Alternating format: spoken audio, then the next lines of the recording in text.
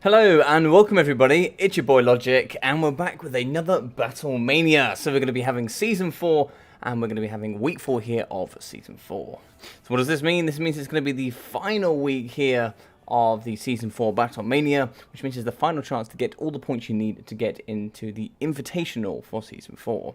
Now, if you do win Season 4, you'll be going away with a handsome prize here of the BattleMania, sorry, not BattleMania, going away with the Total War Warhammer 3, which will be really, really awesome.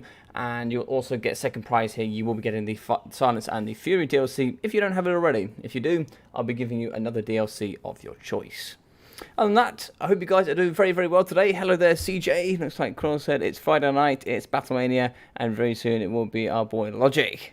Doesn't get much better than this. Well, thank you very much, buddy. I really appreciate that. But we're going to pop into it now. Logic, it's our boy Logic. Good to see you. You sound fired up. Well, that upset. So indeed, there's been lots of things going down. Really excited to see how this is going to go forward. So we have Chad Fulgrim up against Caradoc. As we can see here, it looks like it's going to be a Wood Elf, Lizardman, Greenskin pick, and banning Dowie and the Beastmen. Two very good bans there. And it looks like Lizardmen here for Chad Thoric, banning Lizardmen, which is not bad indeed. And it's like it's going to be Wood Elves here as a counter. Perfect. We're going to be on Troll Country. Let's hop into it. Hope we're all doing really well this evening. How have you guys seen all of the new stuff? What I'll do is I'll very quickly apologise for yesterday. Yesterday it didn't go quite the way I wanted it to.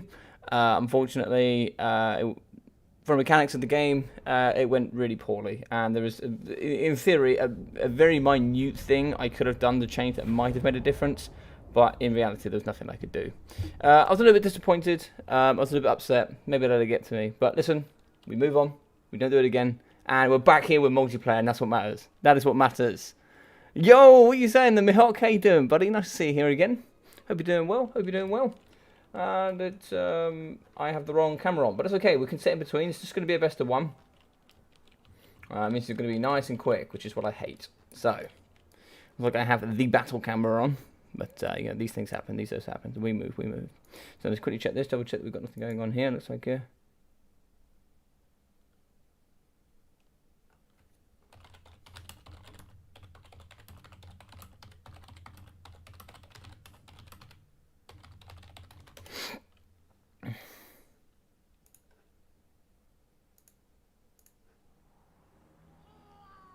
Mr. Stream was just, thank you very much. Appreciate that. Always very good to know that my streams are just mediocre. So, going to move on. We're going to be having, let me change this here.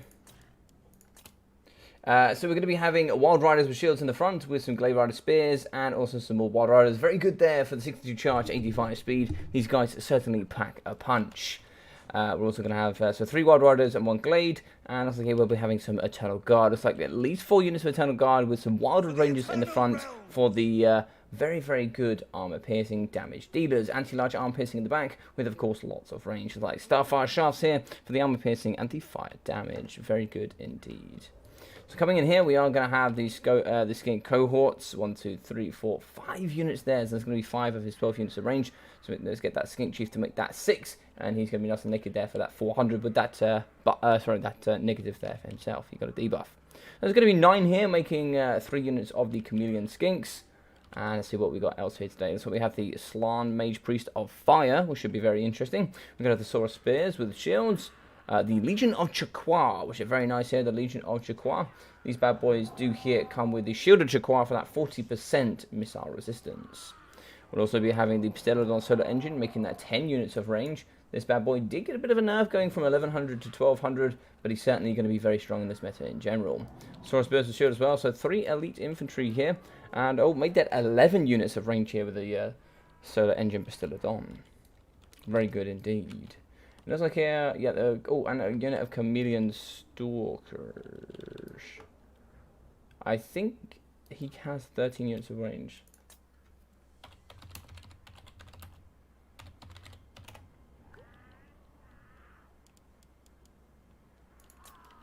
So 1, 2, 3, 4, 5, 6, 7, 8, 9, 10, 11, 12, 13, I believe.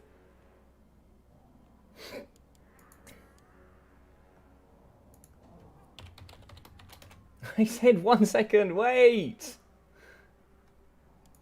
Wait. I can't private message.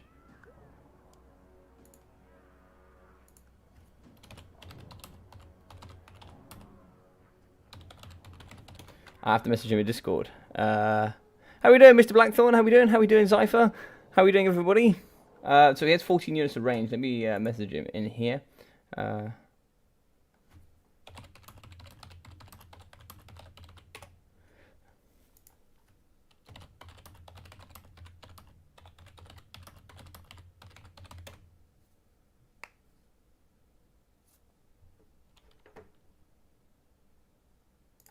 just going to wait here. I've just messaged Grombrindle because I'm pretty sure. I'm just going to double check, but he's got 13 units of range. So we'll double check this again. So he's got 2 units at the Community Stalkers, which are not 360, but I count them as range.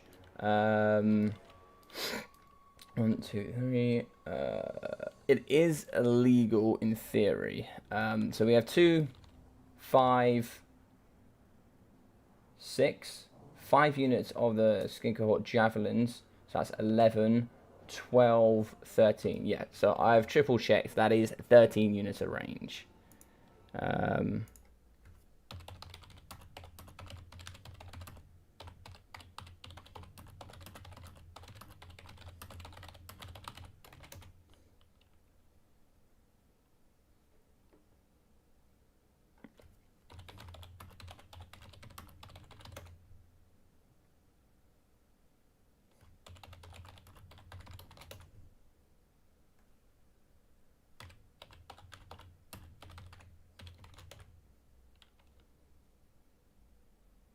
Sorry guys, just double checking to see what he's saying here, and if we're all good, we're good to go.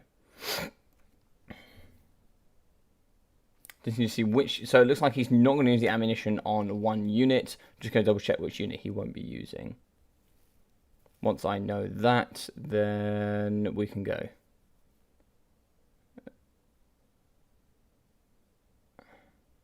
Cool.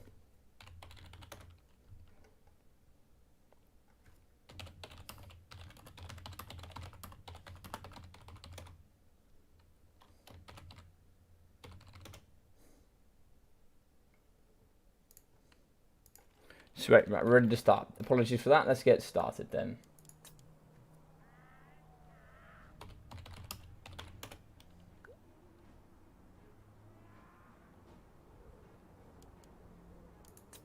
Alrighty.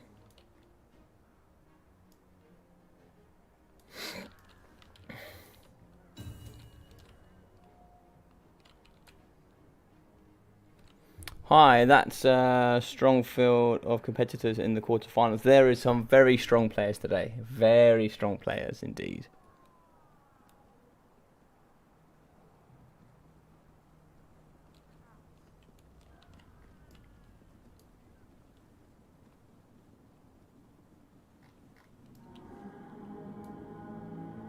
Alright, so we're moving here forward here with all of that range. They're certainly going to hit pretty hard here. So we have 1, 2, 3 units of range here from the Wood Elves. We'll be having the Spellweaver High. High here we'll be having the Shield of Thorns, Earthblood, and Arcane Conduit. Whilst here the Slar Mage will be having Burning Head and Fireball. Now, Burning Head is going to get nerfed from 14 down to 12 base damage. It's going to be a pretty significant nerf, but not huge. So one of these units here, one of the chameleon, the skin cohort, sorry, has ammunition at the end. It should absolutely be fine. So it looks like it's going to be this one here. This one's going to be engaging in melee combat. Then I'm fine. Like Gunbrindle's normally very good about these sort of things. I'm sure it was just a minor mistake. Just now we've had that conversation. Whatever he does here, it doesn't matter too much.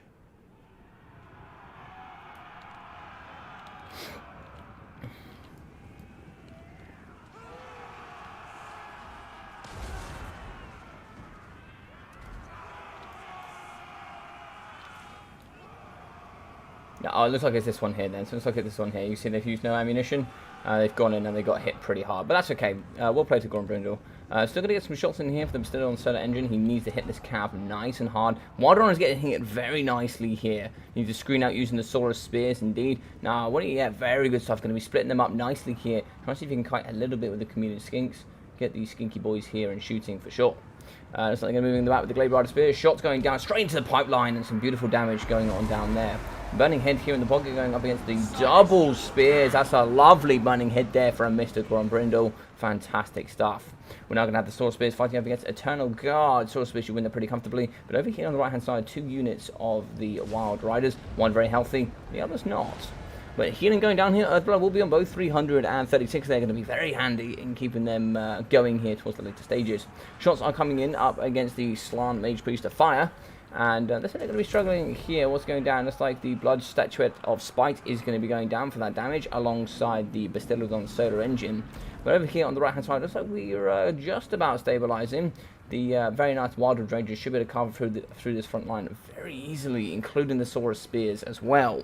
So the Bastiladons are really going to have their work cut out for them here to make sure they can get rid of these Eternal Guard. There's not a lot left, and unfortunately the Skinky Boy being 400, that's another unit of infantry there you're not really going to have on the battlefield. Now he can sit here and poke, he can do his business, he can certainly do all the good stuff in the world, but you're going to be getting charged here with the Slann, and you're going to have the Wildwood Rangers as well as these Glade Riders all over them. Now you need to get your Skinky Boys back here, you need to shoot them where you can. And it looks like here the Spillweaver High is going to be on our horse. Try to do the best you can, but it looks like we have terrified and lost both of the Wild Riders. Very good stuff there. Burning Head in the pocket going straight across. Very nice there on the Wildwood Rangers. They're going to break as well, just that negative to leadership. As we'll more than likely see here, will be due to fear. Very good stuff indeed. Battle power here is going to be in the Grombrindle favour with the Lizard Men. But over here, the Wild Rangers, as well as the Wild Riders, going to be charging into the front here, up against these going Cohort Javelins. It looks like Karolok is still going to be trying to get into this. He's going to get his Wild Rangers to really try to see if he can cover. I really don't know if they need to be here. The Wild Rangers look like they're going to be in sort of the wrong place at the wrong time. They really need to push into the back here and shut down this Slann Mage Priest. Having both of those on that unit is not ideal. We're in the back here though, looks like we are going to be taking care of the Wild Riders using the Bastiladon Solar Engine. He has 140 armor. That boy is tanky. He is thick. But it looks like here Cold-Blooded is going to go down here on the Eternal Guards. Now that is the one nice thing here for the extra Skink Chief. For that 400 you will get a plus 16 leadership at any point you really need it. That's what's so good about Cold-Blooded. Shots are going to come in. Ammunition is going to be low here for the Glade Guard Starfire Shafts. Good armor piercing. The only problem here is there's not much of it left. Shots are going to come in here up against the Slann Mage Priest of Fire, but he is certainly struggling. He is certainly struggling. He's going down to 1.1. Hits are certainly hurting though. He is going to be fighting here up against the Wildwood Rangers. We also have that Terror nice and close inbound. Shield of the old one's going down to protect himself as well. 850 HP left. We still have 4 volleys here and 5 volleys here. Need someone to shut that down pretty quickly, I think. Otherwise, they're going to be losing that Slann in no time. Shield of Jaquar going down for that 40% missile resistance. 20% damage resistance on top of that. So 60% missile resistance is certainly no joke. Bastiladon is going to be shooting and he's coming here off that cav, and that is a gorgeous punch here straight through the Spellweaver High and also the Glade Riders. Burning in here going straight across the Wildwood Rangers as well. That's some very nice stuff there in the pocket. But what are we poking here with the Skink Chief? Now he has a lot of damage output, 417 poison as well. Could be very good here just poking the spell with the high. Get him over, get him poking, and get that damage over time. She's not going to have enough armor there to negate as much of that as you'd like. And here the Toilet Chair Lord is going to be running away. The man is down to 0, and he is going to teleport, leaving his chair here in and behind. Now going down there is going to be negative 16 leadership here for all of the Dino Boys. Leadership generally not a problem of theirs, but negative 16 is hefty no matter who you are. As we can see, we do have the Spillweaver High pretty healthy. She's going to be at 1.2. Healing going down for herself, and also the units in and around her as well. So we are going to get some healing here for the very good Glade Guard. And balance power is starting to shift back to the middle here. You've got to be very careful. Shots missing there from the lovely Bastiladon Solar Engine. But now here we go. Now we have some poke going down for the Glade Rider. Now she's going to come to try and fight the Skink Chief. And the Skink Chief is just going to poke back. Anything you just healed, you're just about to lose. And she's going to run, and she knows she's not in good territory. Turning and burning here might be, yeah, straight to the face. That's exactly where we want to see it. And that, the shot there, is going to break her. That is going to terrify her. And that is there going to be the game. Fantastic stuff. Awesome, awesome stuff.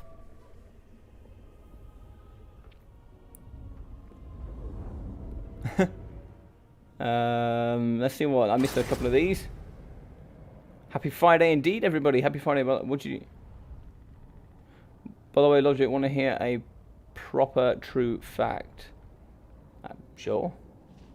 How are we doing, Parkerilla? Hope you're doing really well, buddy. F&G, how are we? Love to see Troll Country in the map rotation. It's my favourite. Oh, I'm glad, F&G. I'm glad you're enjoying it, buddy. I'm really glad you're enjoying it. Almost going to the quarters. I know, Blackthorn. I know. It made me so sad to not see you there. But still, you played well. I like to see that. Someday you will be there. I know you will.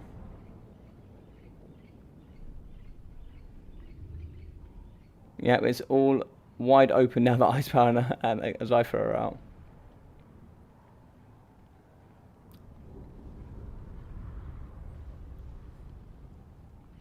And the last 7 could take it. Yeah, indeed. Bootstrap theory, everybody's getting better. Yeah, 100%. Everybody's getting better. As you play every week, you will get better. There's no doubt about that.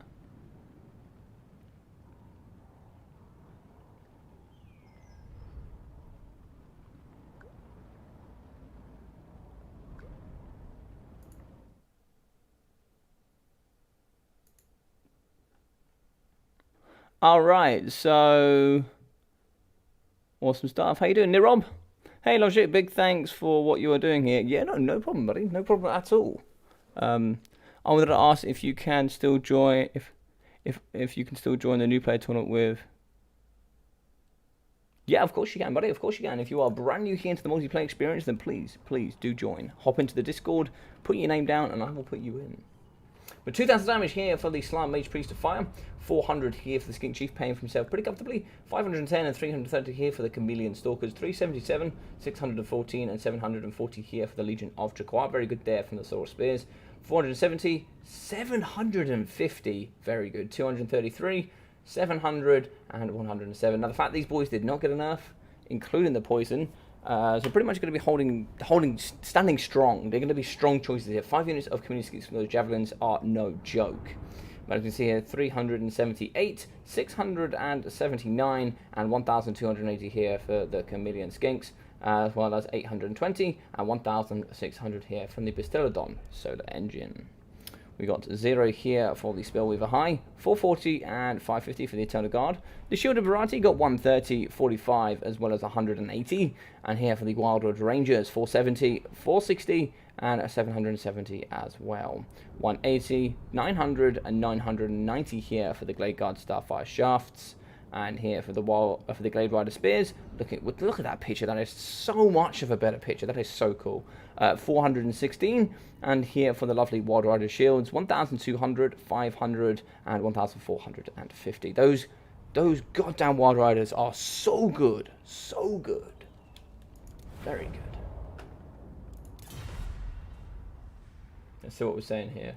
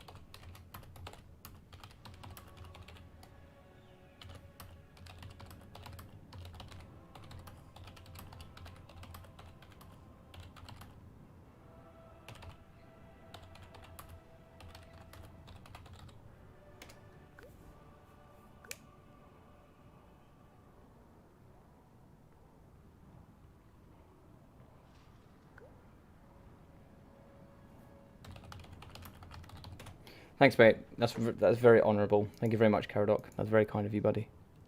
How are we doing, Hammond? Click, clack, clickety, clack. Ooh, I like it.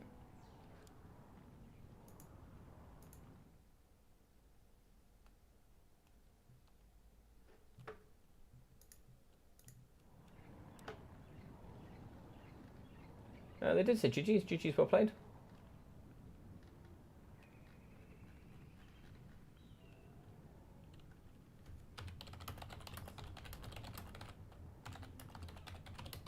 Right, we'll get Papa P in here. Well, let's just very quickly, very quickly, we'll reset the lobby. Just so I can get my casting setup going.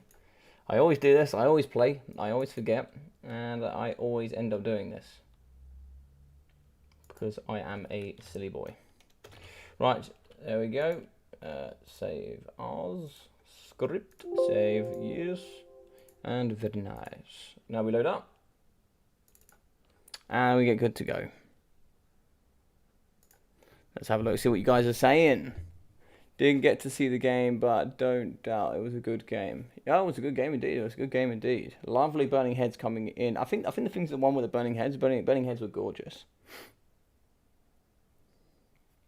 I do appreciate that a lot. You'd go through all the units after the game.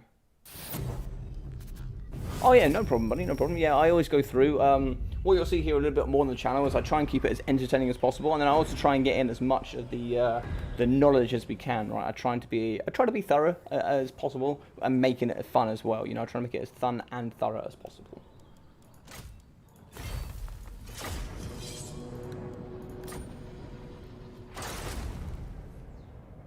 Thus far, it is going well. Yes, yes. So it looks like here we are going to have Mr. Papa Palpy. Let's get him in. Where you at, Papa P?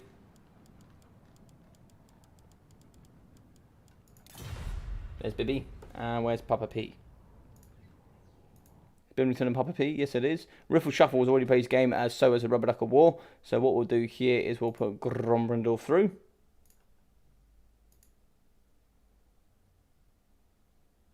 Oh, looks like a Rubber Duck of War unfortunately lost a tank. No, but Big Ducky! Bread for the bread god was stolen by tank, and only one man can redeem this, and that is going to be Sergeant Grombrindle. The man himself is going to have to slay the tank.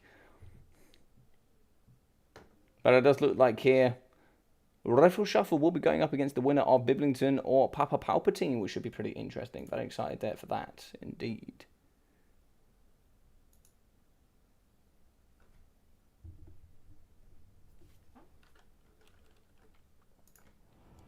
Roger that.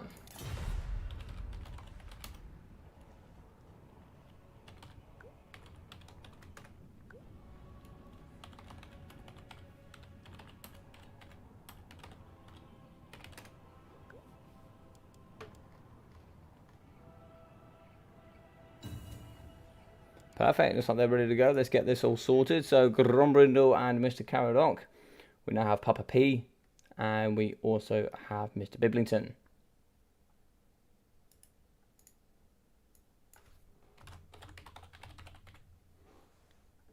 Right, let's get Bibbles in here.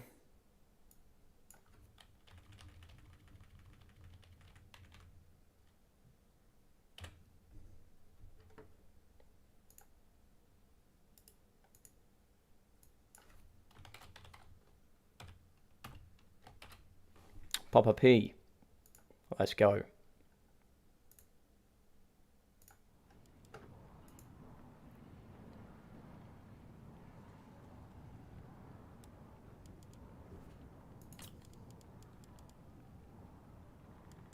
I don't know why it changed the map. I don't know why it does that sometimes. It just automatically Oakenhammer. I hate the fact that it's preset. Want to just... Oh, no. Is Ice still in this? Hey, Iceman, how you doing, buddy? Avenge my death to Palpatine.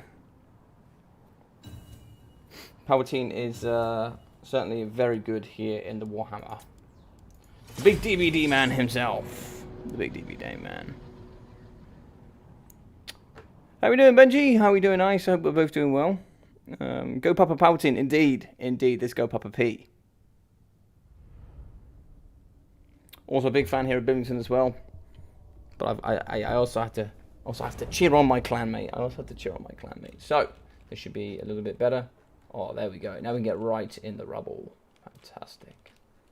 We love to see it. Hagsar is in our hearts, yes. In the tournament, sadly, no. Papa P is a very good player.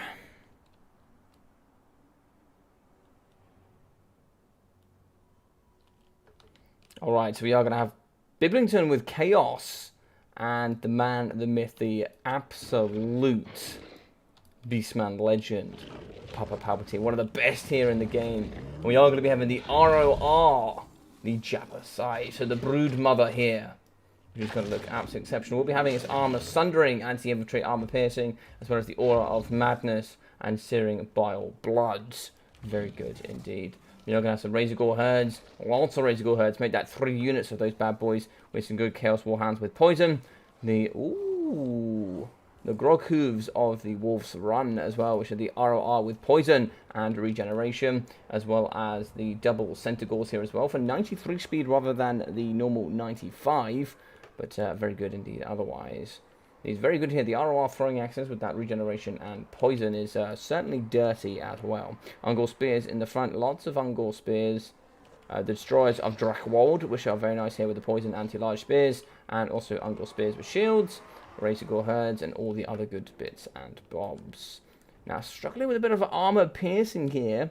If we got heavily armored here from the big man Biblington, we could certainly struggle. But it looks like here we have Chaos Marauders. The Chaos Warriors with great weapons. Chaos Marauders, some more Chaos Warriors with great weapons, and also some Chaos Marauders. Now, 100 armor is going to be very difficult to punch through. I didn't see many Best of Gores. Now, we are going to have Marauder Horsemen, some Marauder Horse Masters, and Horsemen. So, 2 Horse Masters with the 50 armor, 2 Horsemen with 15 less range, but the same speed overall. We are going to be having the Dragon Ogres in the back, anti-large armor piercing for the Dragon Ogre Shaggoth, and of course Sothril, the Ever Watcher. The Ever Duck here, he will be having the Stand or Die, Arcane Conduit, Final Transportation, Searing Doom, and Metal Shifting. We'll be having the Demon Spew Forsaken in the back as well, and very good here indeed. A very nice final. Oh, it's a Flock of Doom immediately. Where's that Flock of Doom coming from? Is he a Flock of Doom? Where is the Flock of Doom coming from? I don't... Oh, Flock of Doom must be from over here. So, oh yeah, so Malagor. I missed Malagor. How did I miss Malagor? So Malagor here will be having Flock of Doom, Arcane Conduit, the Mantle of Gork. Gorok, who is very good there on certain units. Not all units, but it's very good on certain units. Bestial Surge, and also something wicked. This way comes. -4 leadership overall. Very fast though, 121 speed, the fastest lord here in the sky, as long as it's above 50% leadership. Dragon Ogres are going to be in the back, very good armor piercing, pretty good armor, 60 armor, not terrible. 70 here for the Dragon Ogre Shaggoth. These boys are going to be dipping another Flock of Doom here in the back. And the one thing that Madagon the Dark Omen can certainly do is just cast Flock of Dooms. As you see, they were in for just a moment. They're still going to get hit by the Flock of Doom as they do leave. But poison here from the Demon Spew, as well as those flies coming in here for that -5 melee attack. Going to go there in a 30-meter radius. Very handy in the duration of long battles.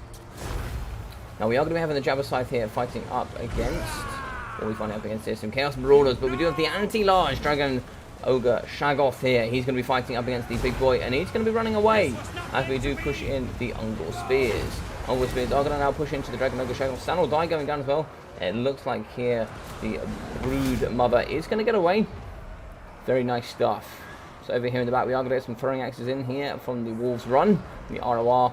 And they're certainly going to be doing some good firing here into the Dragon Ogres. It looks like the Centaurs here, no great weapons. They are going to struggle with that armor piercing, but throwing axes are going to go in and do some good value for sure. Looks like the Poison Warhounds are going to come in and aid in the removal here of the Chaos Warriors with the great weapons, good armor piercing. And a balance of power key is going to be going into Papa P's favour. Here with the Beastmen, it's going to be very difficult, going to be overrunning quite a bit. Good cycle charging here for the Brood Mother. 30 charge there with the 65 speed could certainly add up over time for such a large, monstrous unit. Very nice Searing Doom here in the pockets on top of the Centaurs. That is actually going to break and also terrify the Ungol Spearmen, and now break them. Very good indeed. We've seen all sorts of breaking and weird mechanics here in the game, but it looks like for the majority part here, we are going to be holding pretty nicely. Madagor fighting up against Sarthriol. It's going to be wizard on wizard here, and we are going to have the Broodmother here trying to fight as well alongside the Dragon Ogre Shaggoth. And so we are going to have another Flock of Doom going down in this circle. Flock of Doom can certainly hurt over time. However, Sarthriol here will be having, I believe it's 50% magic resistance, I believe.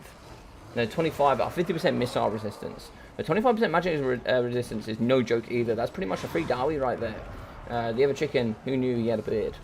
But yep, going to be flying down. Cycle charging here with Madagor the Dark Omen. 55 charge also with 121 speed could really add up. And also at 55 melee attack, this guy can certainly rack up some good value. But as okay, the rest of the battle is going to be struggling here. But it's starting to come back to the even. That's mostly going to be because the Broodmother here has taken quite some damage. Throwing axes certainly to deal with the Dragon Ogre Shaggoth very, very quickly. Looks like here we have managed to break the Dragon Ogres. They have been terrified as well. They do not have that immune to psychology. Now it looks like the throwing axes could come in up against the Dragon Ogre.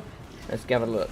Yes, throwing axes are coming in now, as you can see. Going to have that very nice throw hit onto him. And he's a ginormous target. Throwing axes, not the most accurate tools in the game, but they can certainly hit a target this size, and they will certainly do some excellent damage. I can't wait to see what the very, very nice Wolf Runners get here. They can certainly do some good work over time. It looks like Madagor has been terrified, and he's going to get pushed off. No immune to psychology for him, considering just how expensive he is. He's going to have 110 speed, though. So he will comfortably be able to get away, and he should be able to come back here after that terror. Yeah, he's back immediately. But as we can see here, the Chaos Warriors with the Great Weapons, they need to get in, and they need to aid alongside the Dragon Ogre pretty quickly. Cycle charging here from the Centaurs could do very nice work, especially here with that 33 charge and the 93 speed. That can certainly add up if you continuously cycle charge. Now, Balance Power is even. We do have the Broodmother back here, but I don't know if there's enough to snipe out the Dragon Ogre Shaggoth and Sarthriol the Everwatcher. I really don't know. We do have some range in the back here. They are going to be shooting into the Marauder Horsemen, I believe. Where are these guys? Oh, they're going to be fighting in melee combat. They have been surrounded. One has been broken. The fantastic Ungol Raiders here. These boys are certainly taking no prisoners. This is where the action is going to be. These two need to stay hand in hand. They need to hold hands for the entirety of this process. Now, what you need to do is you need to distract them and force them into certain melee attacks. You need an attack animation here from the Dragon Ogre. Big one going in there. There's too much mass in the way, unfortunately. Ooh, very nice. Searing Doom could come down here. Searing Doom could certainly do some very good work. Didn't hit as much as I would have thought, but still not too bad here on this unit. The Ungol Spearman Infantry certainly going to take a back. This is perfect. This is exactly what you needed. You need that gap. You now need to isolate the Dragon Ogre Shaggoth. Get everything in, pin it over here, and separate it from Sarthriol. Yeah, that's exactly what he's done. He's now going to be having the brilliant Broodmother coming through. Damage going down as well.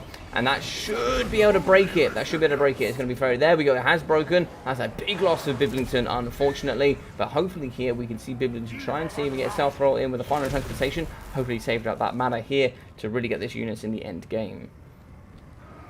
One final transportation could really end this game. And where is Sarthriol going? So charging in is going to be the Demon's Spew Forsaken. They do have poison. They can certainly do that work.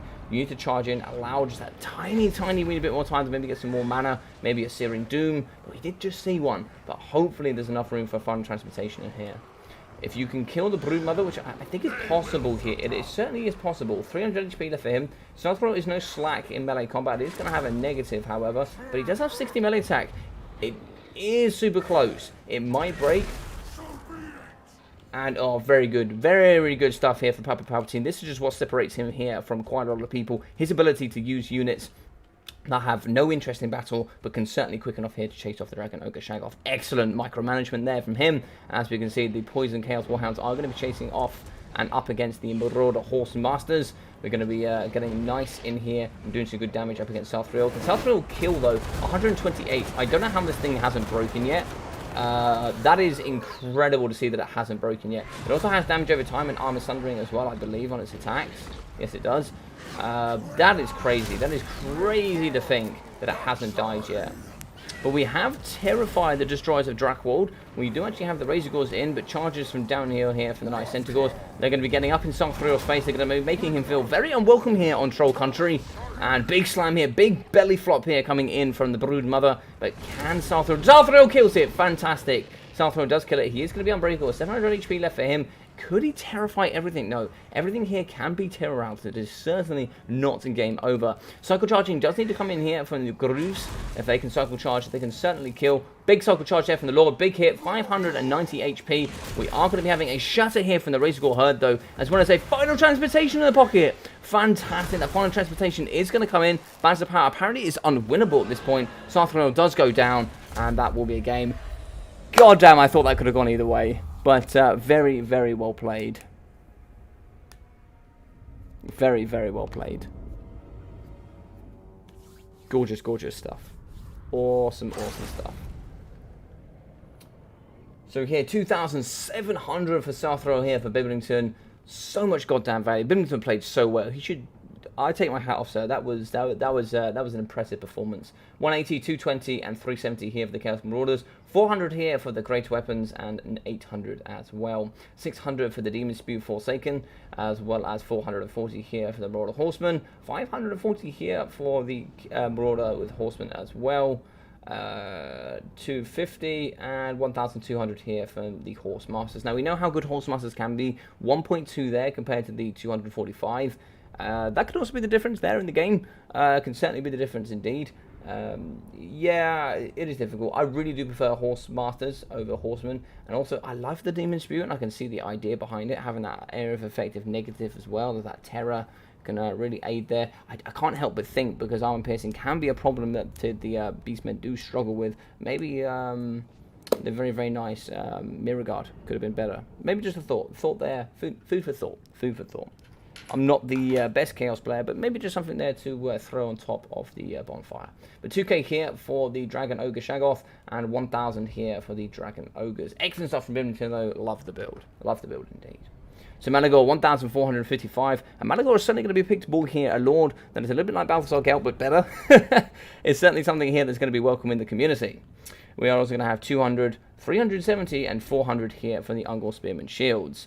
The very nice Destroyers of Drakwold, almost a, well, it's not quite a staple pick, but it's a very good pick here in this matchup. 770 here for those, with a very good poison. 430 for the Gore Herds, 134, as well as 430 here for the Ungor Raiders. 360 and 1,000 for the Centaurs, and 513, and it's like 1,733 here for the Wolf Runners. The Gog Hooves here are very, very good. Armor piercing, regeneration, poison, you name it, they've got it in their tool belt. But 830 here for the Chaos Warhound Poisons, as well as 260, 921, and 718 here for the Razorgore Herds with that very good armor piercing, and 1.2k here for the Brood Mother. Very nice to see the Jabbercythe here today.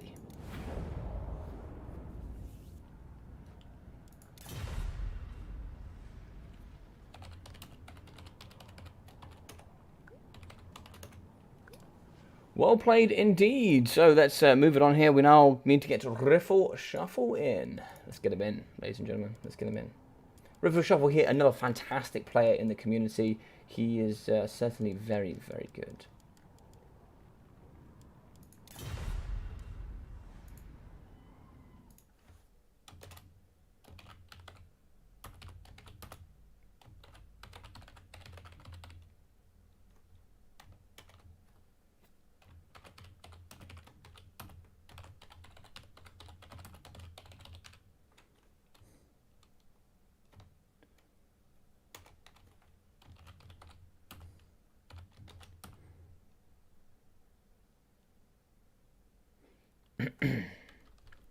See if I can just drop a message to get in.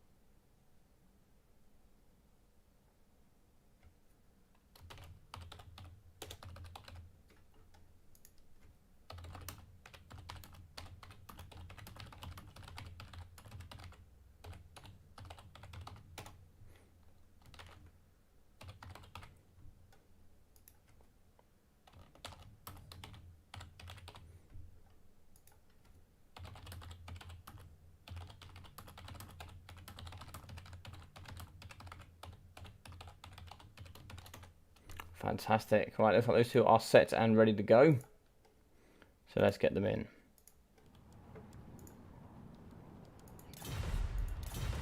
So the first one is going to be Carrick and Bufdar. Let's get that in.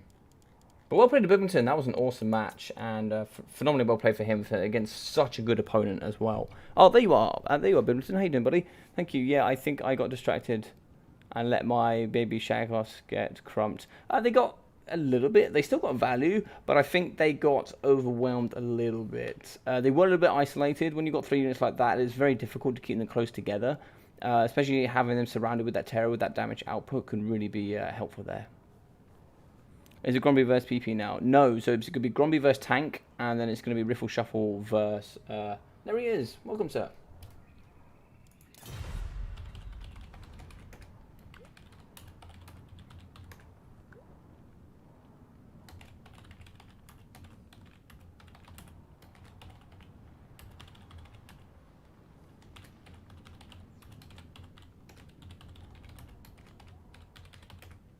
Fantastic. One of those games I want to rewatch. Yeah, you crack on, mate. You save that in.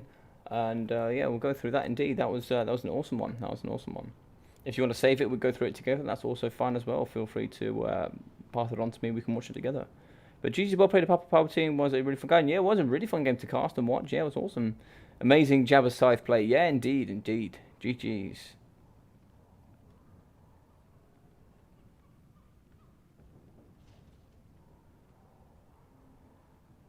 Yeah, Centaurs are so good. And it's nice to see Beastmen coming with extra tools as well that are very good here.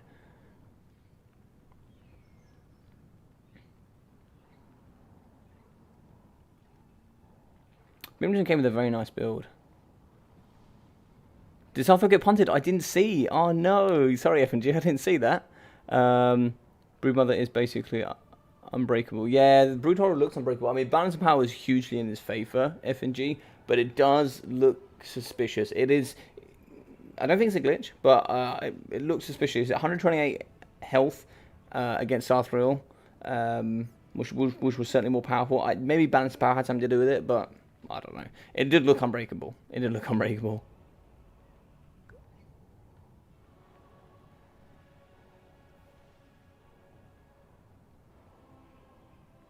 I'm taking a break from MP. No fun these days. Everyone taking broken BM or Lizardmen builds because, you know, playing with randoms. There are no rules. By the way, is banner rules updated yet? So Benji, if you go on to my BattleMania page on my Discord, you'll be able to see the banner rules 4.04 and then all the extra added updates. Now, I did thank you very much to Falcon. He very kindly said they were good, and he's going to be sending out some rules very, very soon. I won't give you guys a date just in case, but they are very soon going to be coming out. So big thank you to him as well.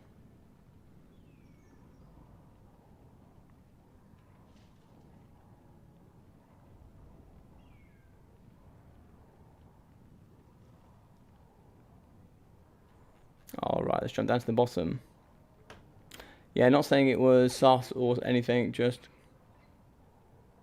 Yeah, I'm not saying it's sus. I'm just saying, you know, some things don't always add up. Like there's a bit of a problem with the what do you call them? What's the double healing monster from Dark Elves? The Hydras. Hydras have a bit of a problem, right? Where they're susceptible to getting broken like that. I'm not sure why, but they have some weird animations where they can break. Maybe it's just it could be normal. It could not be.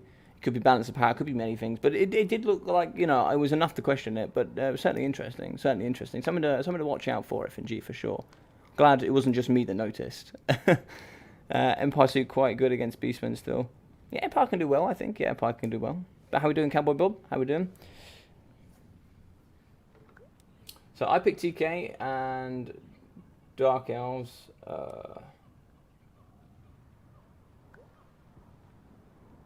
Oh, Dark Elves then. So Dark Elves ban Lizard Beastmen. Yeah. Okay, Dark Elves can do well against Lizards, I think. But, yep. I think banning Lizards and Beastmen at the moment. Solid bans. Yeah, indeed, sir. Indeed. I'll certainly go back and watch and see tick for tick what happened there, for sure. Let's see what's going on here.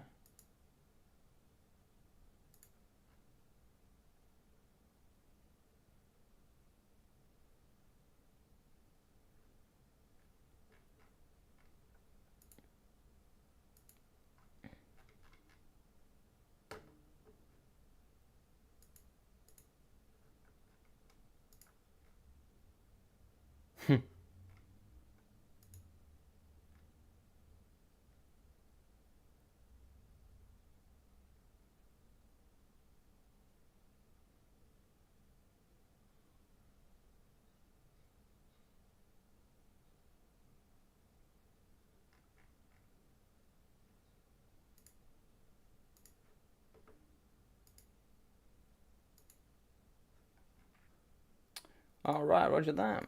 Alright, looks like these guys are going to be getting ready. Oh, Skaven then for Papa P. Okay, don't see Skaven very often. I'd like to see how he's going to do there.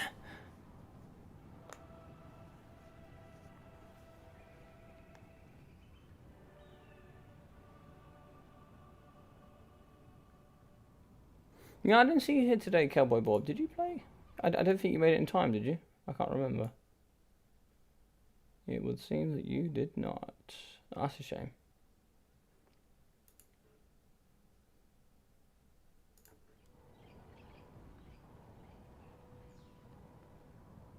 Anyway, what is the worst matchup for B-Spin right now? Hard to say, really. What else, maybe? Maybe what else? I'd probably guess. Can't imagine Skaven's too fun either. Oh yeah, so Cowboy and anybody else that does want to play, because there seems to be a little bit of confusion. When you guys sign up, I always have a check-in. So I put a check-in 1 hour before the tournament starts, so that you guys, I can see that you guys basically, it reminds you and it tells me that you guys are ready to play. So if you don't check in, I'll assume you don't want to play. I'll always check back in with you, but I put a check in just so I know that everyone's around. Like, for example, today Void didn't turn up. He didn't check in. I sent him a message. I didn't get anything back, so I assumed he can't play, which is a shame. But, you know, that's the way it goes. And I assumed it was the same for you, Cowboy. I sent you a cheeky DM, but unfortunately, I would have loved to have you play today, but it looks like you couldn't make it. But yes, going forward here, guys, I can see there's loads of you here in the chat, so thank you very much for joining today. I hope you are enjoying everything going forward. If you do, please feel free to smash that like button. It would really help. And what it does here for me on the channel is out as an interaction, so it can really spread through to the YouTube channels. And the more interactions, the more YouTube spreads this live stream, so more people can check it out as well. So that would be very helpful if you want to do that. And also feel free to subscribe. It will really help me here on towards that 1,000 subscribers. So I become a partner here with CA, do lots of really cool bigger events as well, and then also become here a partner with YouTube and support myself just a little bit better. So if you guys want to do either of those things, that would be really awesome. And you can also join the Discord, so they'll be there in the description as well, or I'm sure maybe some of the mods here in the chat can do it. Otherwise, maybe Zypher or maybe Billington could just chuck in a Discord so you guys can jump in and find that. You can see all the tournaments coming forward, all of the content. I'm actually doing lots and lots and lots and lots of videos coming in the future. So guys, send in those replays and I'm going to be doing lots of them. So yes, but how's everybody doing this evening? If you haven't talked in the chat already, say hello. Tell me how you're doing. I'd love to hear about all of your days and see how it's all going on. Have you guys been playing Warhammer? What have you been doing today? Here today in London, it's been fantastically glorious. The weather has been just awesome. Went outside to the riverside, had a nice lunch there. Fantastic stuff indeed. If you want to participate in BattleMania and become the next BattleManic, check Logic's Discord. Thank you very much, Mr. Blackthorn. Thank you very much, buddy. I really appreciate that. And Bibington as well. And yeah, two massive legends here in the Warhammer community. Actually, Mr. Blackthorn, remind me, send me a DM on Discord. I have to have a word with you, actually. I have a proposition for you, sir. My liege. I have a proposition for you, my liege. Right, we're over here with the Skaven, and this looks like a gorgeous build. Okie dokie. So we're going to have the Ickets Zip cannons. They're very good indeed. We're also going to have the Pit Fighters of Hell's Deep here, coming in with those fantastic Berserk mechanics. So more Ratogos make that 3, and we're going to have some Gutter Runners with Poison, the fantastic ROR Plague Pack here with their very nice Rebel to Rouse, and also here with the Physical Resistance and that nice Contaminated. The Ishka's Triad coming in with that fantastic ability here, which is going to be Doppelganger, as well as some more Ishka's Triads for the Anti-Large, the Armor Piercing, and also the Weeping Blade. Negative 50% armor is absolutely no joke.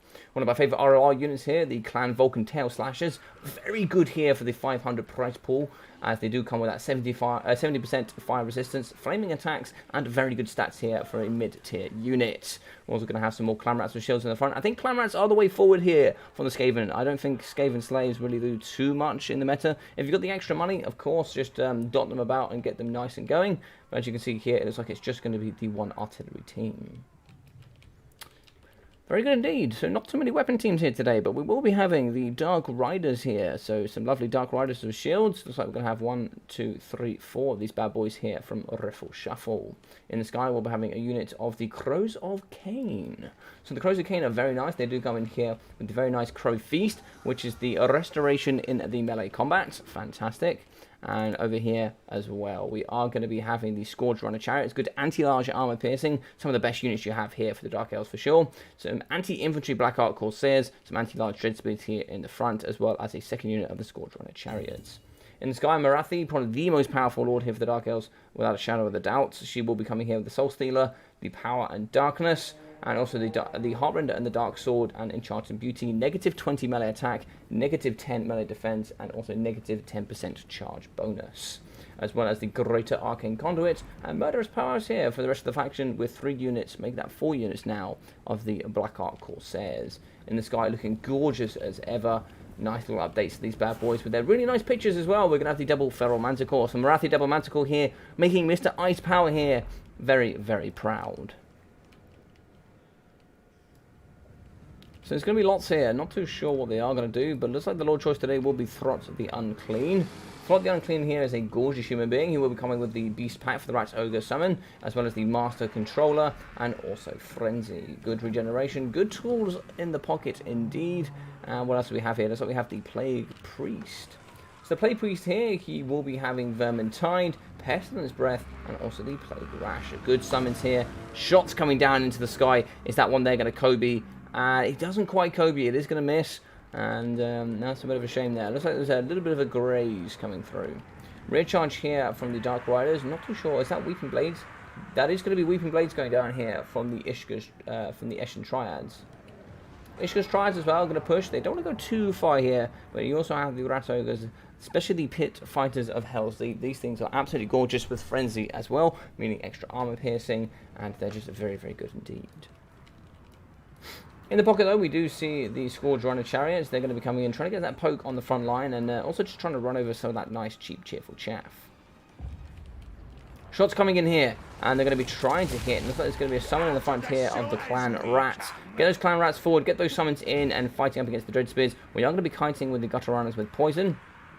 Hopefully they're going to move. It looks like, yep, they are going to move. The sneaky boys here with the 49 speed and that poison, making them very hard for the Black Hawk Corsairs to catch.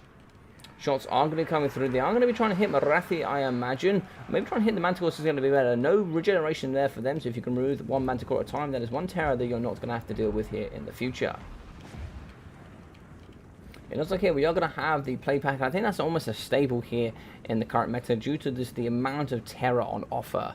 Having those there with the Rabble Rouse for the very good negative to terror and leadership penalties.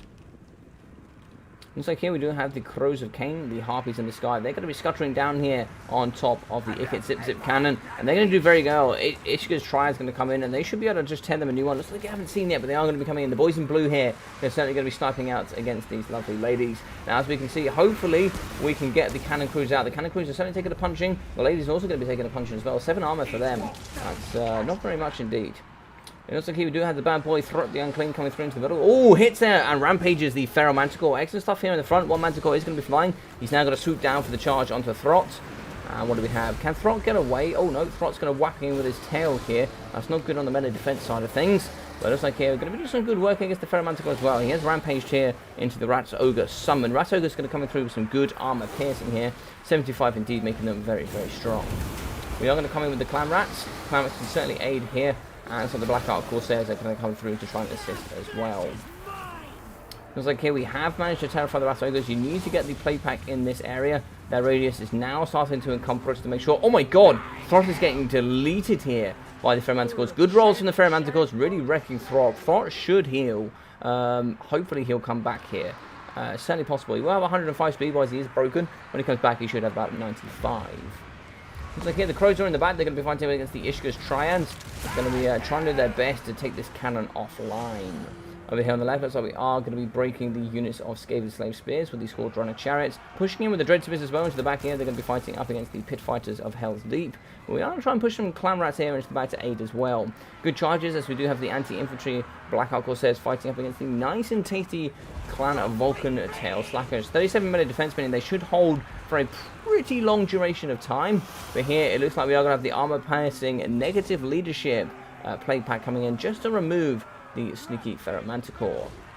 These bad boys coming in here with their very, very nice ball and chains. They're going to be smashing here straight in with that contaminate as well. Look at these boys just coming in here with the goddamn ball and chains. Just smashing right in the face of the Ferret Manticore as well. This bad boy is certainly taking a punch in here.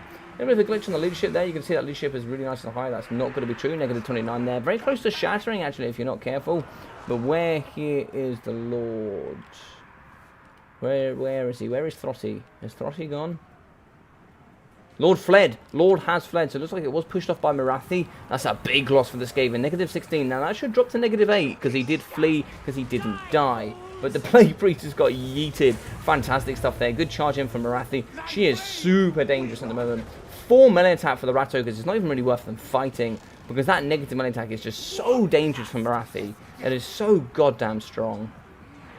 Issues Triads here will also go down to 18 melee attack. That negative 20 melee attack, negative 10 melee defense is just dangerous. Considering it's on a 30 meter radius, god damn, it's so strong. But here in the pocket, we are going to be having the Clan Rat Shields coming in to fight here up against the Black Ark Corsairs.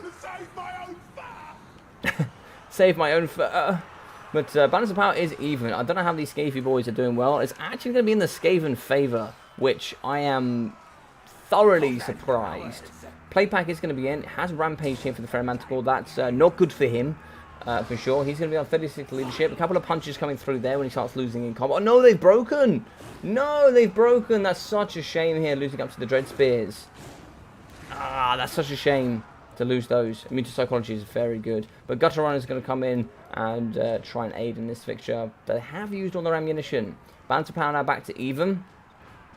Ishkas could deal with the Scourge Runner Chariots. Looks like we have Clan Rat still here. Do we have the Caster? Looks like the Caster has been broken. Where is... Oh, Caster's in the... Has it gained leadership? Sorry, health. It looks like he's gained health. Oh, big push there. He's getting bumped and grind here in the middle. Maybe get a summon in here with the Clan Rat Spears, if that's possible. Maybe you can overcast it for Clan Rat Spears. I don't know if you can do that. But, yep, so you're going to come in with a snipe now. In comes Marathi with that Terror. Oh, does she have Terror? No, she doesn't. No, she, of course, she's on a Dark Pegasus. But she'll come in and certainly beat up the Plague Priest. There's really not much you can do there. Let the Plague Priest go and try and see if you can win over here somewhere else. Just getting nice and dirty here, we can see that we do have the very nice Ferret Manticores here, fighting up against the brilliant Pit Fighters of Hell's Deep. Very nice there with that Frenzy and Immune to Psychology. Fighting alongside here the Gutter Runner Poisons, although we could break them there with Leadership. Popping over here though, looks like we are going to have some very nice Eshin Triads with the Ishkas Triads here fighting up against the Dread Spears. Very nice Soul Stealer going down on these bad boys here. That will really shift the balance of power. It looks like here we still have the Plague Priest online. Maybe get a summon in there, trying to see if we can balance the power bar here. But it looks like we are going to be breaking up against the Ferret Manticore. Looks like we have broken the Pit Fighters of Hell's Deep. Barathi comes in as well with those fantastic stats. She is certainly very strong here in this current meta. Looks like we are going to be breaking the Gutter Runner Poisons. And very good stuff there. This pack needs to get nice and close together and make sure it can't get moved off the battlefield. Now that's going to be escorted pretty nicely here. They are going to shatter, so that's those guys done, unfortunately. But we certainly need to get these Skaven slaves in and get this blob working. So they're going to be picking on the Black Ark Corsairs. They're the kids getting bullied in school today, and they're going to get bullied pretty hard. Right Hookers coming in with the slam. These bad boys getting in, and they're getting their hands nice and dirty. Now, Total War doesn't always do these guys the most justice. Here, if you do see them on Vermintide, they are just exceptional in their size. But these boys are certainly going to rip apart. Ishka's Triad's doing very nice as well. These boys are certainly going to pack a punch with that Weeping Blade. Part of them are alongside a unit of the Rat Ogres, and they are certainly very powerful. And skittering along the floor here with his ball and chain is going to be the sneaky, yes, Plague Priest. Boys are coming together here, and it looks like we are going to get a riffle shuffle with Marathi. They're going to stay together. They're going to stay nice and tight. And he is going to have to push here, probably towards the Black Ark Corsairs. Balance power is going to be in the Dark Elf favour. Looks like we are going to have a summon of the Clan Rats. So that Clan Rat is going to help with balance of power a little bit here. Clan Rats are going to push.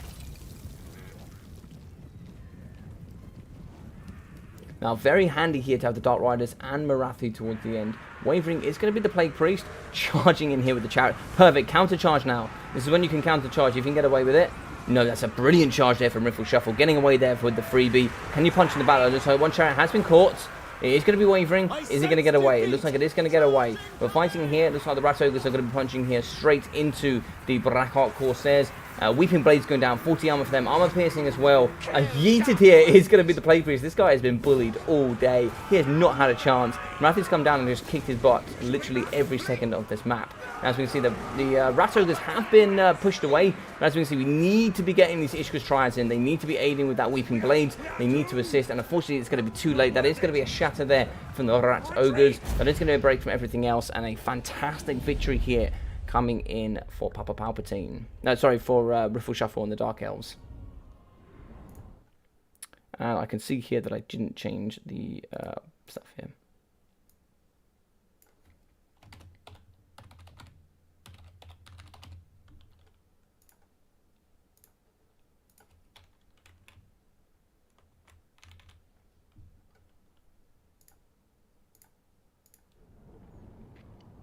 How you doing, Jeremy? Hope you're doing well, buddy. Fantastic stuff. Is he cooking duck, though? Oh, there's a tucky here. Oh, the bread is in. The bread is in. Quack, Mr. Rubber Duck War. How are we doing, buddy? Hope you're doing really well today. Quackity quack from everybody here. How we doing, XMT Raptor? Hope you're doing well, buddy. Nick a bit as well. How we doing? Marathi and Voltmar should be deleted from multiplayer. And I wouldn't shed a tear. They are very good. They are very good. Grom is nowhere near as powerful as he used to be, that's for sure. Throw that into the mixture of the bread there. Bread for the bread gods.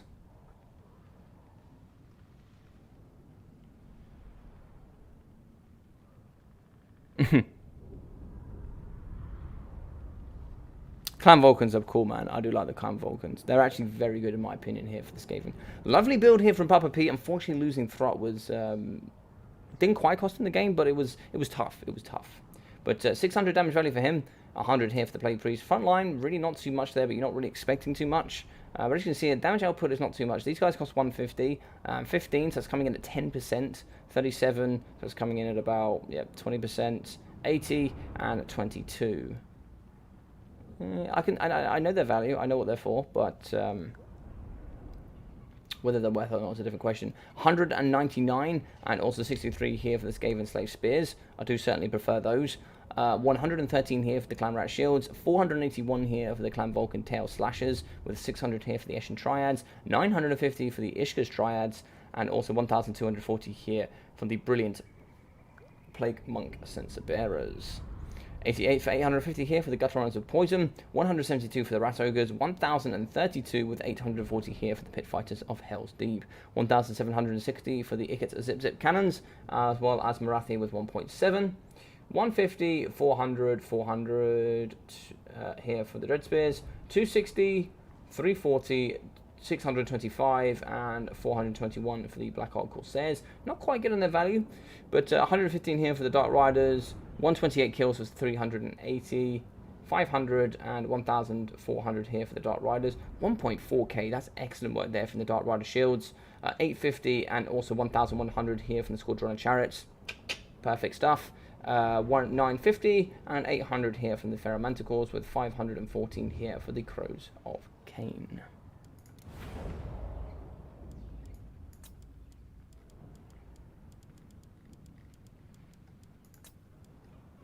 Fantastic. Lord got sniped by the Warp Lightning. Oh, did he get hit by the Warp Lightning? I didn't see that. That is going to be a 1-0 here for Mr. Riffle Shuffle.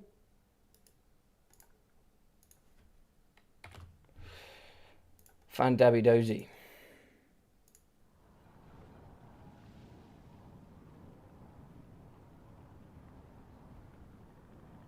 Yes, GG, well played indeed.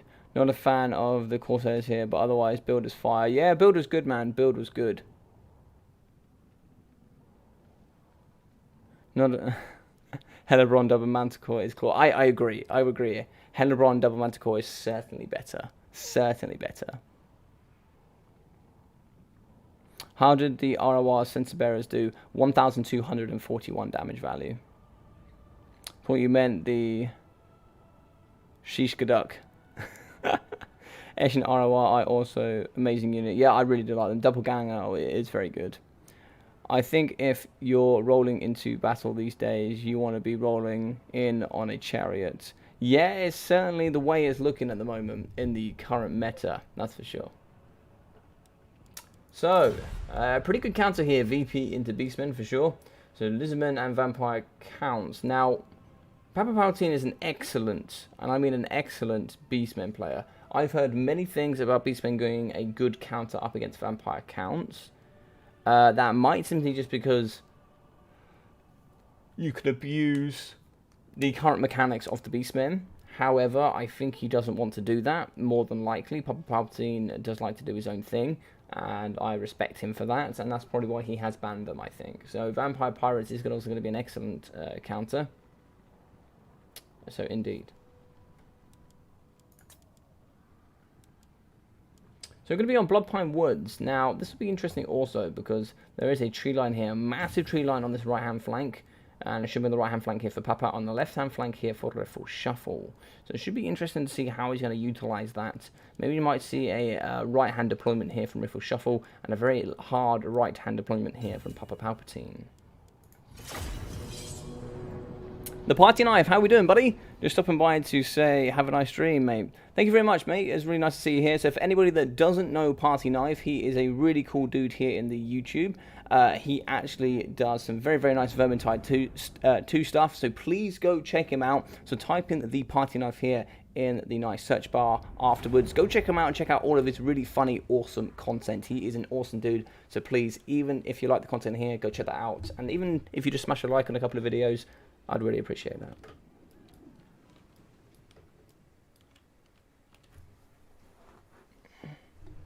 Siren of Red Ruin plus no Manticores is the best, though. I agree, I agree.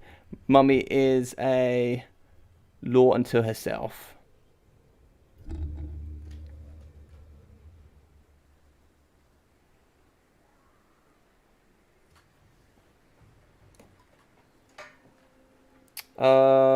Pepe, thank you very much for the subscription, dude. I really appreciate that. I really do appreciate that, dude. No problem, Party Knife, dude. You're an awesome dude, man. Like, people should certainly watch your content, 100%. I've been watching quite a bit myself, actually. Right, let's go in here with the Beastmen. So we're going to be having lots of the Ungol Spearmen. Very nice here in the front line. We're also going to be having the Blackhorn Ravagers. Now, these guys are very good indeed. They are going to be the normal Ghoul Herds with shields. These bad boys certainly look excellent here in the front line. They are going to be having that very nice Rowdies. That's going to be the perfect vigor, so they'll always fight at that 100%. And they're also going to have that +4 leadership. That'll also help them keep up with their leadership, and therefore give them that immune to psychology, melee attack, and all the charge and speed bonuses for an extra duration. Looks like the Ungol Raiders here in the back as well. Very good with the Stalk, 115 range, and good missiles in general. Just shooting naked units with very low armor. Centaurs here, very good picks. Looks like it's going to be 3 units, including here the armor piercing. I always forget some of the new character names, some of the new unit names. Let's see if we can find them in here. Oh, Tuscle Chariots as well. So Tuscle Chariots are a brand new unit here that are very good in the current meta. They're going to have more speed. They're also going to have some very, very good charge bonus. Anti-infantry armor piercing. Tuscle Chariots are very nice here. Gore Herds in the pocket as well. And I don't know if we can see any more units here. Let's have a look. Let's have a look.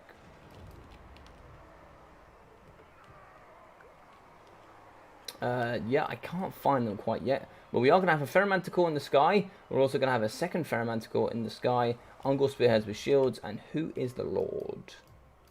Lord here is going to be the Great Beret Shaman of Wild. I'm sure he'll be on a Tuscle Chariot. Yep, he is going to be on a Tuscle Chariot. The Beret Shaman of Wild, he will be having Arcane Conduit, Vile Tide, Traitorkin, Dissolve, Distorted Reality, and also Bestial Surge. So some really nice stuff there indeed. So it looks like here for the very nice VP, we'll be having Zombie Pirate Polearms. We're going to have several units of those and several units of the Zombie Pirate Deckhand Mobs. In the sky, we'll have 2 units of the Handgun Deck Droppers, and then we'll also have 2 of the Bomber variety as well. What's in here in the trees? So we're going to have some Scurvy Dogs, some more Deckhand Mobs, and 2 units here of the bombers, and looks like we're going to have the black spot hand gunners here in the back as well. They're very good as they also have those spears, so they're going to have anti-large and armor piercing if they do go into melee combat, and of course the normal gunnery whites. Gunnery whites here alongside Noculus, we will be having the Wrathstorm, Arcane Conduit, Drown Dead, and also Invocation of the Heck with the Captain Ross Moondial. So kind of what I expected here. I kind of expected a right hand deployment here from Riffle, and also a left hand here, or right hand if you are coming from the perspective here of Papa Palpatine in the trees. Now I really expected this, of course, because you want to utilize those trees and really pop onto this army here as quickly as possible. Now I'm sure that Riffle was more than expecting this kind of build, and having mobility here with the good armor piercing guns from the deck droppers is very, very handy. Now they can get torn apart here by the Ungor Raiders. They only have 15 armor, so you do have to be careful. So Gore herds here. Do we see them here? Yes, the grog hooves of the Wolf's Run. Now I need to remember that. Because I keep forgetting. But they have Drunken Bravado, which gives them that plus leadership, perfect vigor, and restoration. Now that is constant. They don't have to be in melee combat. It just always happens. Makes it very, very nice. Makes their kiting potential also strong. Guns here in the front, so we do have a summon unit of the zombie pirate gunnery mob. That's going to be an overcast summon there in the front, so they can shoot here into the front. And maybe try to see if they can shoot also here into the Ungor Raiders. Arrows are going to go in the sky. They are very difficult here to snipe out some of these bats, especially when they're flying around and the micro is good. Scab Strength unfortunately misses here on top of the Ungor Spearheads. That's a little bit surprising there. Valtide in the back, the big explosion here going down on the zombie with the Deckhand Bombers. I really like Overcasted Brace Scream as well. Valtide into a Brace Scream can certainly delete a unit in a matter of no time. Bombers here in the front, and the bombs are going to hit, and the bombs can certainly do some big damage here in the front. They're going to be smashing into the Gore herds. Only 15 armor for these bad boys, so the bombs can certainly do some work here. Look at that damage. That damage is incredible. Tuskal Chariots coming through. They're certainly going to clean up crew here in the middle. Get those Tuskal Chariots in and get them pushing into the back. Shutting down this backline range can be very, very good here. Shots in the back here from the Ungor Raiders. Really going to be piling in here to the zombie pirate bombers. Black spot in the back, though, means if you do get a little bit more elite here, you don't have so much to protect. But they should be shooting here, hopefully, into the Great Shaman. Him here on a single entity Wargore Chariot is going to be, yeah, you have to be careful there. Tuskal Chariot there, the single entity model, are very strong in this current meta. That's why you only allow one at the moment. You only allow one. Bombers are going to be coming through. They're going to be shooting here into... Oh, they've been taken care of very quickly. The Tuskal Chariot's getting shot here by the handgunners in the sky. They're going to be down to 1.9k health. They're certainly going to be cleaning up crew in the back, though. Knuckles is going to be on foot. He is going to be anti-large and armor piercing, and loss of damage has gone down on the Brave Shaman of Wild as well. It looks like we did get a very nice Wrathstorm here into the Great Brave Shaman, and it's going to be looking very difficult here for Mr. Papa Palpatine, the Beastman main himself, going to be struggling with those Feral Manticores. Over here in the back, though, if we do get a little look, we are going to be seeing that we do actually have the Centaurs fighting up against Scurvy Dogs. I think they're going to lose to the Scurvy Dogs. Yes, they are. Centaurs are going to lose to the Magical Dogs here, but we do actually have the Ungor Spearheads with shields coming in. They are, obviously, they can be broken, and the doggers here are just going to be dying over time. Gunfire is going to be coming down onto the floor, as we do try and see if we can start snipe Noculus here for that continuous cycle charging. Guns, though, are certainly going to rip apart the 100, oh no, it's 80 armor here for the Great Shaman of Wild. Okay, not 100 armor, but 80 indeed. So we can certainly get ripped apart here. That's not going to be too difficult indeed. Fear is going to be affecting the Gorners. They don't have that muted psychology, so -8 here from the zombie pirate Deckhand mobs. Even with this summon, should be able to deal with that Goreherd unit. Balance of power is going to be super duper even. Looks like we're going to have another Scam Scrape here going through up against the Goreherds. The Grog Hooves are going to be coming through. Good ammunition left, but they are going to be charging here into the Gunnery Hammer Bombers. Now, if we can take down the Bombers, you can certainly do some good work here. It looks like the Tuskal Chariots. Oh, that was a gorgeous, gorgeous Scab Scrape there. Fantastic. But it looks like here we are going to be getting the Manticore going down here on the Gunnery White. And Gunnery Whites have 120 armor. They are no joke in general. Very good in melee combat. Very good in range as well with that 334 armor piercing missile strength. Very accurate. Good 180 range as well. They are certainly no joke in this current meta. Wrathstorm is... Oh, Wrathstorm is such a good counter here. And has that shattered him? No, it hasn't shattered him, but it's certainly left him very, very vulnerable. He is going to be breaking 338 HP left. He is going to be -28 leadership and certainly going to be struggling here. Summon in the back here coming from the Vampirates. An excellent counter here. Really trying to push out here with the Centaurs and the rest of the infantry. Going to be making more thick boys here in between the front line and also the back line here with the very nice gunnery whites. Gunnery whites can certainly finish off the manticores in the sky. Looks like the tuskers are done for today. And it's looking a little bit dire here for the Beastmen. We certainly need to get the great Shaman back. Negative 10 leadership for him. I don't know what we can do for him. If he gets far enough away, you might be able to pop him in the trees. Looks like here we do have a unit of the Gore Herds coming back. This is going to be super close. Can the Tuskor Chariots maybe take down the Gunnery Whites? I'm not sure. I don't think they've got enough punch. Looks like we might get a Ferromanticore back. Not sure though. So they're certainly going to be pushing in here. Big hit going through. Not too sure what sort of damage we're talking about. That Besticle on the back though, that good armor piercing. He's going to come through with a punch and vengeance. Big punch on the Crab. Crab has very good armor piercing as well. Looks like he's not going to get away with it. He is going to shatter. That's excellent work going on there. Shots in the sky here up against the bats as well. These bats will sit on like negative leadership for the entirety of the game and just keep fluttering. They are such a nuisance to deal with. They really are. But Ungor Spearheads with shields are now going to come back into the mixture. It looks like there is going to be an invocation of Nehet going down. And is that going to be overcasted? That's going to be the added effect area there. Overcasted for that radius. Really going to be healing the chaff and also the double gunnery whites and also Knuckles. Knuckles here is going to be reaching his cap, I think. Oh, no. It's going to be the gunnery white. Okay. Looks like a lot of things are going to be breaking here. Shots are still going in. But I'm not sure. Everything is going to shatter. I think that is going to be army losses. And a very, very good game here from Papa Palpatine and Mr. Riffle Shuffle. Excellent stuff. Very, very nice. So, 983 here for the Great Shaman. Very interesting. As well as 13, 48, and 150 here for the Ungor Spearheads with shields. Now, one thing we've been noticing here in the change in the meta is that the Ungor Spearhead shields and also the Goreheads in the front, when you do have enough of those chariots, you can really help supplement that front line. When we've seen 3 or 4 chariots, it's really helped out the front line and allowed them to get their true value. When that's not there, the front line is super cheap, it's super susceptible to getting beaten, especially when you add in that fear there for units that cost at a similar price. Fear is massive when it comes into that leadership. 822 though for the Gore Herds, 195 for 133 kills. That is painful to see. 300 here and also 330 for the Gore Herds. 250 here for the Blackhorn Ravengers for 80 kills. You can see lots of kills across the board, but they can just summon and summon and summon. Especially when it comes to Noculus, he's by far the most popular pick. Coming in with the Captain's Wrath Moondial with that nice summon, and then you can immediately pop another summon here for the very, very nice Zombie Deckhat mobs. 166 damage and 300 here from the Ungor Raiders, 300 damage value for 150 kills for the Centaurs, 220 as well as 1000 for the Tuskors, 340 here for the Tuskors, and 861 for the very nice Wolf's Run. 400 and 800 here for the Ferromanticores. Very nice build here from Papa Palpatine, but unfortunately it didn't just pay off from here. But 1,250 for Count Noculus. Rastorms really took apart this Great Shaman. Fantastic counter there.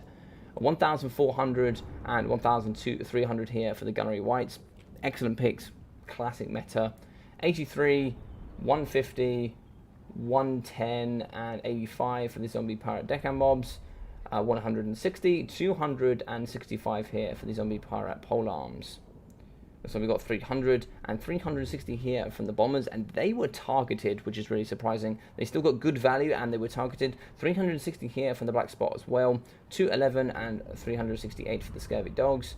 597, 572 for the Deck Dropper Bombers. 963 and 756 here from the Deck Dropper Handguns. Excellent stuff, excellent. GG's well played for both of those guys. Looks like Tank is going to be in. Let's get in Mr. Grombrindle. So, 2 excellent players here. We are going to be having Mr. Chad Thoric, otherwise known as Grombrindle here, who will be part of Son of the Mountains. So if you guys do want to join them, do go onto my Discord, go into community resources and find that excellent clan there where you guys can join with some really nice dwarf aficionados. You can also join Clan VM here, who are predominantly a Russian clan, but they're certainly accepting everybody at the moment. You can also pop in there, talk to Tank, maybe talk to Mr. Moores as well, and see if you want to get involved in that community as well. Some excellent players on their side, including Mr. Evenstar, who will be the winner here from the very nice Warhammer World Cup. Or actually, I should say the Warhammer World Championships. We haven't had the World Cup. Yes, hello.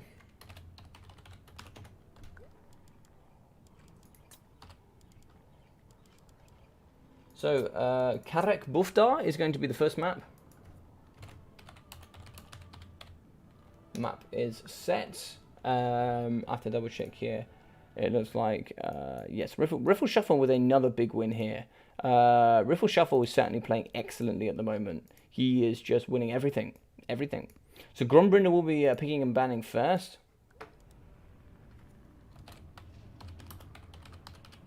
Yes, please. So he's going to be on Karek Buftar. Anything other than the Dowie is a disgrace. No, I'm joking. He can pick what he likes. But yes. Those chariots are doing circles, are not actually hitting. Yeah, chariots can be a bit of a pain sometimes to get into order, for sure. It's a throw biker gang. They're actually not doing any damage. They're just throwing insults and just reducing his leadership, making him feel sorry for himself. Flagellants are so good now with the frenzy change. The thing is, right, and it's only a +1 armor piercing, but that extra armor piercing they get is actually really, really nice, and it's also constant now. So that change in melee attack when they lost 2, they also gained +2, and it's constant because the frenzy can't go, right, because they can't lose leadership below 50%, so they just maintain it. Pretty much. Gives them armor piercing, gives them extra stuff as well. It's a minor buff, but not really. Not really.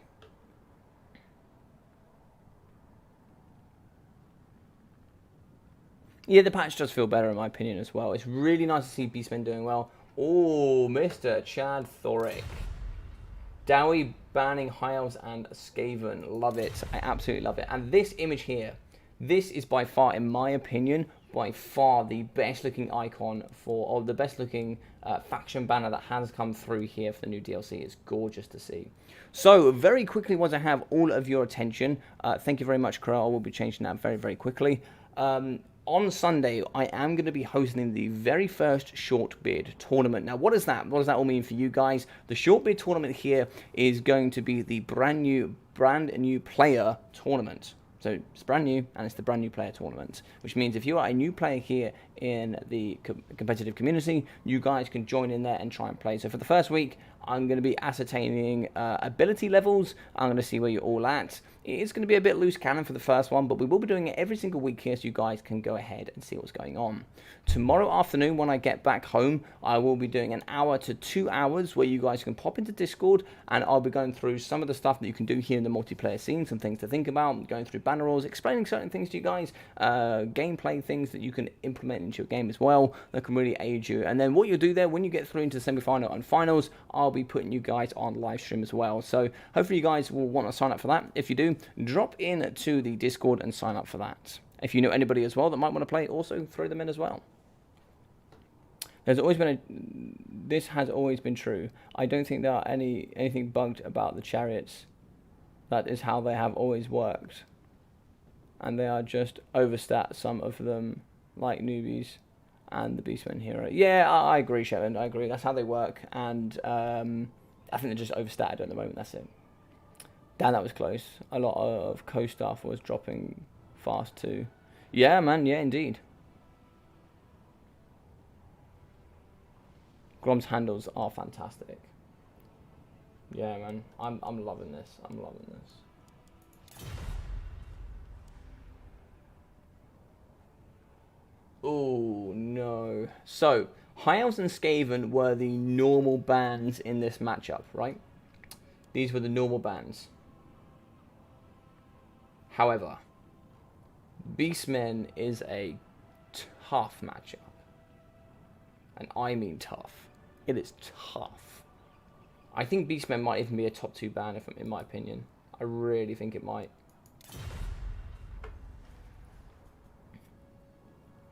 Palpy just didn't bring enough anti-air. Harpies and Gunbats sit out there and snipe chariots and lords all day, yeah. Yeah, man. Yeah, it's very good. I was thinking that while I was watching. 2 Ungors as well. Ungors, like, they've got the range. They don't actually have enough DPS to just deal with bats because they don't hit often enough. Throwing axes as well are just too inaccurate to deal with them. And it's, like, not viable to really be throwing them up there anyway. You need to be taking care of their lords and their crabs. You know, it's a difficult one. It's a difficult one. I want to see TK versus Beastmen these days. I haven't seen it since the patch. And it used to be super TK favored. It's certainly still TK favored in my opinion, but it is close. It is certainly closer. Yeah, GG's well played from Riffle. Riffle played very well indeed. So let's update these scoreboards. Let's get it in here. So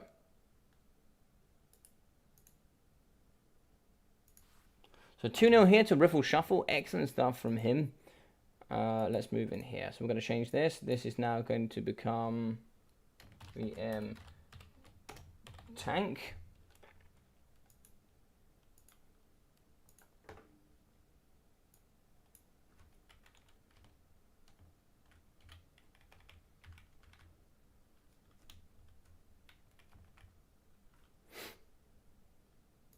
And we'll also be having... Oh.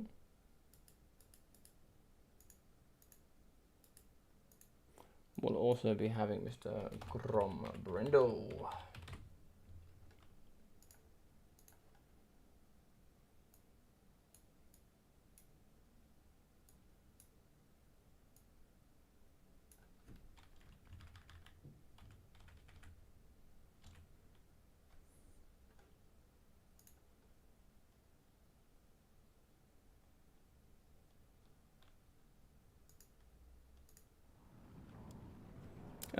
The score is wrong.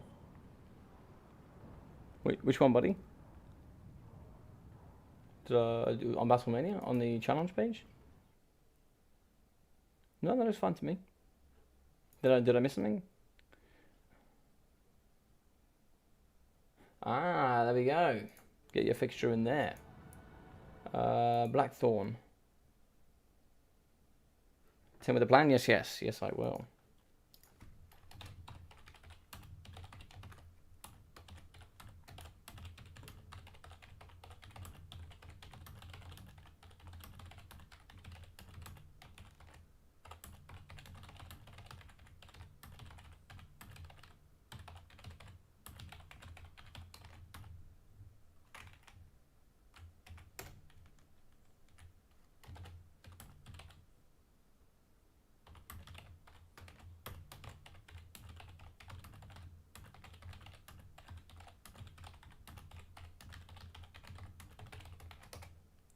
Alright, there we go.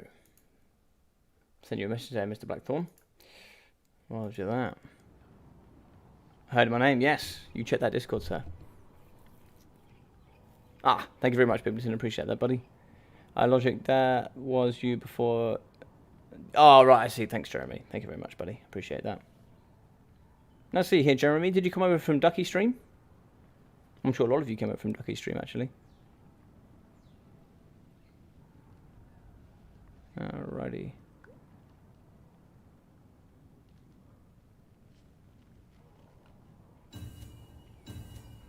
Alright. Ready? Good luck. Have fun. Fun we will have.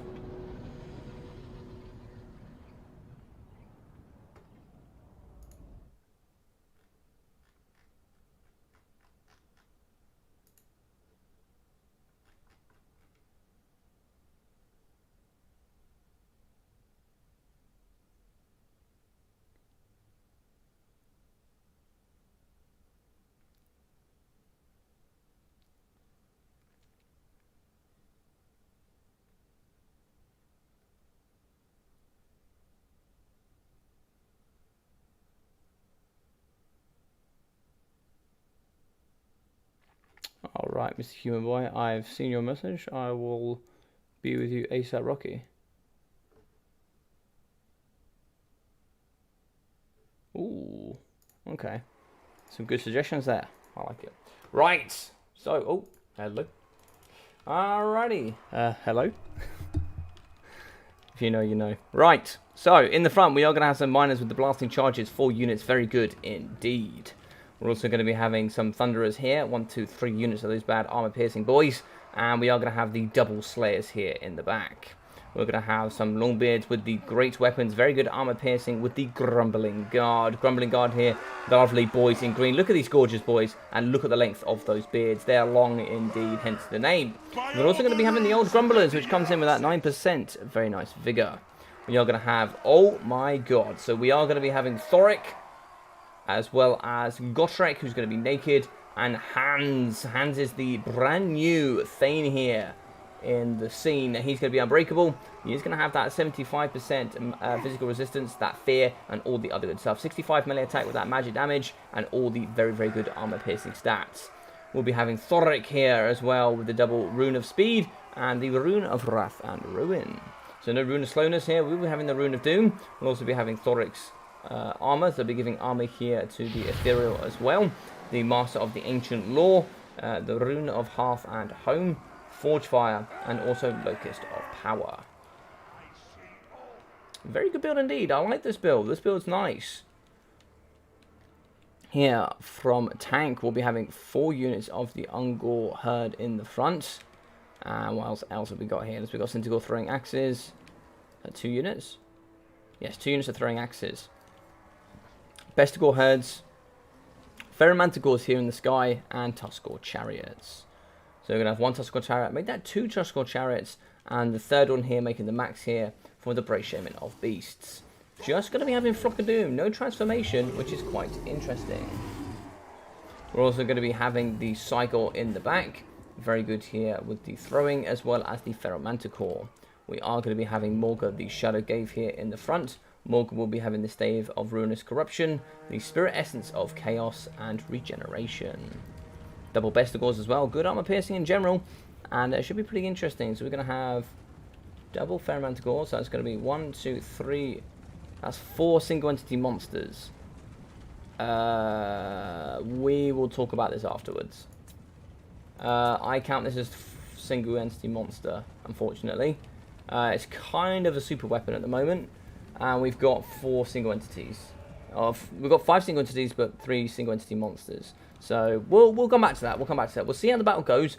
If we do get a big fat dubski here coming in from the Thoric, then we'll move on. I've watched a few of yours now, so subbed well. So you'll see more of my... Awesome, man. Thank you very much, Jeremy. I really do appreciate that, buddy. Thank you very much. It's nice to have you here on the channel, buddy. That really does mean a lot. So big shots going down here up against the Thunderers as well. They are going to need to rotate and start thumping into the Cygor. Cygor can just walk away. It's such a weird walking mechanic if you look far over. When he's nice and close, he just looks normal. But it's like he's just picking his feet up really high and just stomping them, you know. But big throw coming down here. And what are we going to be aiming?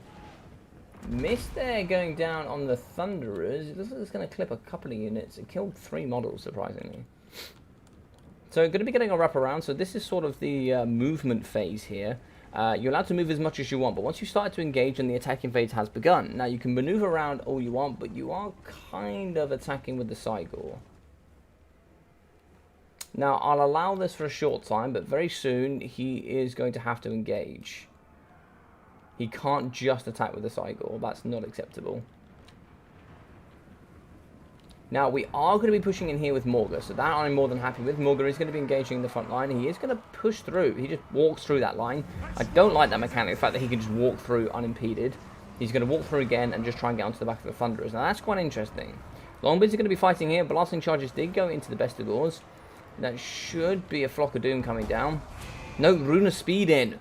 Fantastic. Plus 24 melee attack here while fighting up against the Chaos Spawn. Chaos Spawn are going to be in the back. We do actually have... Oh, no melee attack here for the Thunderers. We will be having some for the Slayers. 62 melee attack. They will just carve open Chaos Spawn.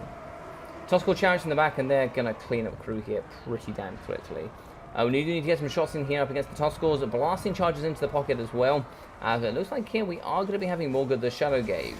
We do have Gotrek in as well as Hans. Hans should be able to do some very good work here. Looks like the bad boys here are going to get away. It looks like we do have some good stuff coming through into the pockets. Over here on the right hand side, a little bit separated from the rest of the crew. Blasting charges are going to go down here on top of the Slayers. So the Rune of Doom is going to be mapped wide. That's so you get that lovely glow here for that fear and also that melee attack. So we are going to be breaking blasting charges, ripping apart the Tuskor Chariots. But we do have the Manticore and some more Tuskors here in the back as well. So we are going to be shutting down the Thunderers. And that is the problem here with being so far spread out. You really can't protect your Thunderers too well. They are going to get terrified thanks to the Ferromanticore. And there's nothing really too much here to slow them. Blasting charges here in the pocket. They're going to be smashing into the Ungor herds. And coming into the back, we need to start dealing with this single entity. This superpower here is going to be very dangerous.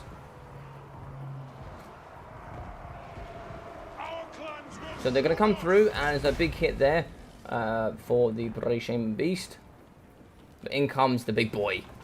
Slam coming through that. I think that was a connect as well. I think he did connect. But there was just nothing to pin this boy in place. Apart from Thoric here. He's going to come in here with the lovely, lovely anvil. And big slam there going down on the Bray Shaman. He got absolutely slapped by Gotrek and Hans. Hans coming in with that terror as well. He's going to be terrifying the Bray Shaman. Excellent work coming through there. Blasting charges happen. Utilizing some. We are just going to be getting shot in the front line. That's a bit of a shame to see. We are going to be getting those lovely boulders coming down the line though. And they're going to be certainly... Oh, just a bit of a miss there. Looks like we are going to hit some of the Urkran miners. But not too much for sure. It looks like we are going to have a rune of explosion going through here. Fantastic there. So that's going to be the rune of Wrath and Ruin. That's not overcast. That's just going to be a normal one here. A hit there that is kind of going to miss the Urkran miners. Yep, so that's going to miss there. Balance of power though is going to be in the Beastmen favour. Just a titch. Not too much. Throwing axes here into the front line though, going into the miners and blasting charges. And you don't mind that. And the reason you don't mind that is because they're not that valuable. They shattered instantly. Oh no, they actually turned into Chaos Spawn. Love it. So that was going to be the second Chaos Spawn summon coming here from Morga, so there won't be any more. So unit that is below 20% HP has a chance here with his stave to go into a nice unit of the very good Chaos Spawn. Coming forward is going to be the Slayers. A rune here of speed could be very nice just to take care of this very nice chaff. And they are going to be changing the Tuskals. Tuskals are going to be getting hit. And I think in this current meta, the ROR Slayers here could be very good at dealing with Tuskals. Tuskals are quick, but they have 77 speed. If you do actually get a rune of speed and then you actually hit them with the slowness, which is 36%, I think it's 35% now. But you can certainly slow them down, which can be quite nice. Now, Manticores in the back here, they are going to be rampaging here into the Grumbling Guard, and that's perfect. That's exactly what you need. So they're not going to be hitting your Thunderers. Get your Thunderers out, get some distance. Get some Thunderers in and shooting as well. Tuskals in the back, but you do have some very good armor piercing. They're so difficult to pin in is the problem. Terrified is going to be the Thunderers. Shots are now going to be piling into the Pharaoh Manticore. If you can rampage it, which I don't think you're going to have a chance here, unfortunately. It doesn't look like it. Looks like here the boys are going to be coming forward. Anvil and crew, look at those throwing axes coming into the back here. They're going to be charging straight into the Chaos Spawn, and these bad boys are dangerous indeed. The Chaos Spawn here looks like Gotrek wants no involvement. He is just solely coming after these Tuskal Chariots. If he wants to come after Tuskal Chariots, he needs to pin in and stay nice and tight here. If he stays nice and tight, he does have terror on his side. Hans can certainly do some bits here in the middle stages. There is going to be no real magic attack at all here, I don't think. Only the ROR Centaurs have it, I believe. But you probably wouldn't expect to see Hans. But this is going to be something that can really aid you here in this, because it's really going to help with the front line, and it is going to force here for you to think that to bring some sort of magic damage in this matchup. And the 1.2k, so that's a lot of investment. It looks like here Morgan is going to be getting his backside handed to him. And here it looks like the Rune of Doom is going to go down for that Fear and plus 24 melee attack. 89 melee attack for Hans. Hans is no joke right now. Hans is going to be slapping cheeks here up against Morga. He's going to be bending over and giving him the treatment. Gotrek is inbound though. Gotrek will be having 94 melee attack. He can certainly slap here up against the Ferromanticore if you're in the chance. And bonus plus large, 35 as well. Send him in though. He needs to keep busy. He needs to be attacking this Cygor. He hits the Cygor and balance of power could really shift. He's going to be coming over here. I don't know if... he just needs to slap the Cygor, I think. I think he just needs to slap the Cygor. He's going to be losing that melee attack, but he could come in. Big hit there. Nothing really connecting. What sort of melee defense are we talking about here for the Cygor? 18 melee defense. He should absolutely just ram this guy. Oh, big hit there coming in for the Ferromanticore from the sky. That is going to hurt Gotrek, that's for sure. Gotrek could punch back into the Ferromanticore, though, take out some of that mobility. Urkran Miners are going to be struggling. No frenzy on them anymore, which meaning they're not quite as good as a pick as they used to be. Gotrek is... Oh, fantastic. Gotrek is getting his healing in. So he does have the chance here, 50% chance to get Heroic Fortitude. Now, Heroic Fortitude here is a very nice healing. He's going to get a chance to gain healing. So 50% chance, and you have to drop below 10% HP. So very nice indeed. So he is going to be healing over time here, I imagine. Or is he going to be hitting max now? Looks like he's hit max. He's not going to be healing anymore. So it's a little bit of a buff there, but not too much. But certain units are going to be fighting. And if the little units here just stay involved, you're going to have hands with that terror. So you have to be careful. You'll be losing all of your infantry, nothing to supplement and continue this cycle charging. A few units are going to be resting around the outside, and that's very smart indeed. Looks like Morgan's going to come through for a shot. Missed there from close range with the Cygor. A big hit going down here. Who's he fighting up against? He's going to be fighting up against Gotrek. Now, can Gotrek do it? Oh, Explosion Spell could really hurt the Centaurs. Not too sure how much damage that did there.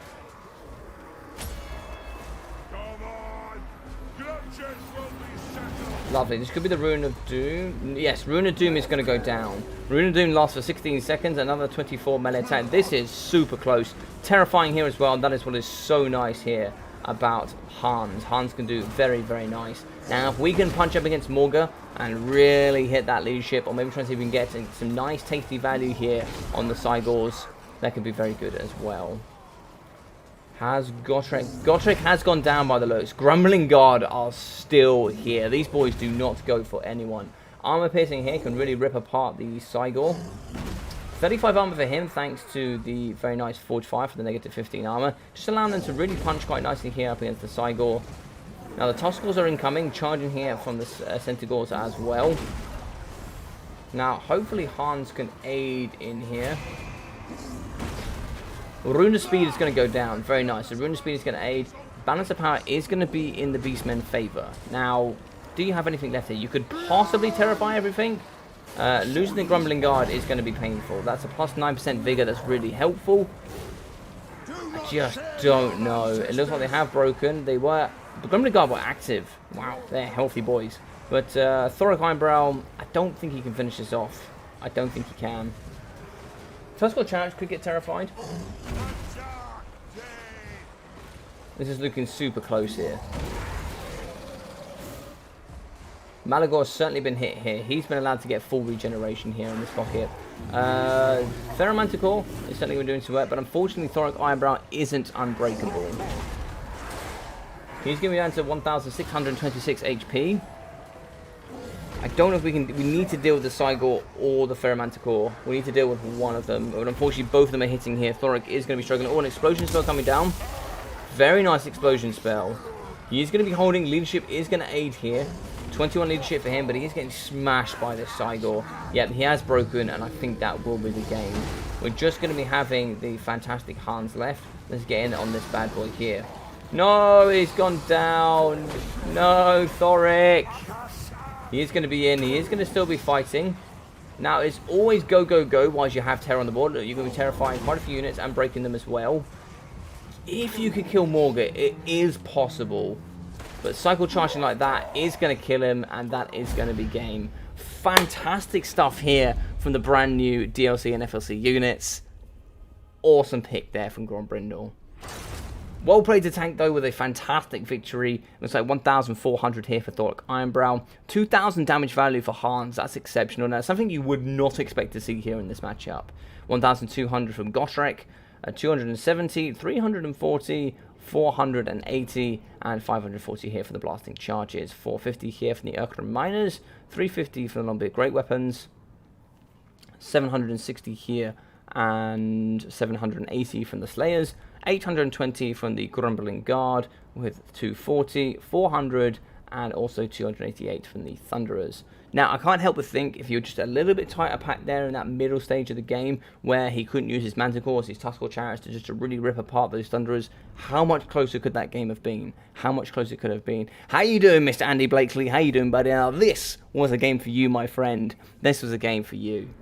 Now, it looks like here, 555 for Morga the Shadow Gave, 420 for the Brave Shaman of Beasts, and it's like 160, 270, 470, and 320 here for the Ungor Herds. Bestigor's 320 and 560. One actually getting chased off here by some miners. Those absolute legends probably could be this unit here, actually. 820 and 800 here from the Tuskal Chariots, with 1.1 and 900 here for the Centaur Throwing Axes. 1,760 and 380 for the Feral Manticores, with 131 kills, 2,340 damage value. This thing with the double chevron as well is so good. I think triple thunders onto this could have really ripped it apart. But listen, it's the way it goes. It's a fantastic game, and we move on to game 2.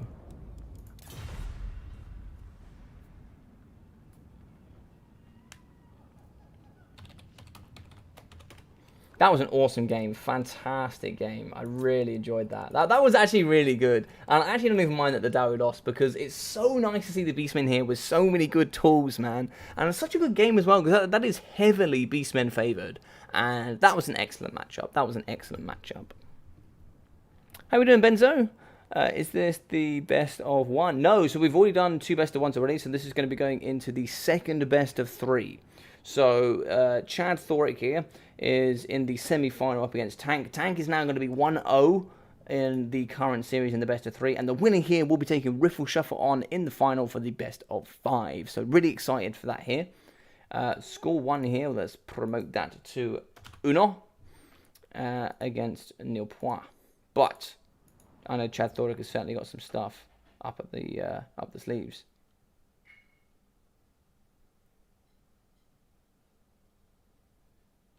Very nice. How are we all doing this evening, though? Hope everybody's doing well, because I see a few of you jumping in and out.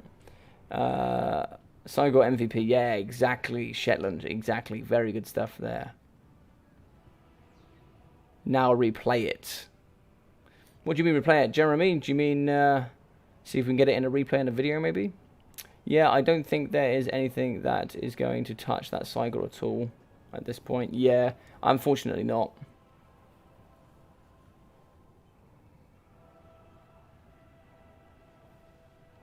Yeah, I agree there, F&G. Whatever the admin says goes. So, actually, I did need to talk about that.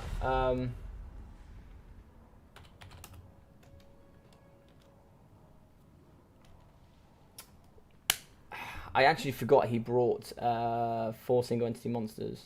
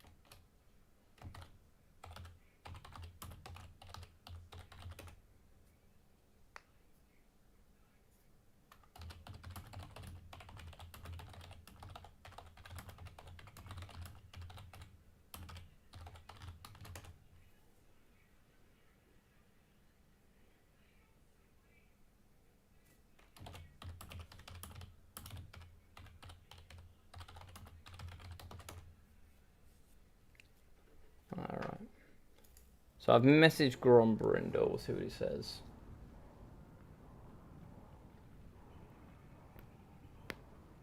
So in theory, maybe I'll be interested to see what some of your guys' opinion is.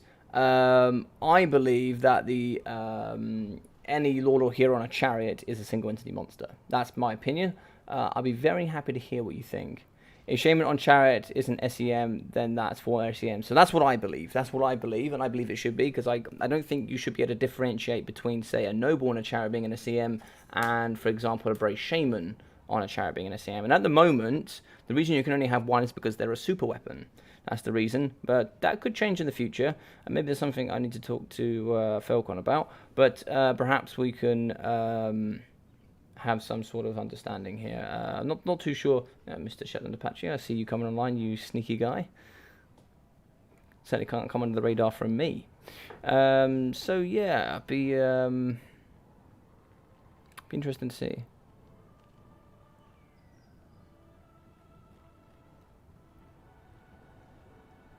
No, so in theory it was a bit of a gentle rule break. We'll see what if Grombrindle's happy.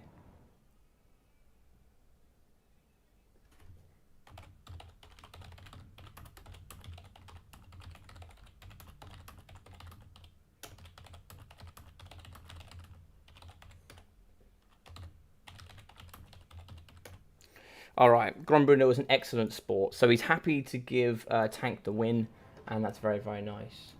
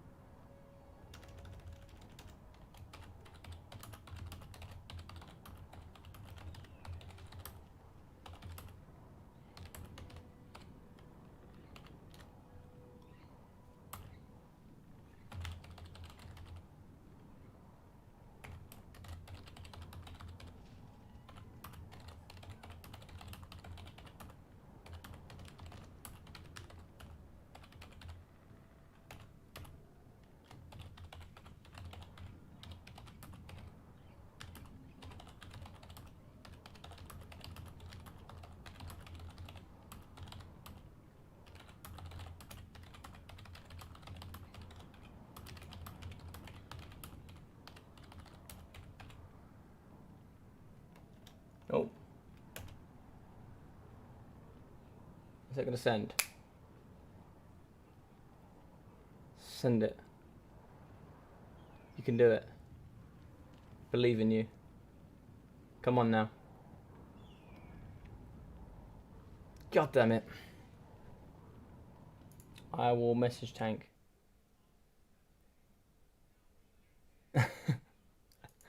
Oh dear, I'll send Tank a message. Unless it works. Did it work? God, this thing's rubbish, isn't it? The in-game talking is rubbish. Right, let me message Tank on here.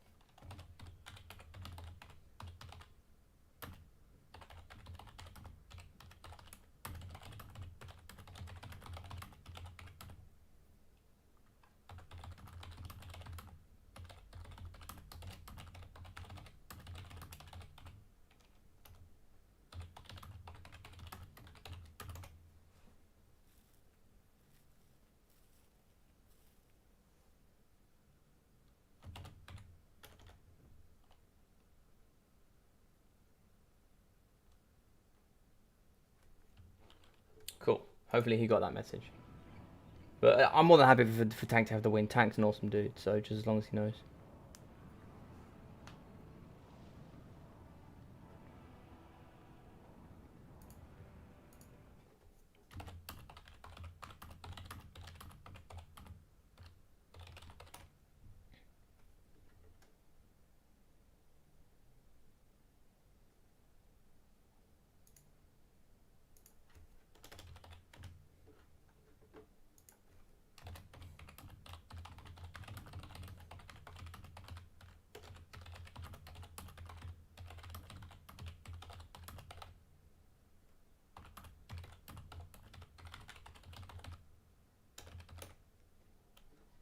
There we go. Perfect. Looks like we're back on track. Fandabby Dozy. How are you all doing? Yo, what's up, Rusky Jim? How are you doing, my friend? How's things? How did the move go? How's the new house? How have you settled in? How's everything doing, buddy? Hope you're doing really, really well. RIP, I don't believe messages get sent if they're too long in game chat. Yeah, I do. It just sucks. Hopefully in the new game, with all the new updates they're putting in, this new thing, the new Total Warhammer 3. I'm not saying that Warhammer 2 is not already great. It really is great. It really is a fantastic game. But in Warhammer 3, I'm expecting lots of awesome things to come forward here in the future that are just going to be so nice. Nice additions that we don't currently have, which should be really nice. Yeah, the one thing is in the obviously I haven't done the rules. I'm just trying to react to the best of it that I can. It was my bad. In the rule set, I think I left it out in regard to I just left it out in regard to the rules. Obviously, I put quite a few rules in there. Like I talked about Chameleon Stalkers, the Dwarfs with their runes as well. I talked about Chariots. I just left them out. I even talked about 360-degree shooting units. I just left out that Chariot, Lords and Heroes count as a single entity monster. Which is, it was my bad. So it's my fault. But Grombrindal very kindly saved me yet again. And allowed Tank to go forward. So, what an awesome dude. Awesome dude. But yes indeed, yes indeed.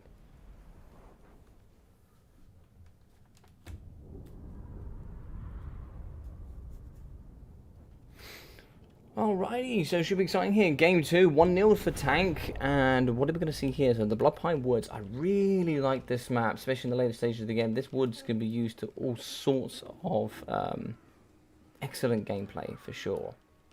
Some of the best players can really utilize these woods on the side and get some really, really good sneaky attacks in there.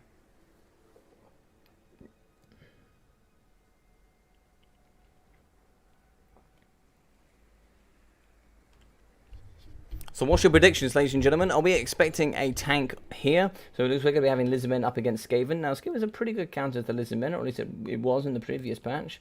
But what are we expecting? Are we expecting a Skaven win here, or are we expecting a Lizardman win here? What do we think? What do we think? Very interested to know what you think. The fact they are putting time and effort into multiplayer in Game 3 is great news. The only question is how much and how long it lasts. Well, that is a very good point. I think the one comment I will say on that, it has been noticed how much and how large the multiplayer community is. So, things coming forward could be excellent. So, for the Skaven slaves in the front here, it looks like we have lots of spears. I certainly prefer Skaven slave spears over the normal ones. Looks like we can have some clan rats with shields in the back as well. Some more clan rat spears with shields. Clan rat spears with shields. Clan rats. Council Guard Storm Vermin. The Warlock Giselles. The Teeth Breakers here from Chad Thoric. As well as the Poison Winds. And the Natty Bobo Sharpshooters. We're going to have units of the Rats Ogres and some more Skaven slaves to make this pretty interesting here, alongside the Iket's Zap Cannons. Lord choice today is going to be the Master Assassin, a very underutilized unit in my personal opinion. This bad boy here not only looks insane and gives me nightmares from Vermintide, as I'm sure Mr. Muckluck or any of the guys that play with me will know. It'll have concealment bombs, looming dread, which is very good, negative missile resistance, negative speed, negative melee defense, the rival high talisman, and slippery. Certainly a sneaky guy indeed. So here in the front line, we are going to have, it looks like 1, 2, 3 units of the Chameleon Skinks alongside Exossel. So Exossel here is a fantastic legendary lord here. Probably one of the better things to come out for the Lizardmen. He is really good. He's going to be having slippery, the Master Predator for that unspottable and the plus range, but it does make him a bit slower. But he'll also be having the golden bowpipe of Petui.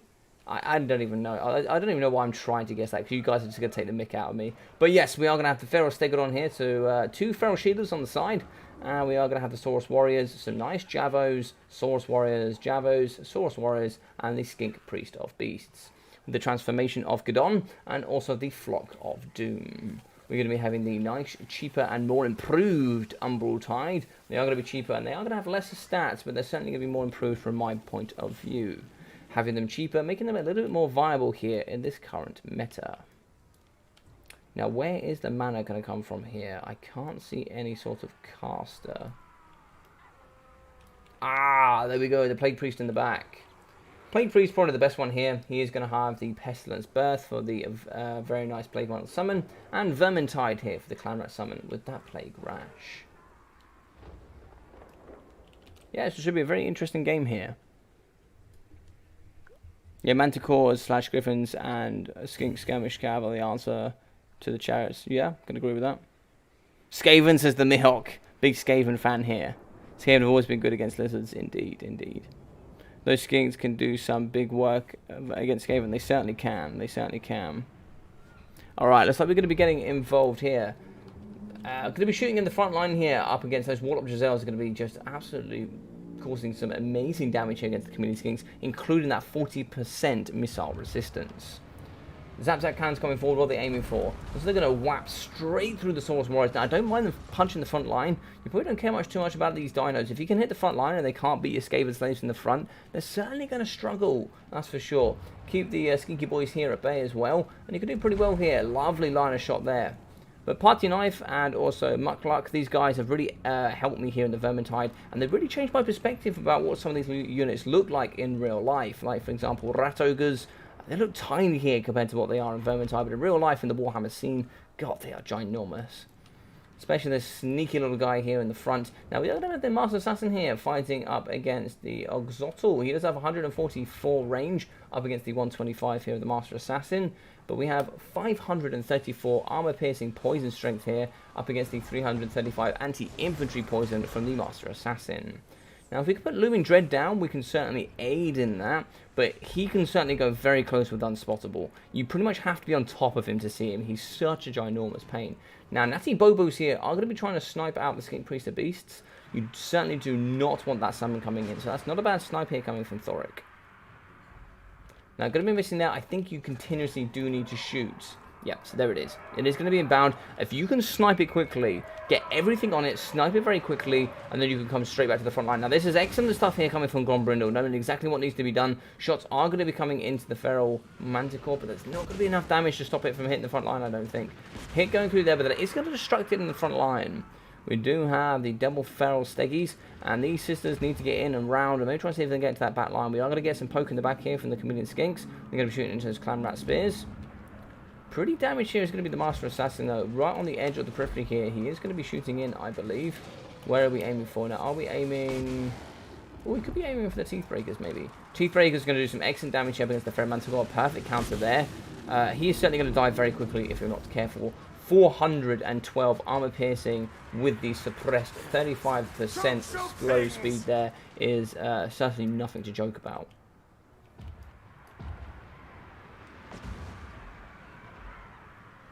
Now, Oxotl is going to be shooting in the front line. We also have, so because the Community Skinks are shooting, this is fine. We actually also have in melee combat these Skink Cohort Javelins. Now, they haven't thrown any Javelins, really, which is a bit of a shame. Don't think the Skaven Slaves are really meant to be pushing out that far, but it looks like they're pushing out a bit further than you would have liked. But hopefully they should be able to find Oxotl. If you can find Oxotl, you can put Looming Dread on him, and then try and see if you can snipe him using some of the boys here as well. Now, looks like they're going to be trying to snipe out the Skink Priest. Now, he's already used one of the transformation of Gadons. Could he get off the second one is the question. Now, that is probably going to be the defining factor of this game. If he can get off the second one, it can certainly be a win here. It can certainly be a big dub ski. Going forward here, maybe trying to see if they can spot Oxotl, which looks like it has been done. There we go. That's what we're looking for. Big shots coming in the front. Snipe is going to go down on top of him. Some damage does come through. Poison wins as well. Shots are going to come in and just smash into the face of him as well. Lots of damage going down. It's going to be down to 2.2. No sort of healing here for him today. So meaning every single damage that is coming in is really, really going to hurt. He's very squishy indeed. 2,200 HP. 2.7 max is certainly not a lot. Now, what you really want to be doing here is trying to see if you can remove some of the Saurus Warriors as well. If you can remove some of those thick boys, because you haven't really got much to deal with them. You do have some Council Guard. We do actually have some Warlock Gisellis, but I don't think they're going to be enough here to deal with some of it. Poison Wind Globes going to be firing in the front, and I think they're going to be aiming here. No, they're going to be hitting into the Saurus Warriors. The Clan Vulcan Tail Slashers that's getting involved here with these bad boys in the front, with those very, very nice flaming swords. That's what they have broken. They are going to be routing here from the Saurus Warriors. Saurus Warriors coming in with those ginormous blades. They're going to be chasing the boys here with the flaming swords. It's going to be a summon. Maybe try and see if we can get some of those Clan Rats in. No, it's going to be a Feral Manticore here in the sky. I'm going to get away from that. That's going to be very loud. But coming forward here, very susceptible to getting pushed is the Natty Bobos. You have to be super careful. We need to be getting those Rattling Guns straight onto it. Rattling Guns are such a pain. So the Teeth Breakers here, going to be involved in the middle, coming in with those lovely amber guns. These boys are very good with their suppressed. And it looks like here we do have the Master Assassin Concealment Bombs as well, making him also come in with Unspottable. He is a sneaky boy indeed. Shots are going to come down. We have Rampage, the Feral Manticore. Nothing to protect the lovely Natty Bobo sharpshooters. I love the way when they run, they have the guns on top of the triangles. I love that But coming in here, it's going to be the Council Guard Storm Vermin. These boys are fantastic, anti-large, armor-piercing, and very good with that Guardian. Going to be very good at ripping apart the Ferromanticore. This bad boy is certainly taking a punch in here. It's going to be breaking, and there's not much left here that the Dino Boys can do. Shots coming in. Looks like we have Rampage to the Saurus Warriors with shields. And keep those rattling guns. Oh, the Teeth Breakers have nothing in front of them. No, these boys are going to get shot so hard if you're not careful. They are pretty quick, though. They are pretty quick. They are going to get poisoned, but still 30 speed when they've been poisoned for that negative 15% speed. Shots have gone down here up against the Saurus Warriors. 2 Saurus Warriors should be down. We do have 1 healthy unit. We also have some Javos here in the back, as well as the Umbral Tide. We still have Exosso. Exosso's going to be on 1.5k. It looks like here the Ferromanticore is going to be fighting up against the Clanran Spears. Clanrats could be pushed off here if you're not careful. Rat Ogres are pushing out though. They are going to get poisoned here by the boys with the darts. And look at those Javos coming in, just throwing the javelins over the top, getting the pure Kobe's in here. These boys do not have much armor. They're going to be coming in with only 30 armor for the Rat Ogres. I thought they had a bit more than that, but they don't have that much. Going to be just moving here. It's going to be the Chameleon Skink. They're just going to be throwing those lovely, lovely darts over time, doing some really, really nice damage. They do have 48 speed, and they scuttle. They certainly do run. Jarvis coming in as well. A little bit overextended here from the Rat Ogres. Rat Ogres are taking some punishment for sure, and that's going to be a little bit dangerous for them. 981 HP for the Master Assassin. He's certainly very low. Is he going to be hiding in the forest? He could certainly hide in these trees and maybe get away with it. Maybe he doesn't have to use his concealment bombs. Bomb coming over the top, and what are we aiming for here? Looks like we're not going to hit too much. Saurus Warriors are starting to pull away. What are we engaging with here is the question. So they are chasing off a broken unit. In theory, that is acceptable. Just going to double check there is some sort of attack animation going down here. Rat Ogres come back, which is quite interesting. They were being chased.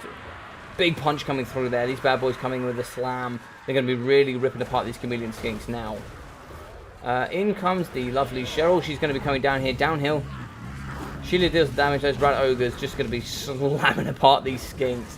Fantastic. They have broken, but the attack animation did come through, and likely won't be seeing those back. Now we do have the double shielders. They are going to be rolling dirty here in the pocket. We need to be saving some of that Teethbreaker and Natty Bobo Sharpshooter ammunition here to try and see if we can fire into the shielders. Now, we do have the Umbral Tide firing on the front here. They are going to be firing up against the Skaven Slaves. I don't know if that's too good for them. We are going to be down for 13 models, though. They're certainly going to be pushing into the front. Lovely arcs of fire coming over the top here and really smashing into the front.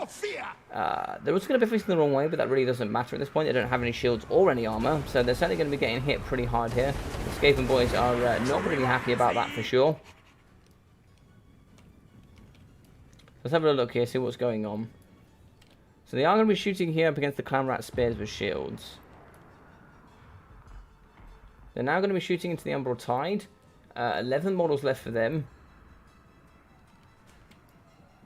Balance of power is going to be in the Lizardmen favour. It's not strong, but it is going to be in the Lizardmen favour. Hello, Captellus. How are we doing, buddy? How's things? Look at those rat running animations. Indeed, sir. Indeed.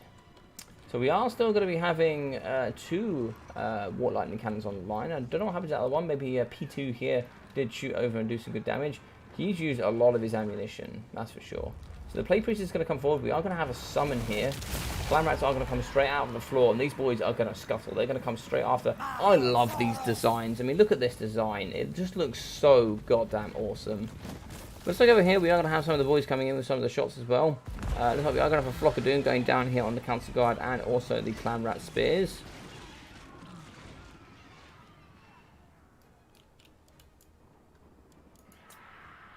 Good luck, have fun from both sides. Love to see that. I really do like to see good sportsmanship here for sure. And they're going into the front line here. They are going to be attacking up against the Skink Priesty. They're going to be fighting in combat for the Chameleon Skinks. We's losing! Shameful display! They're going to be fighting the Chameleon Skinks. They can certainly do some work here with that poison attack. I love that 360 hit to the face there with his nice blow dart. With his nice blow pipe, in fact. It looks like their Exosso is going to be down to 10 ammunition, so got to be careful there. Certainly getting his maximum value here is going to be tank.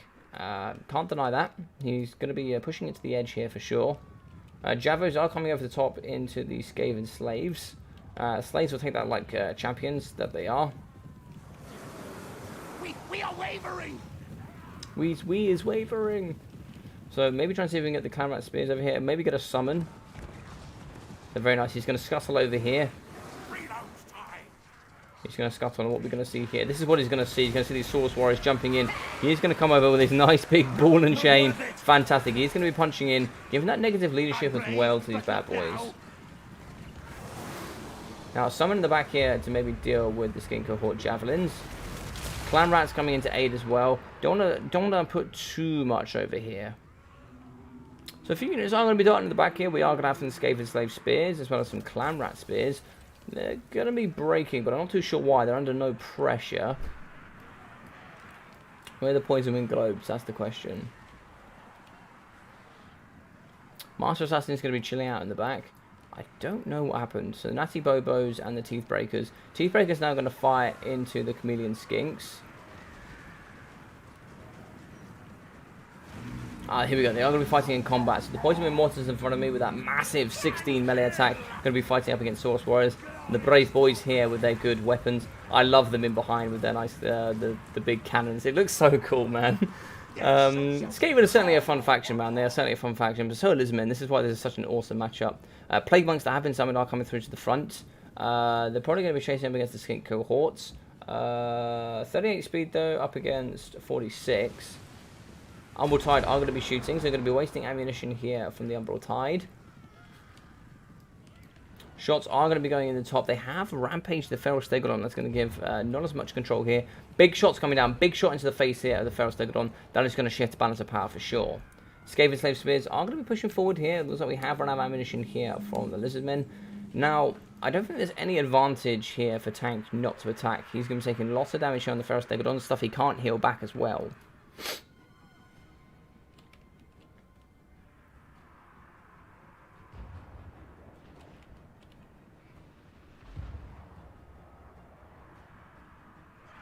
So it's going to be quite a nice armor-piercing hit there on the Feral Stegodon. We do have 2 ammunition left here for the Ikit Zip Zip Cannon. Now, what are we going to target here? Now, in combat, Chameleon Skinks are going to lose pretty hard, and so are Skink Cohort Javelins. They're going to lose to Clan Rats, and we still got another Plague Monk summon here in the back pocket. So, what are we waiting for? That's the question. Now, I think we're going to fight in combat here with the Plague Priest. And maybe try and see if we can summon behind. No, looks like they're just going to run and kite. They're going to shoot the single entity. Okay, that's fine.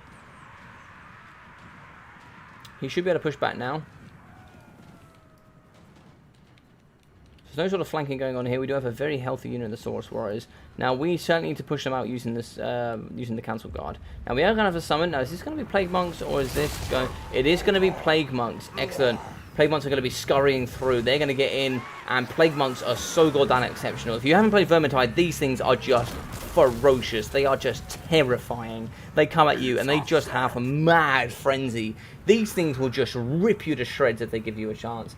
41 speed here, though, for the Source Warriors. They do very fast here, 38 speed for the Plague Monks. They should catch pretty comfortably. In melee combat here is going to be the Chameleons. The normal Skinks, which are going to be fighting. What's going in the back here? So we are going to have another summon of the Clan Rats. They're going to push through as well. They're going to be getting in, and they're going to be aiding in this front line.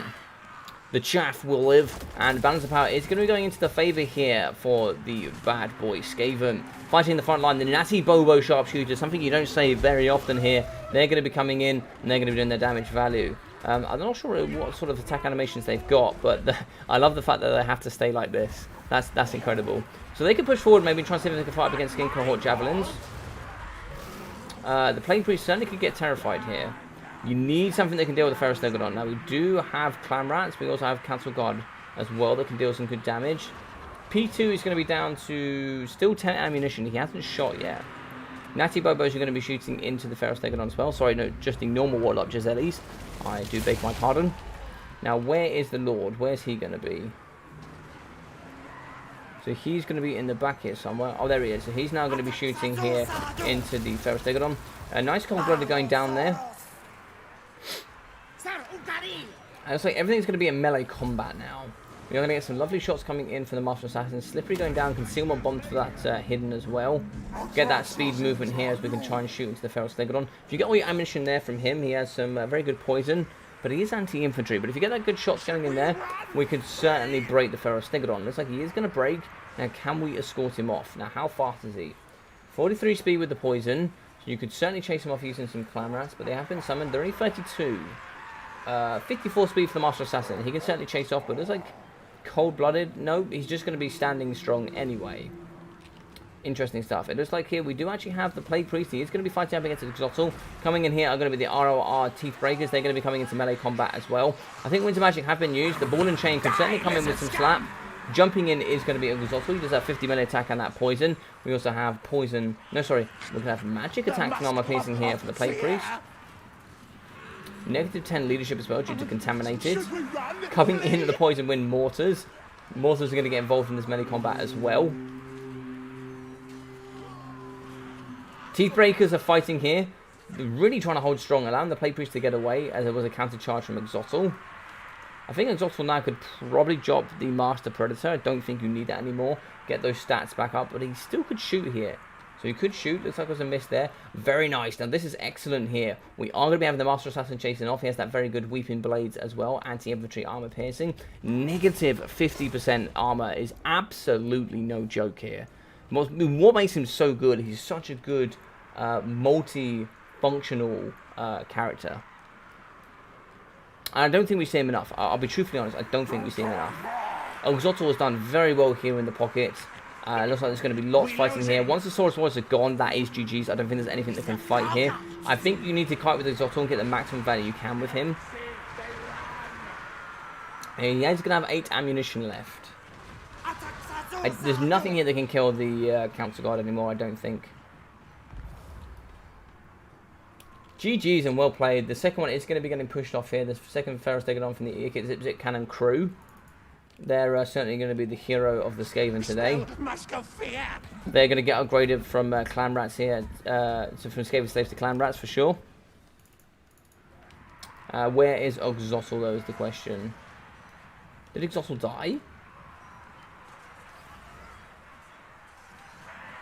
No. Has he shattered? He must have shattered. Okay, GG's well played. Awesome stuff. Damn.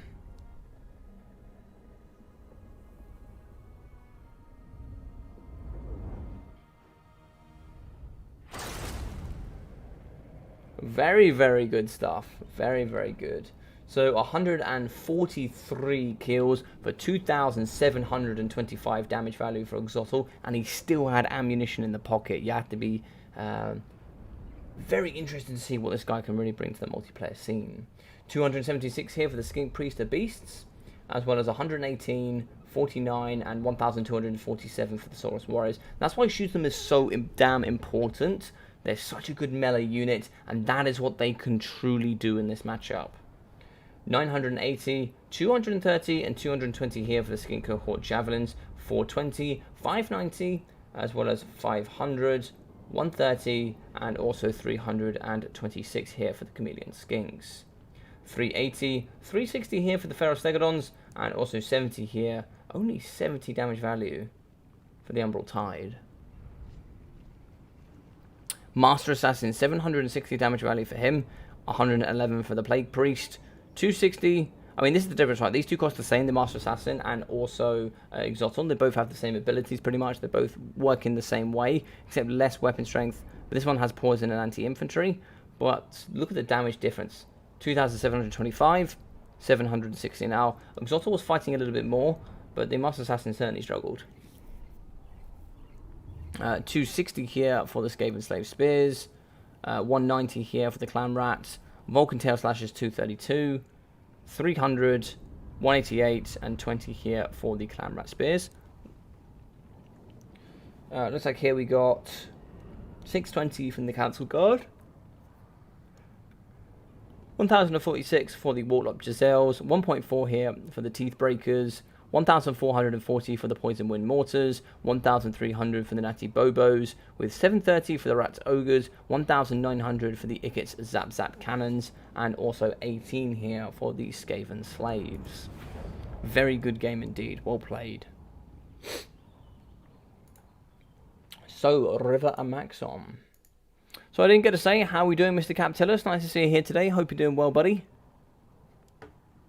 Hope you're having a good day. What did I say? River and Maxon.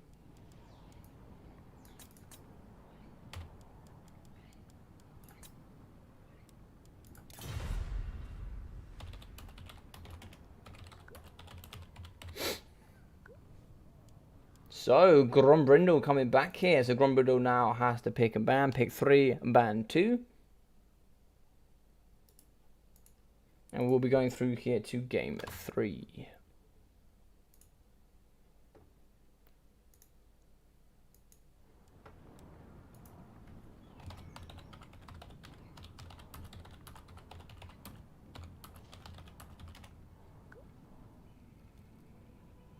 Yes, indeed, Krell, we have a tiebreaker. Yeah, Tank is just letting him use ammo on anything that isn't a Stegodon. Yeah.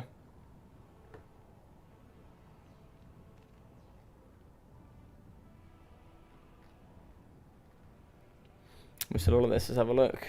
Yeah, Manticores, Griffins, and Skirmish Cab are the answer to Charos. Yeah, agreed. The new Skinks can do some big work against Skaven. Oh, really? Okay. I'm not a fan of Oxy, personally, but the units are all boss. Oxy done very well. Oxy's I really like him as a pick. I really do.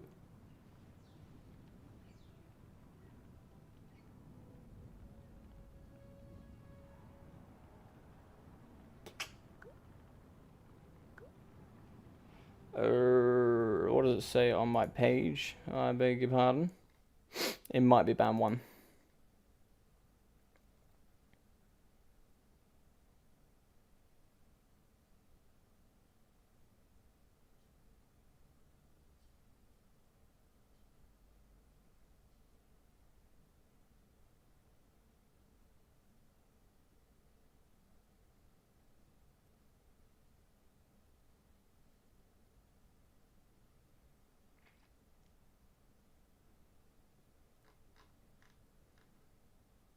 Yes, it is band 1.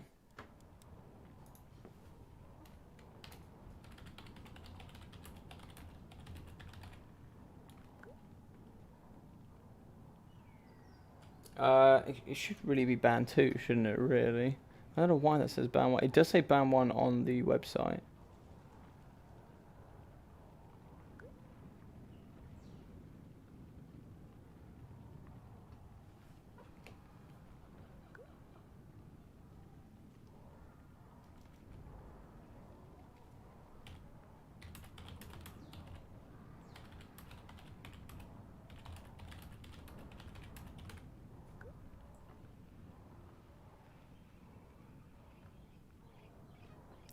Yeah, it is a typo from me. It should be band 2, really. Let me edit that now so that I am ready for next week. Because I think that'll be on the new one. I haven't posted the new one yet.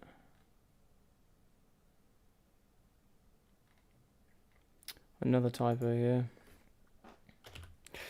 God damn.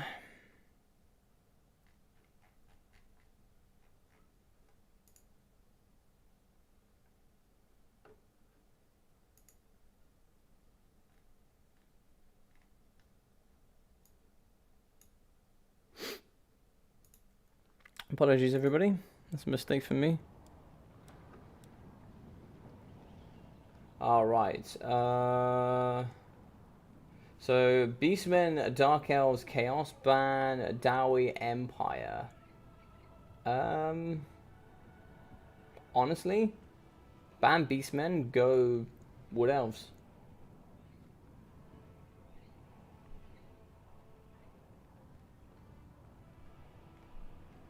Vampire Counts, ban Dark Elves. Yeah, Beastmen, perfect pick. This is going to be an interesting match. This is certainly going to be an interesting match.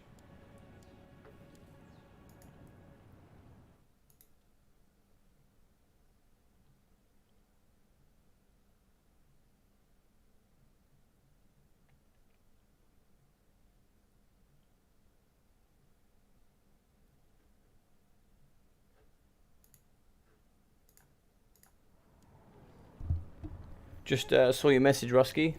Cheers, bro. I'll respond to you afterwards. But thank you very much, buddy. Let's have a look here. Yeah, it was more cagey affair, but it was well played. Yeah, it was. I think Rusky said it the best way possible. Both sides had a sponge, and they certainly rinsed that thing dry. They got the top value here out of every single. They squeezed every single unit here. They really did. And yeah, excellent stuff from both sides. Really, really good. I still think VC are a good matchup against Beastmen. I wouldn't worry, Jeremy. I always take everybody's everyone's opinion into account. Count mirror match. Oh God, God, please don't do it to me. Don't do it to me. Don't do it to me.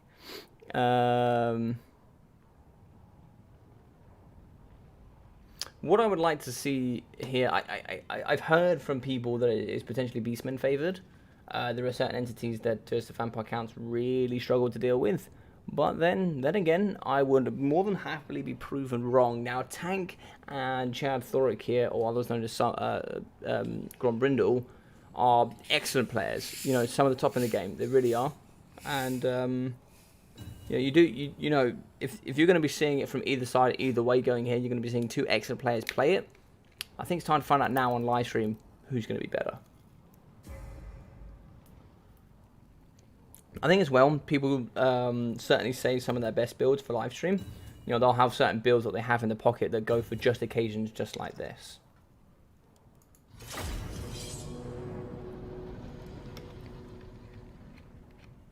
What kind of VC build should we expect? Mass infantry. So you'll be expecting monsters as well. So monsters and mass infantry. Zombies, massive zombie front line.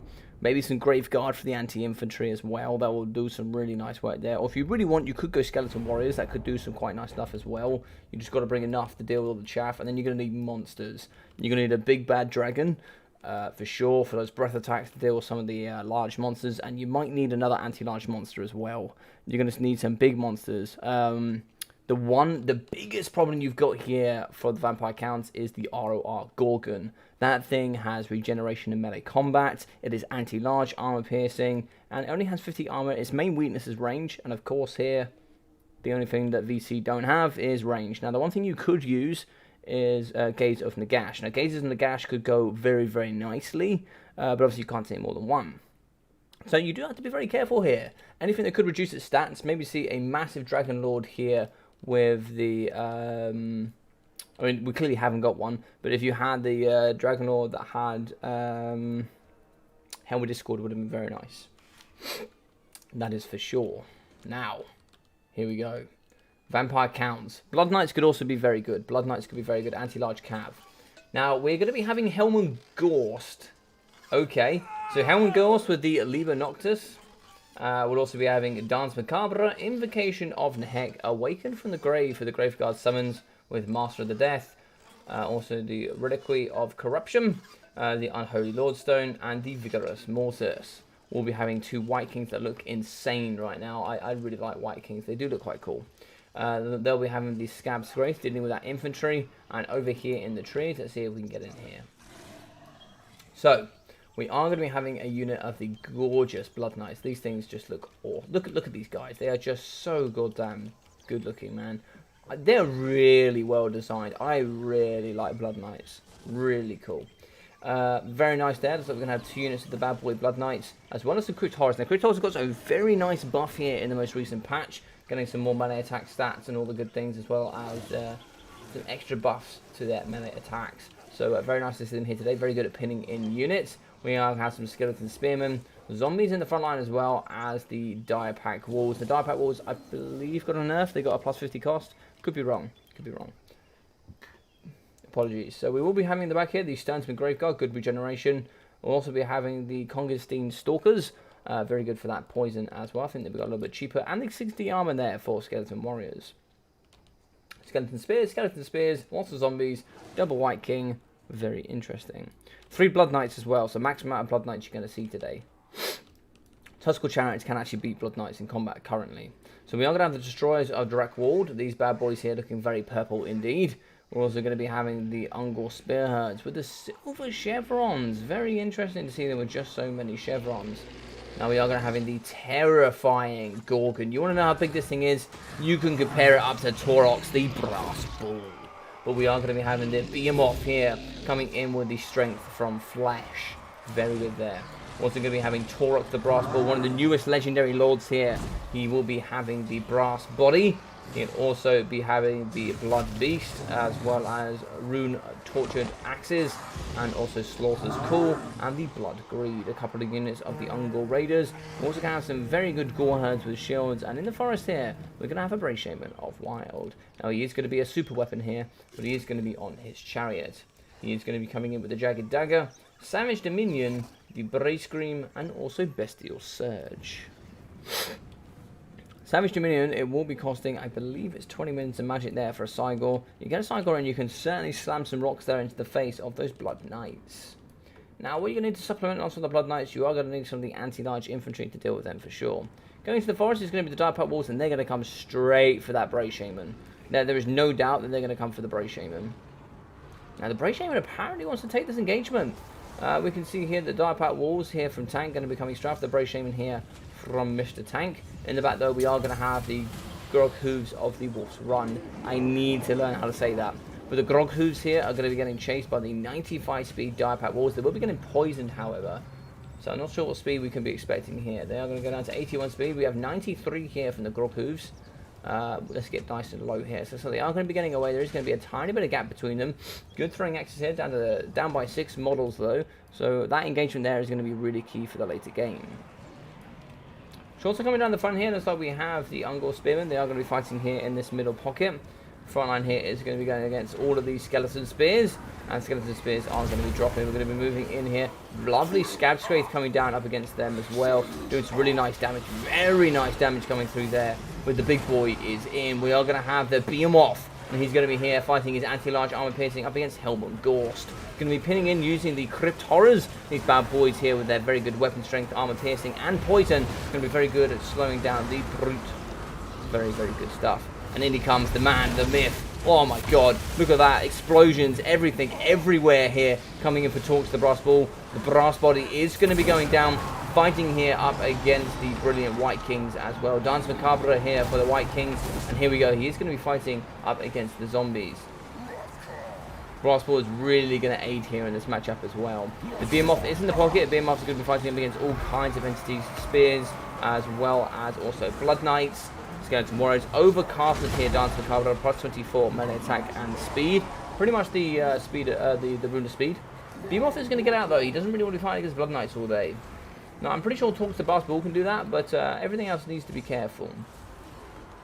Now, Taurox is going to be the perfectly designed weapon here to deal with the very good Crypt Horrors. Flaming attacks with plus 25% damage there up against them. And it looks like here we are going to be pinning in the Behemoth using the Blood Knights. Very good stuff from Tank. He is going to be pinning in here the Blood Brute Behemoth. Now, this bad boy is certainly very good. Can he get through some of those attacks though? He's just trying to push. He's actually not going to be attacking. Looks like there he is going to be struggling. He's going to be down here to 4,700 HP. There is going to be a summon though. We are going to have the Cygor on the side. Now can the summon going to really wrap around some of the Blood Knights. Lovely Brave Scream here in the pocket. Just going to be freeing up the very, very nice Brass Bull. As he's going to be fighting up against the Crypt Horrors. Can he get in and take out the very nice Helmut Gorst? We do have some zombies and the Sternsman Graveguard. Sternsman Graveguard, he could just trash can the Sternsman Graveguard. Now he's going to be fighting against the Crypt Horrors. Crypt Horrors negative 60, they're dead. Very nice. Now those very nice large entities are going to go down. In the back here, looks like we do have the Blood Knights are going to be fighting up against the Ungor Raiders. We do have the Gore Herds in as well to fight here up against the Blood Knights. The Behemoth is certainly going to be doing some damage here as well for himself.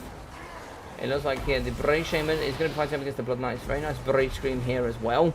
However, the Brave Shaman is going to need to run away here just a little bit. You can't control where he's going to go. There is nothing here to aid him, unfortunately. We certainly need to get those tentacle throwing axes in. So it looks like here we are going to have Taurox. He is going to come straight after Helm and Gorst. So interesting attack animation. Makes him very difficult to pin him, but there's a lot of damage that's gone down against him. But probably a lot of it here is going to be the Blood Knights. He's going to be rolling in dirty, and he's rolled himself thick straight into the middle of these Blood Knights, which is a bit of a shame. Certainly seeing implications of a hit going down here. Maybe trying to see if he can hit 2 of the Blood Knights. Lovely attack animations here coming out of the Blood Brute Behemoth. Balance of power here is going to be in the VC favour. Now we do have to be careful here. We do not want our big heroes here getting hit quite so hard. The single entities do need some support. It looks like we have shattered the Brave Shaman of Wild, which is a bit of a shame. He was on the Tuskal Chariot. We did manage to get the Cycle Summon. The Cycle Summon has gone down. I don't know what sort of value there we got from that, but big hit there coming on Helm and Gorst. That's a lovely hit. Fantastic second hit again. Fantastic from the Behemoth. Really taking care of Helm and Gorst. Advanced Dance Macabre there for the Overcasted is going to come down. Oh my god, they're just smashing apart Helman. Big roll after big roll after big roll, and Helm and Gorst has gone. Negative 16 leadership here is going to go down for these bad boys. Now, leadership is going to be glitched. I'm not too sure why these are on 11 leadership. I don't like the fact they're on a full bar, but that's not a problem so far. Shooting in is going to be the Ungol Raiders. They're just going to shoot into the shaft and really try and see if they can remove all of it. Unfortunately, the Blood Brute is now not going to be in melee combat anymore, and it could go down. It looks like the Blood Knights, -1, -3, they are going to be dying over time. If you can just save Taurox and allow him not to fight here up against the Blood Knights. Maybe those attack animations are difficult. No, it goes down! The man, the myth. The Blood Brute legend. Fantastic. But charging in here are going to be the Blood Knights. Blood Knights are going to get hit here by the majority of the Beastman force. Yeah, good stuff. Looks like we are going to be getting Taurox out of there. Looks like the Blackthorn Ravagers are going to be fighting. A very nice Scab Scrape there coming out of tank. That's a really nice Scab Scrape. That's doing lots of damage up against that nice infantry. Charging here is going to be Taurox. Taurox is going to come in and try and slam some of these Blood Knights. These Blood Knights, -10 leadership. They are going to be dying slowly over time. They are going to be anti-large, so you do have to be careful. Ungors are back online. Can we get some shots in? Looks like we still have the Grog Hooves. They're going to be firing here into the pocket. Maybe try and see if they can fire up against the Blood Knights for sure. Now, they do need to come in. They do need to get those charges going. We can certainly beat the White Kings here with Taurox, but it's about killing these Blood Knights. Blood Knight Sharders are back. They are going to be hitting here up against the Ungors. And it's like the Taurox here will be killing the rest of the Blood Knights. -24. They're going to have 430 HP left. He's going to charge secondly here into the Blood Knights coming on. That's going to be doing lots of damage there up against Taurox. Taurox is not a happy boy. He is going to break, and that's going to be a fantastic fat win here coming in from the M tank. Excellent stuff there. The Behemoth. Every time I hear Behemoth, I used to watch this program called Robot Wars. If you guys ever watch that legendary program, you'll know exactly what I say when I say Behemoth. You'll know who I'm talking about. You'll know who I'm talking about. If you know, you know. Alrighty, so it looks like here, Helm and Gorst, 1000 damage value, 730 and 960 here for the White Kings. 100 damage value for the zombies. Never seen them pay for themselves, but very nice. 260, as well as 130 here for the Skelly Spears with 160. 260 here from the Kongenstein Stalkers, and 400 for the Sturzman Graveguard. 2,000, 1,300, and 1,900 here for the Blood Knights. Very good Blood Knight play here from tank. 770 damage value for the Direpat Wolves, and it looks like 340 here for the Crypt Horrors. From the man, the brass, the bull, we got 2,125, and it's so nice. This is the first time I've casted him in a particular matchup, and what an excellent play here coming in from Chad Thoric. 73 kills, 2,125, 1,340 here for the Brave Shaman Wild, 430, 160, and 100, with also 440 here for the Ungol Spearman. Now, there's lots of chevrons going on around here. I'm not too sure about the chevrons. Now, if you know Chad, he loves, Gromriddle does love his chevrons indeed. 740 though for the Destroyers of Drakwold, a very good pick in my opinion. 486 here for the Gore Herds, as well as 416 for the Gore Herd Shields. 561, 249 kills here for the Blackhorn Ravagers. Perfect in this matchup because they do have that very nice ability, which is going to be the +4 leadership and also the perfect vigor. I believe it's called Rowdy. So Rowdy is very good for this in this matchup because they just don't tire and they just carve through chaff. 522, 920 here for the Ungor Raiders, with 700 for the Grog Hooves of the Wolf's Run. Surprised at how little value they got. I think firing into Blood Knights would have been the optimal choice, but it looks like here 1.7 from the Brute of the Behemoth. I think it's called the Behemoth, I believe is how you should pronounce it, but I'm going to call it the Behemoth because, listen, I'm going to call it the Behemoth. Yeah, very nice. Only 340 from the Crypt Horrors. Interesting stuff. Interesting stuff.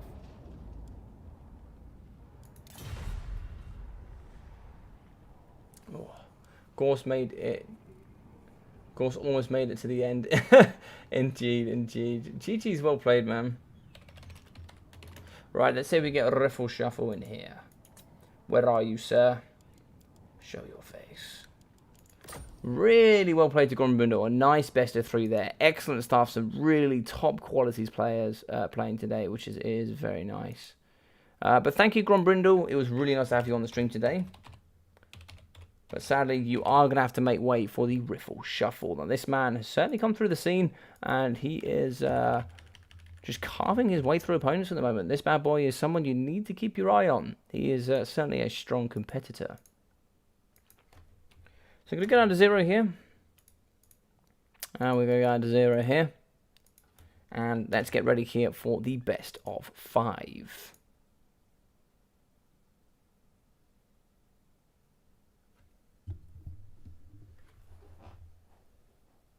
I'm calling it the Behemoth. I don't care. You can all hate me. It's okay.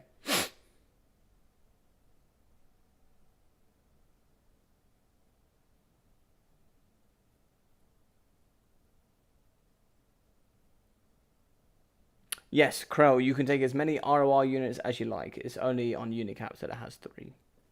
Only on Unicaps.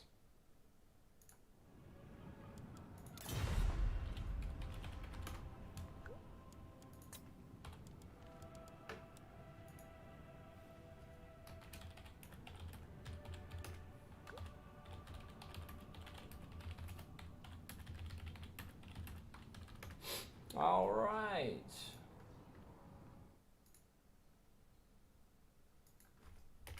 Let me just sort this out. I realised I didn't put the final maps on. I'll put them on now.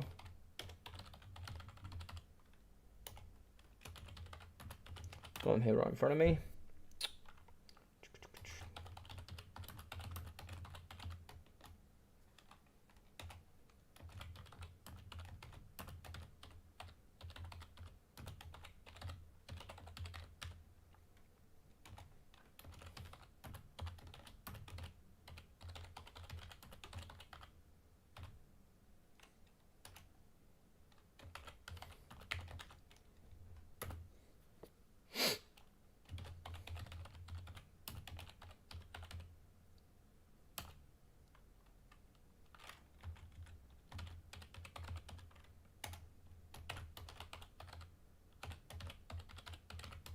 There we go. So you guys can now check on the challenge page and you can see all the matchups. Fan-dabby-dozy. So let's go through what these guys have done today. So let's have a look here. So let's get a look at Mr. Riffle Shuffle. So he went up against ODM Hanadin's, got a big fat dub there. And then went up against Zypher. He got a win there. Then up against Takoyaki, Mr. 3000 got a win. And then just beat Papa Palpatine here, 2-0 in the semi-final. For the big boy tank, he went up against XTM Ronin. And then he went up against Dr. Jellyfish, went up against a Rubber Duck of War, and then beat Grombrindle just now. So very nice stuff. These two are going to be in the final, and I'm very excited to see here who's going to get those 250 points. And at this point, for both of these guys, they will be going through to the final. They both have enough points, so it should be interesting to see here. You're probably going to be seeing both of those in the Invitational for sure. So pick Dark Elves, Ban, Wood Elves, and Brett. 2 very good bands. Very good bands indeed. Let's see what Mr. Riffle Shuffle would like to do. Oh, sorry, what Tank would like to do. Oh yeah, Riffle Shuffle will be banning first. Norska. Very interesting. Don't know how I feel about that, but very interesting indeed. Let me catch up with you guys very, very quickly before I pop outside. Tank has always been the master of Scabscraith. He's very good indeed. He is very good. Helman Gorst, indeed, Mr. Max S. How we doing, Mr. Max S? Nice to see you here today. Nice to see you in the chat. I hope you're doing well, buddy. That's some charge. Yeah, it's very good stuff from there. Scabscraiths were brutal in this matchup. He was very good with those.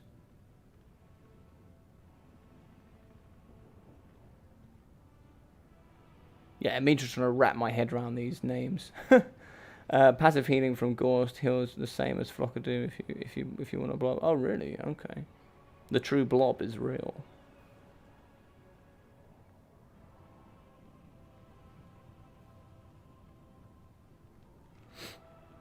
Tank, what a hero taking Norska in this economy. I know, dude, I know.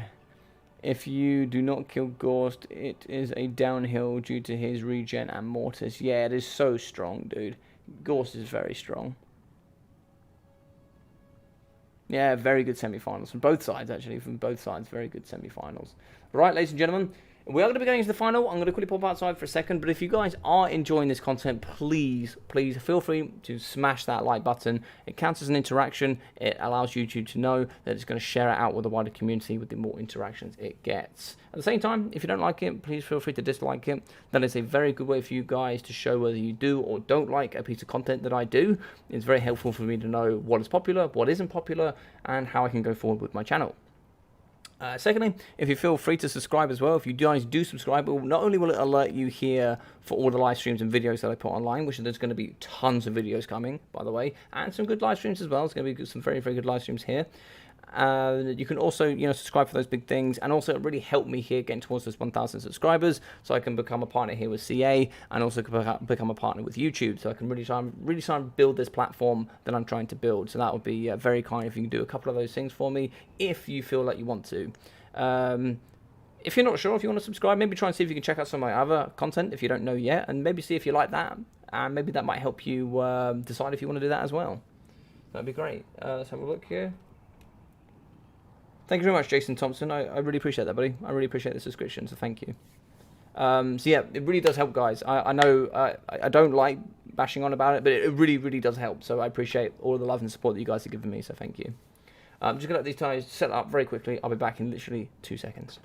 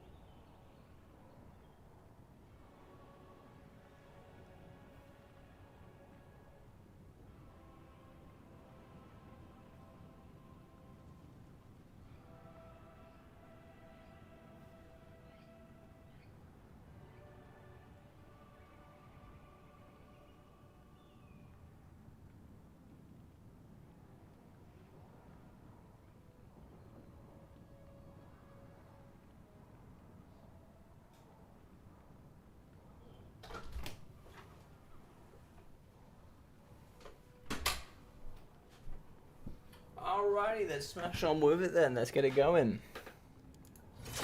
Apologies for that. Right. Tank is a hero. Tank is a hero of the people, man. Alright, so Oakenhammer. One of my favourite maps here in the competitive scene. Very good indeed.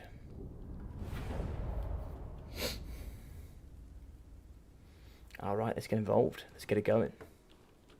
So if anyone that doesn't know, this is actually going to be week 4. If you're brand new here, this is the final week, week 4 of season 4. Now, I add up all of the points here for all of the seasons, depending on what position you come. You can see those points there on the challenge page. It will be in the description for you guys. I add them all up. The top 8 players with the most points will go into the final next Friday. So they'll be put into that final, and they'll be playing for 2 big prizes. So please, make sure you don't miss that. So we are going to be having the Cold One Knights here. Very good anti-large armor-piercing shock cavalry here. They're very, very nice indeed. We're also going to be having the Black Ark Corsairs, as well as some Dread Spears, some more Black Ark Corsairs with the anti-infantry, with the very nice elite Blackguard of Nagarond. We're also going to be having the Dark Rider Shields, very nice 92 speed, very good at cleaning up all sorts of chaff in the back line, and just pushing off units in general. The very powerful Morathi. Now, Morathi is just super powerful right now. This lady is, yeah, super strong. She has Soul Stealer, Power and Darkness, the Heartrender, and the Dark Sword for the negative 10 melee attack, melee defense, negative 10 melee attack for Enchantment and Beauty as well in a 40 meter radius, and negative 10% charge bonus. So that's a total of negative 20 melee attack and negative 10 melee defense in a 40 meter radius. She also has Soul Stealer, which has certainly been buffed here, and she has the Greater Arcane Conduit, which is going to be self and constant rather than to keep spamming it. So that there is a very, very good lord. She almost single-handedly jumps them up a tier for sure. So we are going to have the Catapult Assassin. This bad boy here in the front has a massive 800 poison missile strength, as well as that 70 melee attack. He also comes in with a Black Lotus, also Assassin's Trophy, and the Web of Showers. This boy is certainly no joke as well. So very good here. We're also going to have 3 units of the armor-piercing Dart Rider repeater crossbows at a very good 92 speed. They cannot fire whilst moving, but they certainly are very good. Just think about them as you know, dark shards that have 92 speed. Just think about them like that. 2 units of the anti-large armor-piercing cav, and here for Norska, we are going to be having Marauder Horsemasters, very good, as well as the Marauder Throwing Axes. More Marauder Horsemasters. Horsemasters compared to Horsemen have 50 armor and the plus 10 extra range. Just think about it like that. So more Horsemasters, and also more throwing axes. We are going to be having the Beasts of Tashnar. The Beasts of Tashnar got a bit of a nerf here. Plus 15 cost from 650 to 700. So it's certainly going to hurt your economy from there. Now we are going to be having Marauders here. 1, 2, 3, 4 units, as well as some Marauder Berserkers for the anti-infantry, bonus as infantry. And it looks like here today we're also going to be having the Shaman Sorcerer of Metal. Shaman Sorcerer of Metal will just be coming with the final transmutation, and we'll also here be having Wolfric the Wanderer. Now Wolfric the Wanderer is going to be coming with the Sword of Torgaud. That's quite interesting. That's the plus 90% base weapon damage. Also looks like here we're going to be having the Hunters of Champions, Fight or Die, and See Fang. So let's get down nice and low here. We're going to see some shots coming in here for the Dark Rider shields. Getting some very nice work going down there. They do have those bronze shields really aiding in the reduction of those missiles coming forward. 35% to be specific, with some nice charges here for the Northern Ice Wolves. Ice Wolves very good, lowly armoured, but they do come in with the very, very nice Frostbite here for the negative 35% speed. Really going to be aiding in the slowing down. Throwing axes coming over the top, really hitting the Dark Riders nicely here. Oh, we could slow Morathi. This could be a big problem. We also have the very, very nice Skin Wolves coming in. Wind Wolves are very good indeed. Anti-large, regeneration, Morathi is in. That could be the game there. Riffle Shuffle might have thrown it straight from the beginning. It looks like we're also going to have a final transmutation going down. No, it's going to be a Soul Stealer. Hunters of Champions, negative 45% speed, negative armor, negative melee defense. Shots coming in. Morathi is just about holding. I do not know how Morathi got away with that. Morathi, it looks like we have final transmutation of her. I have no idea how she got out of that. I have no idea. Dear God. That's overcasted as well. That is probably going to break Morathi, I think. It has broken Morathi.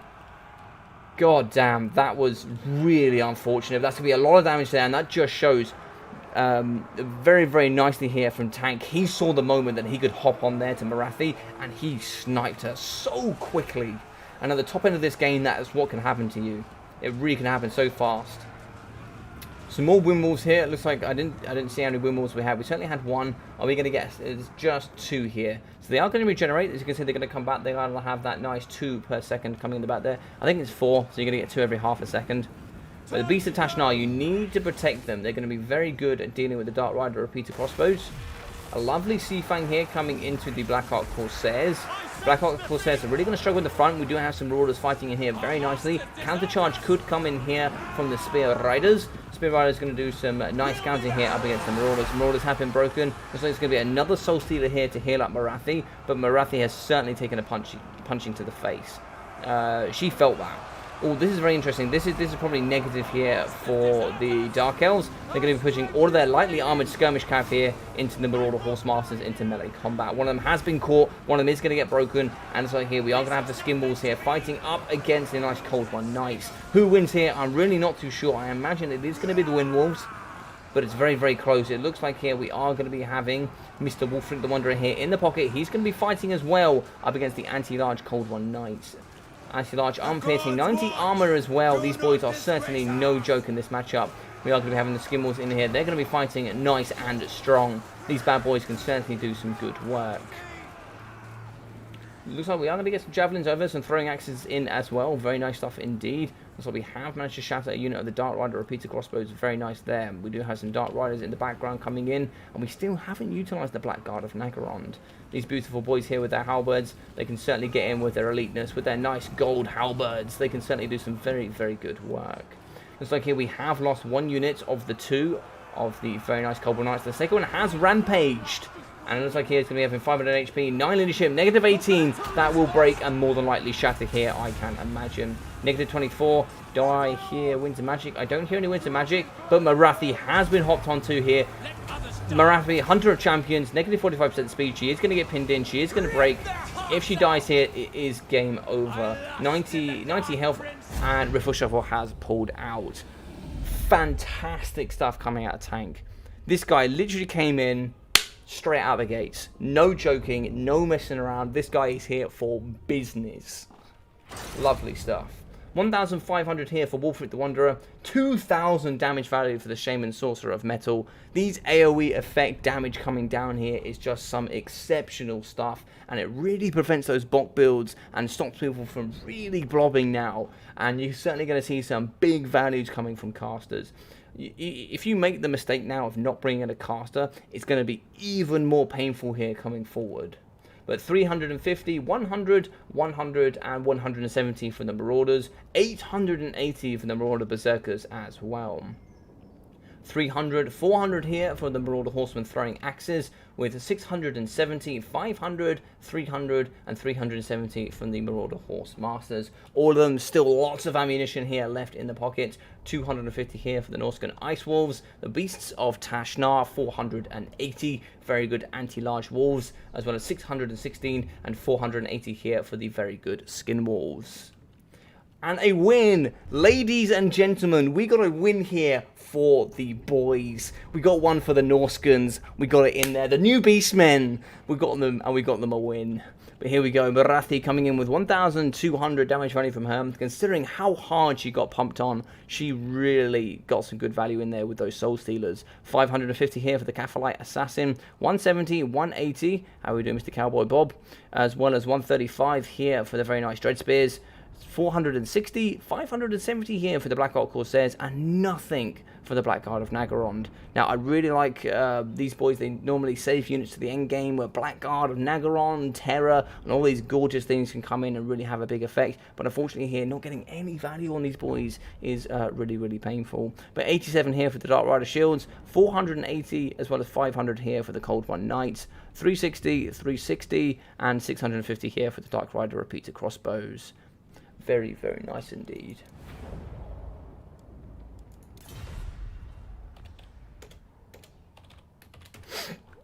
Good game indeed. So, it looks like here we are going to be going on to the Pillar of Bone. That should be pretty fun. Let's get into the Bone Zone. I like the Bone Zone. What do you guys think of that game? What an absolute game there. Fantastic. I have no idea, Bibington, how she got away. I have no idea how she got away there. No idea. Bye, Felicia. I love that F&G. I love it. I love this build from Tank. Yeah, it's a gorgeous build from Tank. It was fantastic indeed. Indeed.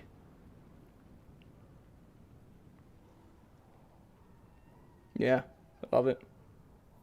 Norska, I'll tell you now, and I'll tell you for free, even though Norska is that faction that is going to struggle here, in the current meta, it is still one of the most fun to cast. It really is one of the most fun to cast because it is such an aggressive faction. It takes a lot of micro precision, but when you get it right, and I mean when you get it right, you can absolutely trash can certain factions, as you just saw. Like, you can really put a punching on there. And Riffle Shuffle is no joke of a player. This guy is an excellent player in the community, but then so is Tank. But you look at the devastating power that these guys can have, especially when you cannot make a mistake. Hunters of Champions, especially when I have someone like Marathi, Hunters of Champions is just so painful. You make one small mistake, boom, there you go, deleted. It is so painful. But the other thing here that is interesting to know, even with all of her debuffs, that's negative 20 melee attack, negative 10 melee defense, negative charge in that 40 meter radius, she still got slapped upon in that pocket just by one mistake. One mistake. Indeed. Just nerf Norska to clearly too long.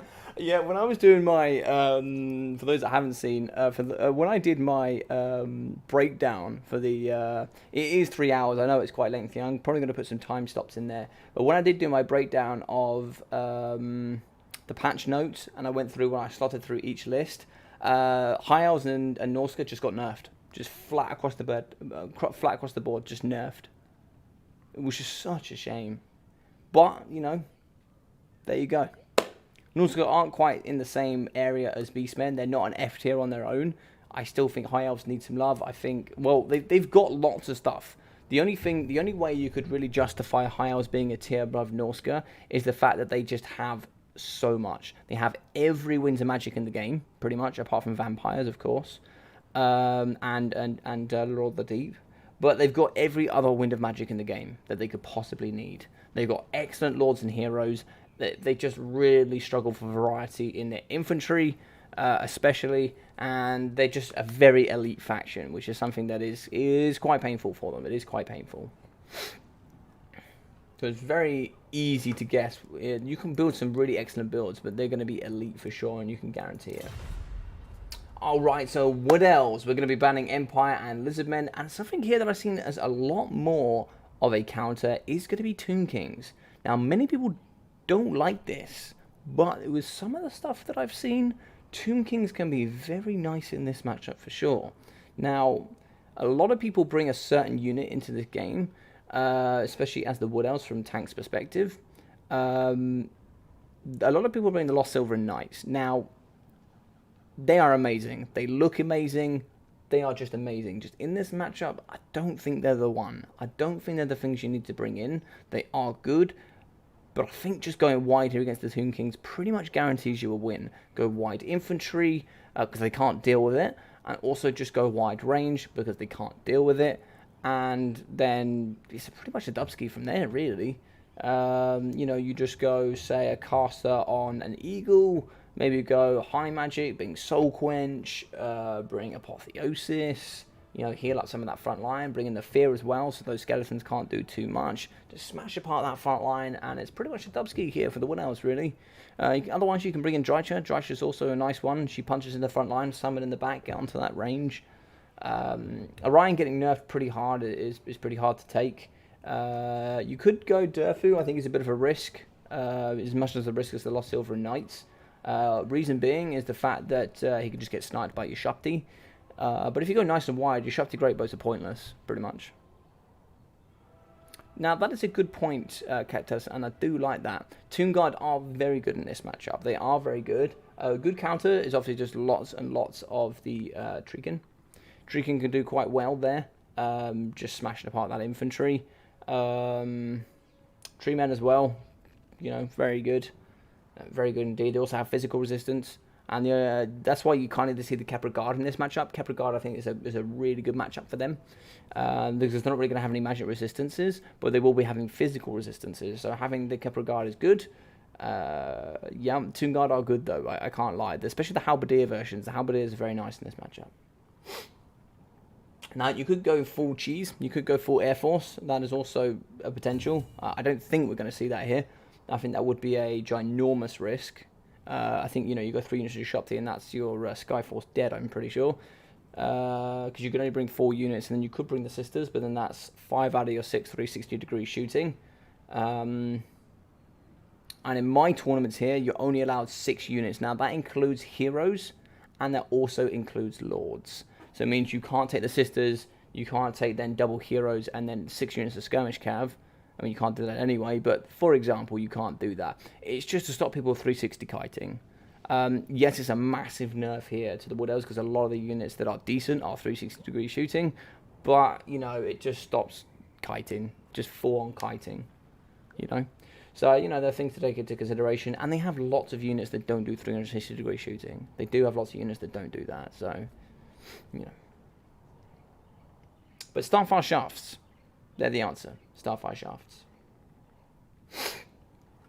Now, one thing that Riffle Shuffle could do, now we do have something that I like to call the triple threat. Now, the triple threat is where you come with Citra the Imperishable on his chariot, you come with a Tomb Prince on his chariot that also comes with Guardian, and then you also come with the Necrotect with the Van Braces. Now, Van Braces gives a negative 10 melee attack in a 40-meter radius, and also gives a negative 22% fire weakness in a 40-meter radius as well, which just basically allows Citra to come through and slap with that chariot. Cheeks just get spread, the deal gets done. If you have Ushabti Great Bows, Skelly Archers, and Nekahara Horsemen, it's really hard to lose. Yeah, this is very true. We saw that build there coming in from... Which build did we see that from? We saw that from Mr. RTK... Alec Rao. We saw it from Alec Rao, actually won here with Tomb Kings. He bought 3 catapults. And listen here, we all know in the Bone Zone... The Bony Boys certainly get their buffs. They certainly do. These buffs are invisible, but they certainly get them. That's why we call it the Bone Zone. Let's get it going. So, we're going to have some Nekahara Horsemen, 2 units, very good. It looks like here you're on the pot here, Mr. Shetland Apache. Some Kepra Guard as well, very good for that magic, regeneration, anti-infantry, and bonuses infantry. Tomb Guard as well, 2 units here. We are going to have some Skeleton Spearmen for the anti-large, just like 1, 2, 3, 4 units of those, with some Tomb Guard as well. Mass infantry front line, Skeleton Archers here, as well as the Chosen of the Gods. So it's only going to be 2 units of range here, I'm thinking. Yeah, looks like it's going to be 2 units with Ark in the Black, probably with just the Spirit Leech. We're also going to be having a single unit of Carrion. And let's have a look here at the man, the myth, the legend. So, Arkan, the big boy himself. He will be coming here with the Tomb Blade of Arkan, the Staff of Nagash, the Liber Mortis, which is a very nice ability to have, I must admit, Spirit Leech, and also the Curse. On top of his horseback as well, having that very nice, I think it's 76 speed. 76 speed. Very good indeed. Only 2 units of range though. A little bit worried about that. Let's have a look here. So, for the Wood Elves, we are going to be having a mass front line. We're going to be having 3 units of Dryads, 4 units at least of the Eternal Guards with shields as well. So, let's have a look. No, it's going to be more than that, and that's for sure. So, 1, 2, 3... 1, 2, 3, 4, 5... Yeah, 5 units, so 8 units of infantry. We're also going to have the Glade Guard Starfire Shafts, Starfire Shafts, Starfire Shafts, and some Starfire Shafts. Very good indeed. We're also going to have the Wild Riders in the back pocket, 2 units of those bad boys, with the Skeleton Horsemen here in the back. So a couple of units of these bad boys. Skeleton Horsemen are just excellent. You can literally just yeet these guys in, and you just really don't care if they die, because they cost 400 gold. They also come 20 armor, bronze shield.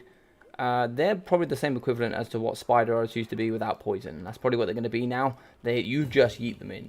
You just go, oh, those Starfire Shafts? Yeah, yeet.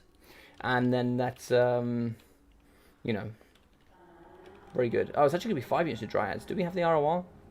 We do not. Oh, we do. Oh, there you go. There's a little gem. Yeah, that little gem there symbolizes it's the ROR. So here we are also going to be having the lovely Wrath of the Frozen Heart with those frost attacks. Very nice indeed. In the sky, we'll be having the Spellweaver of Dark. So I've been seeing the Spellweaver of Dark a little bit more here. She will be having the Soul Stealer and the Arcane Conduit. Now, she wasn't used for Soul Stealer before, but Soul Stealer is very nice indeed. Spirit Leech here going down on the Wild Riders. Very, very tasty here. In the front, we are going to have some Dryads here fighting up against the Tomb Guards. The Tomb Guard do have 60 armor. Make that 50 armor, sorry. Also those silver shields. Tomb Guard coming in with those very impressive designs. They're going to be fighting here up against the big Wraths. The Wraths should do some good stuff. They should certainly get some good work in. But I think here Tomb Guard should win this engagement. They will be having 32 on, 41. Yeah, so 41 melee defense here, and we'll be having 41 melee defense on 32, no, 52 melee attack on 32 melee defense here for the Wraths. But they will be having healing here for the Tomb Guard. So it's going to be pretty even here in this mixture. 60 armor as well for the Wraths. So they also have Frenzy and all the other good bits and bobs as well. They will be dropping below 50% leadership, so they'll more than likely start to lose here as well. Crumbling will start to come into effect, and so will leadership. Some things you will have to really pay attention to here. So they're going to be shooting in the back here, they're going to be shooting up against the Skeleton Horse Archers, and this is the pain in the butt they really can be. You're now going to be shooting into units that just are not valuable, and you're not going to be shooting here into the Shopti Great Bows, as they're going to be shooting here into your Spellweaver of the Dark. She's going to be dying very hard there in the sky, and you can see Ark in the Black is going to be running out. The very nice Liber Mortis going down. What is that? 44%? No, it's 40% physical resistance and 8 leadership. I think it used to be 44. Everything that's 66 went to 60, 44 to 40, and 22 to 20. A little bit of a change there. They're going to be shooting Gork or Mork, but here it looks like the skeletons, negative 33 leadership, they'll be dying relatively quickly. If we do pop over here, get down nice and low. A lot of the inventory here has been broken with some good combinations of the Wild Riders, and some very nice here from the anti-large and armor-piercing Eternal Guard. It looks like here the Dryads are going to be doing pretty well in the front line. The Kepler Guard are certainly going to be tanking and doing some good damage up against them. Wild Rider is going to be yeeting here straight into the lovely Skeleton Archers, taking care of those pretty quickly. With a counter charge here from the Nekahara Horsemen. We'll be having Frenzy and all the brilliant stats here for the Wild Riders. Spirit Leech going down, fantastic assistance there. And it looks like we are going to be getting some shots in the rear here from the Chosen of the Gods. Now, where is that Lord? So that Lord is going to be down to half health. Balance of power is going to be in Riffle Shuffle's favour here. Riffle Shuffle with the Tomb Kings doing relatively well so far. I'm quite liking the build indeed. Shots are going to come into the front of the Skeleton Spearmen. They do have silver shields. That's a 55% negation? 55% negation there in missile resistance, as long as they're facing in the correct direction. So summon here of the Ushopti are going to be coming forward. These doggos are going to get in and do the work for sure. The only problem with the Ushopti here being constructs, they only have 23 melee attack. Now that is a little bit painful.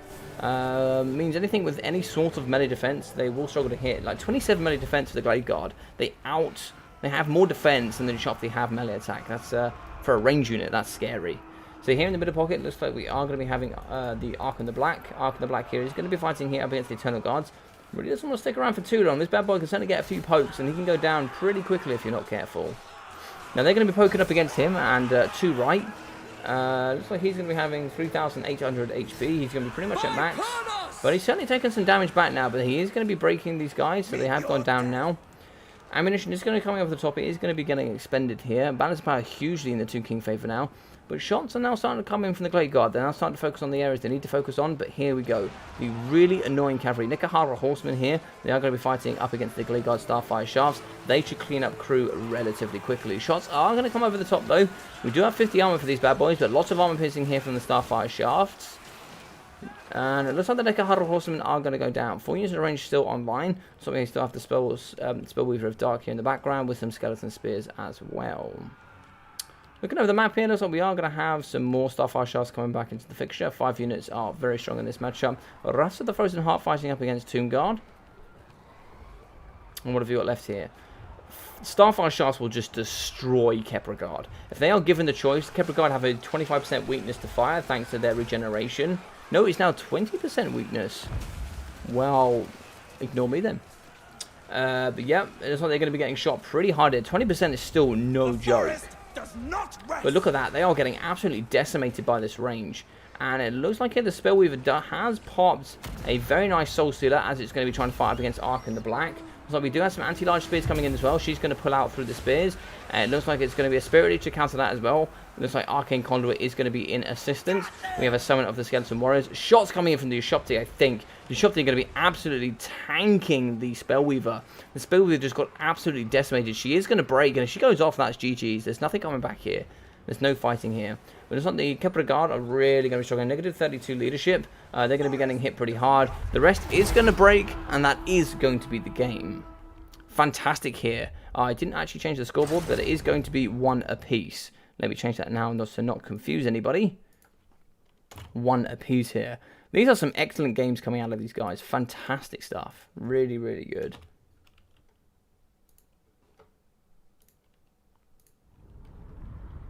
So, let's have a look here. 530 damage value for the Spellweaver of Dark. Unfortunately, a little bit of missed micromanagement there from that. Getting shot quite heavily in the middle pocket. But 168, 230 here for the Eternal Guards. 460, 300, and 300.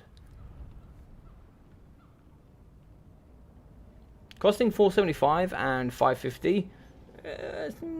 Yeah, well, I should expect more, really. I should expect more. But, yeah, it looks like we've got 263, 350, 330, and 300. With it looks like 550 here for the Wrath of the Frozen Heart. We also got, I actually wouldn't mind seeing the ROR for maybe these two, actually. The ROR here would have been really nice. The Winter Heart Guards? Something like that. The Winter Heart Guards, unbreakable, basically. And you get tremendous value from them, for sure. 650, 580 here from the Wild Riders. 300, 800, 500, 400, and 476 from the Starfire Shafts. Not bad. I would have hoped for more, but not bad. Arkin 1085, so getting even more than a Soul Stealer. Looks like 250, 255, 140, 180 here from the Skeleton Spearman. We also got 615, 230, 725, and 725 here from the Tomb Guard, with the Kepler Guard getting 647. It looks like here we got 470 for the Skeleton Horse. So from the Skeleton Archers, and for the Ushopti Greatbow, 1,600 damage value. From the Nice Horseman, we got 0 and 265, with 486 and 422 from the Nekahara Horseman. Oh, made that 3, sorry, for 882. Karen got 250, and a very nice build here from Mr. Riffle Shuffle. So the next one here should be Outdorf Outskirts.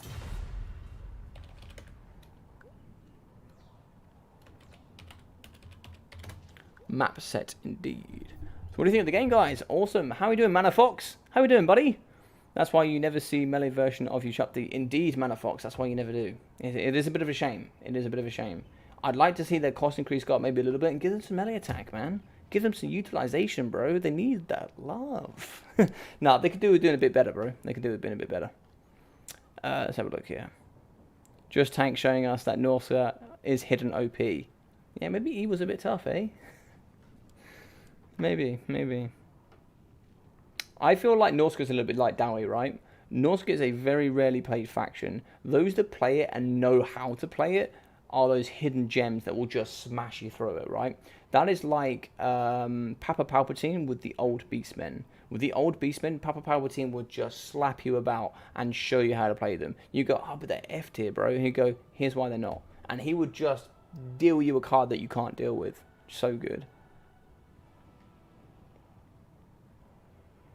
Hawkeye's any good here? Not really. As you saw, Ushopti are a great counter. I probably wouldn't take them, in my opinion. I probably wouldn't take them, Krell. It can be done. It can be done. If you've got mass range, you're pretty screwed. But I think the amount of range you had there, maybe you could have done something. Maybe. If you have Ushopti Greatbows, Skelly Archers, and Nekahara Horsemen, it's hard to lose. Yeah. I already mentioned that, yeah. Hey, Mana Fox. Hope you're doing well, buddy. Hope you have your evenings going well. No Fire Law and suddenly TK are unusable. There was some nice to the Law of Fire, for sure, with the Burning Head, which I think was a good one, from 14 base damage down to 12, so that's quite nice. For those that didn't see the patch notes, please feel free to check out my video if you ever have a spare moment. What else are we thinking here? Yeah, can they get Fire Magic? I don't think what else can get Fire Magic, can they? Can they? They can't handle stuff without it. I'll send you a replay logic. Oh, okay. Yeah, feel free, Shetland, yeah, feel free. Beware, Shetland, obviously with all of the updates, if it's in the old patch, it might not work correctly. Just as a heads up. Just as a heads up.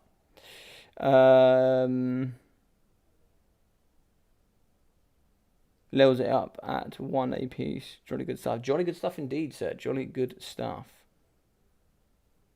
Should be 14 to 1. Why should it be 14 to 1, CJ? Not too sure about that.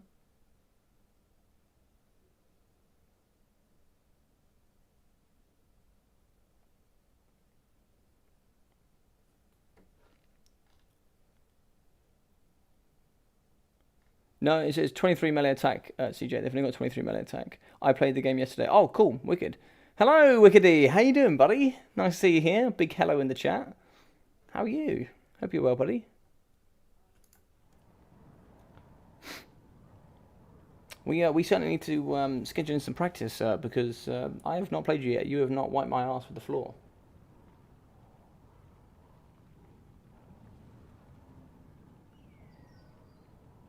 So Outdoor Outskirts, really nice map here. Now, there's multiple reasons why.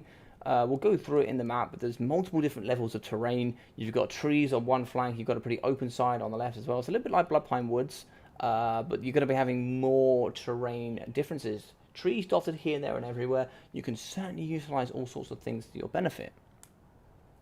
Not realistic to have him give the buff. Which one was that? Sorry, buddy. You need Necrotect and Lord buffs for them, though. Oh, okay. Oh, sorry, you're talking about the melee you shot to. Yeah, I think that's a lot of mana, though, going into that, but I can certainly see it. Like, if you give them, like, Incantation of Protection and the Incantation of the Cursed Blades, you could certainly probably see something. You certainly could, yeah. But I hope you're doing well, Wickedy. Hope you're having a good evening, buddy. So Undead wouldn't have to worry about losing all of their infantry to one Burning Head. Yeah, the nerf was nice. The nerf was nice, I think, to Burning Head. I think it was good. I mean, it has been nerfed twice now in the last 2 patches. So, honestly, Burning Head just needed a. Sorry, Capsulus. Honestly, Burning Head just needed a need to cast time, so could dodge it and react. So I can agree with that heavily. Now there was 2 spells that particularly bother me on their time. One is Burning Head, and what was the other one? Was it Pendulum? Pendulum? 2 spells that do very, very good infantry unit damage that take almost no time to react to. Now, at the same time, you've got to think about it 2 ways. You don't get too much mana for these kind of spells, so you're going to be seeing maybe 5, 6 in a game. Hello, Venge! How are we doing, sir? Lovely to see you here today. I hope you're having a fantastic evening. We don't see too many of them here, and it's one of the things why you don't see as much elite infantry as you normally do. The reason being is the fact that they can really delete elite infantry pretty comfortably, and they're not too long, and they're very hard to dodge. If your attention is somewhere else, it can certainly smash up. How far are we in? Sorry, I misread that. We are 1-1 in the final, sir. In the final. It's like under 2,500 gold at least just for making one Ushakti viable. Yeah. It was Pendulum back when it was good. Now it doesn't matter since Pendulum doesn't kill models. Yeah, I think, you know, I see what they tried to do with a whole lot of the balancing here in the multiplayer scene, like balancing with speed, poison, some of the spells. Some of the balancing's been really nice. So, I don't mind them not changing time if they change the power of spells. That's fine as well, because you also want to have the ability to also, like, they're fast enough that if you see it on the spot, you can get away, but if you don't get your clicks right, you will get punished by it. I think that's a nice area there, but obviously if it's too powerful, then it becomes too strong. If it's too weak, you'll never see it. So, and it's very difficult to have that. It's, you know, it's having that spoon on your finger idea, right? When you make changes, you've got to make sure that spoon is balanced at all times. You can't be shifting your finger too much, you know. And, you know, when it comes to things like Tuskarl Chariots, we've seen a big finger shift. We've seen a massive shift there where Tuskarl Chariots are really dominating the scene currently. Alright, so with the Chaos, we're going to get nice down and dirty. Now, these boys as well are terrifying in Vermintide, but you got to love Chaos Warriors with great weapons. I love seeing these guys now. Like, Vermintide has given me, like, such an awesome vibe for them. I know I keep saying it, but I've played it so much, I'm loving it. Chaos Marauders as well coming in with those very nice, great weapons. We're also going to have some lovely, lovely Chaos Warriors with great weapons as well. Some here with the masks, some without. Lots and lots of Chaos great weapons. Some more Marauder great weapons, some more Chaos with great weapons, and some more Chaos Warriors with great weapons as well. So looks like we're going to have some Marauder Horsemasters, extra armor. Looks like we're going to have some throwing axes for the armor piercing, Horsemasters, and some more throwing axes. For the Lord Choice today, we are going to be having Sarthriol, the Everdark. Bring bread for the bread god, and here he is. You summon the bread, you summon the man, you summon the myth, you summon the legend. We are going to have Stand or Die, Arcane Conduit, the Final Transmutation, Searing Doom, and of course he'll be Unbreakable. 50% missile resistance, 25% magic resistance, makes this boy very, very tanky. Terra, Unbreakable, making him very difficult to deal with here in this matchup. So here for Mr. Tank, we are going to have Bretonnia. We are going to have the Field Trebuchets, as well as Men-at-Arms protecting them. It looks like we will be having two here at two different ends of the map. We will be having the Fey Enchantress. Now the Fey is certainly no joke, a 95 speed Mortis, who actually got a couple of little buffs here due to her spells, including the Dwellers Below. Here we got Favour of the Fey for that 40 melee attack. We got some Arcane Conduits, Dwellers Below, Earthblood, and of course Mist of the Lady. In the sky, we are going to be having the Devil Paladins here on their Pegasuses. They are going to have also their Pegasi. Is it Pegasi? Pegasus? But they're not going to be having Guardian. Interesting. We are going to have in the back here a second Field Trebuchet with some more Men-at-Arms. And looks like here we're going to have some Peasant Bowmen. Make that 1, 2, 3, 4. 4 units of those bad boys, as well as some Questing Knights, good armor piercing, excellent knights in general here, very good in this current meta in the game, and with some more peasant mobs in the front. The sweaty peasants here, ready to take the charges here from these Chaos Warriors and Chaos Marauders. More Questing Knights, including the Companions of Quinel. Companions of Quinel coming here with the green thing, and what I really want to know is, how do these books stay up? I asked this in my last stream, how do these books stay there? I want to know. I want an answer, and I want a good one, because I don't know how these things stay there. Those books should not stay in combat, that's for sure. But yeah, they're going to be fighting here, and some very nice skirmish cavalry here from the Horse Masters. Now, it is a bit difficult here. I really like skirmish cavalry here from the Bretonians. They do struggle a little bit against Horse Masters, but they can certainly do the business. They certainly can. But shots are going to be coming down here as the Horse Masters. 50 armor is going to be enough to negate a lot of the damage here coming from the output of the Peasant Bowmen. And here we go. Sweaty Peasants in. These bad boys are going to be fighting. And yeah, they're just going to ignore them. And I don't blame them. In the back though, we will be having Chaos Warhounds with the poison. I imagine 2 of these bad boys. Now they're going to be waiting patiently. Very, very patiently. And that is the sign of a very, very good player. They're going to wait in the trees. They're going to wait for that moment where these boys are not protected. Coming forward here, the peasants are going to be charging after the Chaos Warriors. Now, they are going to do nothing but die here, but they will knacker out the Chaos Warriors. They are going to be active now. They are really vigor chewers. You know, for 100 gold cost, they can really ramp down some elite units for sure. The Companions of Quinel, they are going to come forward with a nice charge. The boys here with the books, they're going to come in. They're going to be yeeting Chaos Warriors all over the place. And these boys have some heavy, heavy armor. Good punch back, and here a nice little bit of balancing here also for the Chaos Warriors with the Great Weapons. Great Weapons were balanced here up against the brilliant Knight of the Bretonians. Great Weapons had some certain modifiers change about them so they don't hit Cav so hard on the charge. Now, where is the lady? Oh, Dwellers Below 8. Oh no, it's going to be Searing Doom. Searing Doom going down here on the Peasant Bowmen. Not too much damage. Not too much damage. Lovely charge here, though, coming out the Questing Knights. Anti-infantry, armor-piercing boys here. They are absolutely exceptional. They're going to be digging. Oh, no. Questing Knight went down. Man down. But it looks like here, the Chaos Warriors are certainly going to be getting carved apart here.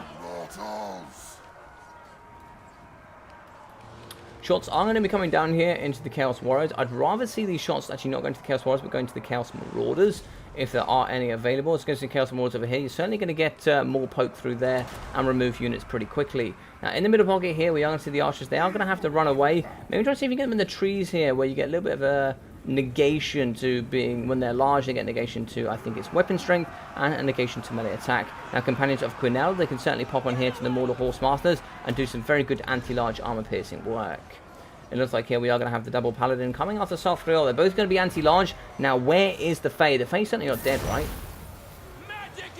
No, the Fae's not dead. But it looks like here we are going to be getting an overcasted Final Transmutation. That's going to do some excellent damage there. Now, where is the Fae?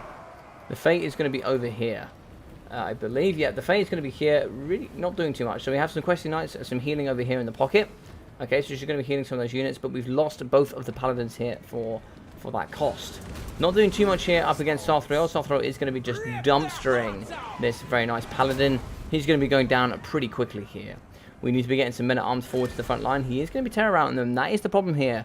Paladins have no immune to psychology. They really struggle up against fear and terror. So that is going to be one paladin down. He has been shattered. He will be removing himself from the battlefield. But over here is coming down to now the knights and also the lady. They're going to be fighting here up against the Chaos Marauders with the great weapons. That lovely miss, the lady going around for that mortis effect. Going to be really damaging here up against the Chaos Marauders. They have managed to push into the back here. They're starting to get onto the field trebuchet. The doggos here have certainly done some good work in the backside. Some charge coming in for the knights up against the heavily armoured Chaos Warriors with the great weapons. And they're certainly going to do some good work here in the pockets. Looks like here we... Oh, what's this going to be? Another heal going down. A heal is going to go down, an overcasted heal nonetheless. And we're also going to be getting some Marauder Horse Masters really shooting here into the nice large cav. And they're going to be charging after Sathriel. Sathriel's gone a little bit far away from his comfort zone. And he's going to be getting charged here by the armor-piercing cav. Now, I haven't seen where the companions of Quinel are. But it's like over here on the right-hand side, we are going to have Chaos Warriors. They're going to be chasing after some peasant mobs there. Peasant mobs here. I can't see where the companions of Quinel are. Looks like the companions of Quinel have gone down. That's a bit of a shame here. Balance of power is going to be in Riffle Shuffle's favour. It's looking very good here for the Chaos indeed. It looks like the lady is going to go forward. She is going to charge here. It's going to be a bit of a feint attack. Not quite going to go there into the Chaos Warriors. Now, maybe try and see if we can send some of the peasant mobs forward. These boys are going to be active. I don't know if that's going to be enough to make them very tired, but maybe. Maybe indeed.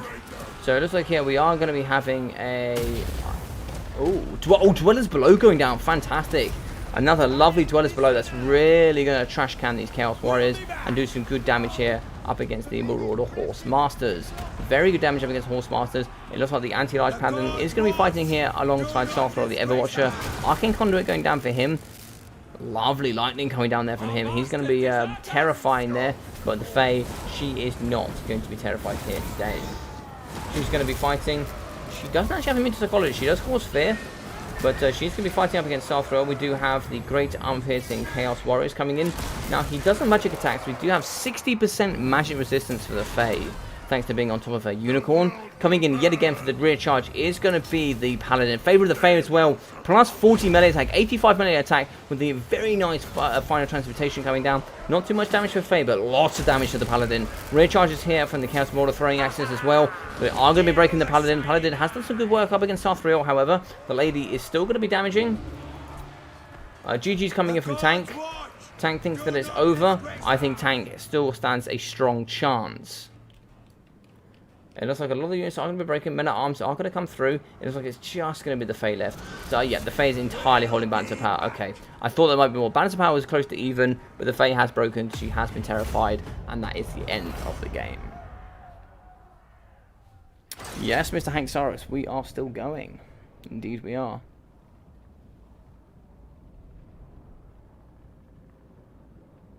Beautiful great weapon versus cav interaction. Glad you enjoyed it, buddy. I'm glad you enjoyed it. Those books must be glued on, or if not, want to be boring like magic. No, it's not magic. Come on. No way, it's the Fae. Wicked E is shocked to see the Fae here for the Bretonnians. Just shocked. Yeah, I agree. That makes sense. Chaos Brat, another interesting matchup. Been loads of fresh matchups tonight. Yeah, agreed, dude. Lots of fresh matchups. What do you even do in Vermintide? Pretty much that is what you do in Vermintide. It's a first-person Warhammer game. You just kill stuff with heroes. Pretty fun. 1.8k here for Sathriel the Everwatcher. If you do want to watch some of the content from Vermintide, do go check out the Party Knife. Do go check him out. Awesome dude. Makes some really funny content. 860 here for the Chaos Warriors, as well as 500, 700, 400 and 900 here for the Chaos Warrior great weapons, 300 and 300 here for the Chaos Marauders. 1.8 for Sathriel is very nice as well. 600 here for the Marauder throwing axes, 880, 950, 1,250 and 670 here from the Marauder Horse Masters. Now that just shows what these bad boys can really do. They can really bring the pain when it is needed. But 640, 62 and also 200 here from the Chaos Warhounds. Very nice indeed. So as we can see here, 1,900 from the Fae, 330, 1,250 for the Paladin. Yeah, very nice. Ooh, 120 damage value there for the Peasant Mobs, would you believe it?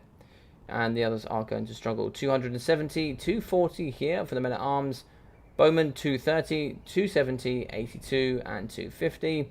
750 for the questing knights, 800 for the questing knights, 520, and 762. They clearly didn't keep their books on, did they? But 340 here for the field trebuchet, and for the blessed field trebuchet, we got 234. Not too sure how I felt about the trebuchets. Probably would have preferred more cav. I think. Well, my opinion. I probably would have preferred some skirmish cav. But yeah, good game indeed. Good game indeed. I can see why the trebuchets were brought indeed. The next map, sir, we'll be getting straight onto it. The next map is going to be Astilian Tomb.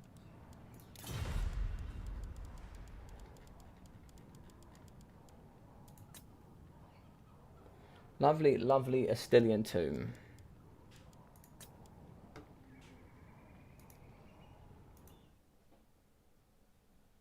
Ah, thank you very much for that, Shetland. I've just saw your message, buddy.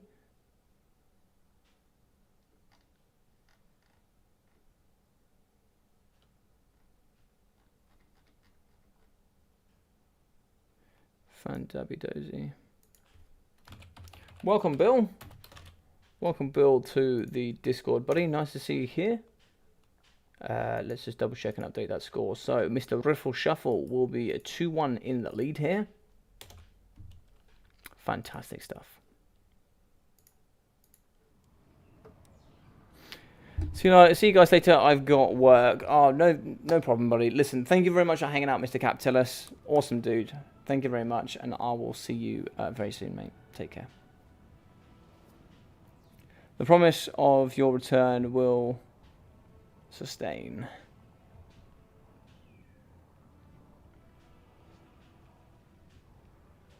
Hope you're live in 10 minutes. I'm going to have a shower. Yeah, no problem, Hank.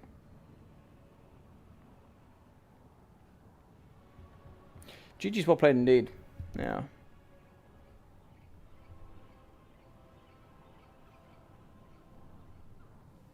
Hey, Sedan, how you doing, buddy? Just saw you popping in there. How you doing, man? Hope you're doing well. Hope your day's going well. When Question Knights get older, he has to use a little blue pill to keep the book up, but it's natural in his prime. Oh, I love that shit. I love it. Listen, lad, you're getting old. Let me tell you the secret.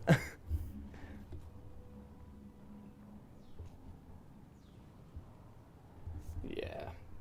Ooh, now this is an interesting one. So, pick Vampire Counts, ban High Elves and Wood Elves. Greenskins is going to be the pick. Interesting from Riffle Shuffle. I think VC is a nice counter to Greenskins, especially with the Greenskin nerfs. Not going to be really any changes to Vampire Counts. I'll be very interested to see how Riffle Shuffle plans to do this. Very interested indeed. There we go. My neck is super tight today. Whoa. Stretch my neck while we wait.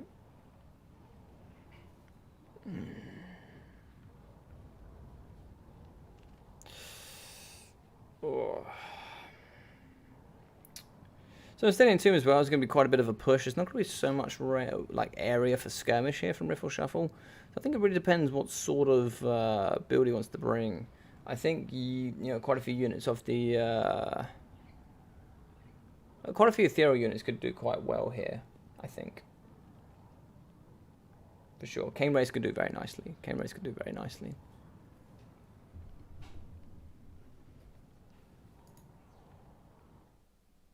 If we go to Game 5, can we get a gentleman's agreement for VC versus VC final? Epic Blob Showdown.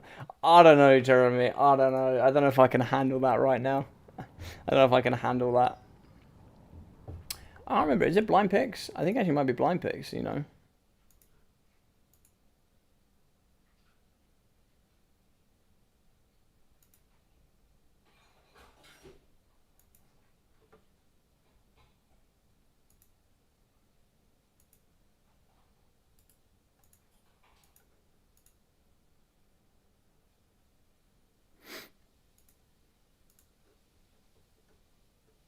Let me take a quick look whilst I'm here. It is blind picks. Woo! Let's get those blind picks in. Blind picks could be fun. Blind picks could be fun.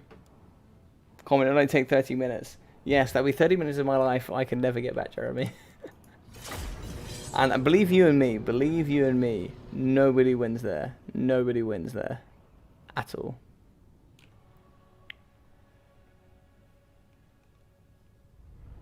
Oh, do you know what? Oh, my neck is super tight. And I think I've pulled my neck down the back left-hand side. Oh, my traps are killing me. Right.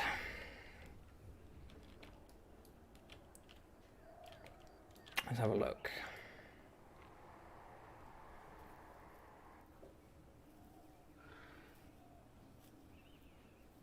Oh, yeah, boar chariots. I completely forgot about boar chariots. Doesn't look like it. Doesn't look like it. So we have some Orc Boy Biggins. We also have some Black Chalks as well. Black Orcs are very good here as well. Look at these boys. Look at them. They're big. They're bad. They're black. We're also going to have here the Savage Orc Biggins here in the middle. And we're going to have the Night Goblins. This is going to be the ROR. Did I get some relooks? Now they look as crazy as ever. But here it will be 15 seconds before they can go into combat, I believe. 15 seconds before they get their first one as well. So the Orc Boy Biggins here as well. We're also going to have some Orc Boys, some Black Orcs, and looks like we're going to have some Arrow Boys as well. Lots of Arrow Boys. So the Orc Shaman, he should be coming here with the Gaze of Mork, as well as Brainbuster, and here we go. So no magic damage spells either. So they need stabbing. Oh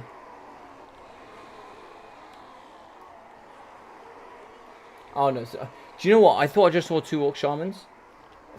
He was right there, and then he went to right there. I was like, he's come with 3 heroes. What? So Grom the Paunch is still going to be in with the Lucky Banner.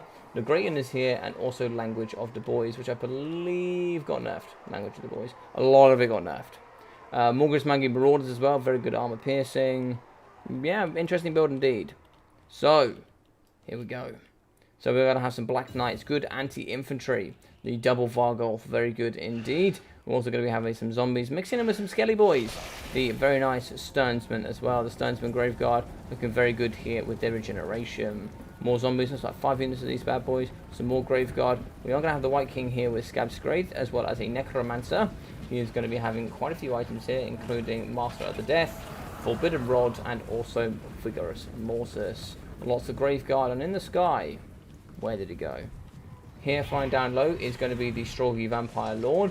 He is going to be here with the Ghoul King of something, which is going to come in here with that Restoration and Leadership, as well as Claws of Moracane, also Command of the Unliving, and Invocation of the Hex, Spirit Leech, Death Shriek, and also Curse of the Undead. Nice Brainbuster here in the middle up against the Graveguard. We could certainly get Grom the Paunch in. Grom the Paunch has been nerfed pretty heavily. Spirit Leech is going to go on him. Lucky Banner is going down to 24 melee attack, 40, and also 40% damage resistance. The Greaton is here, has been changed, as well as Language of the Boys.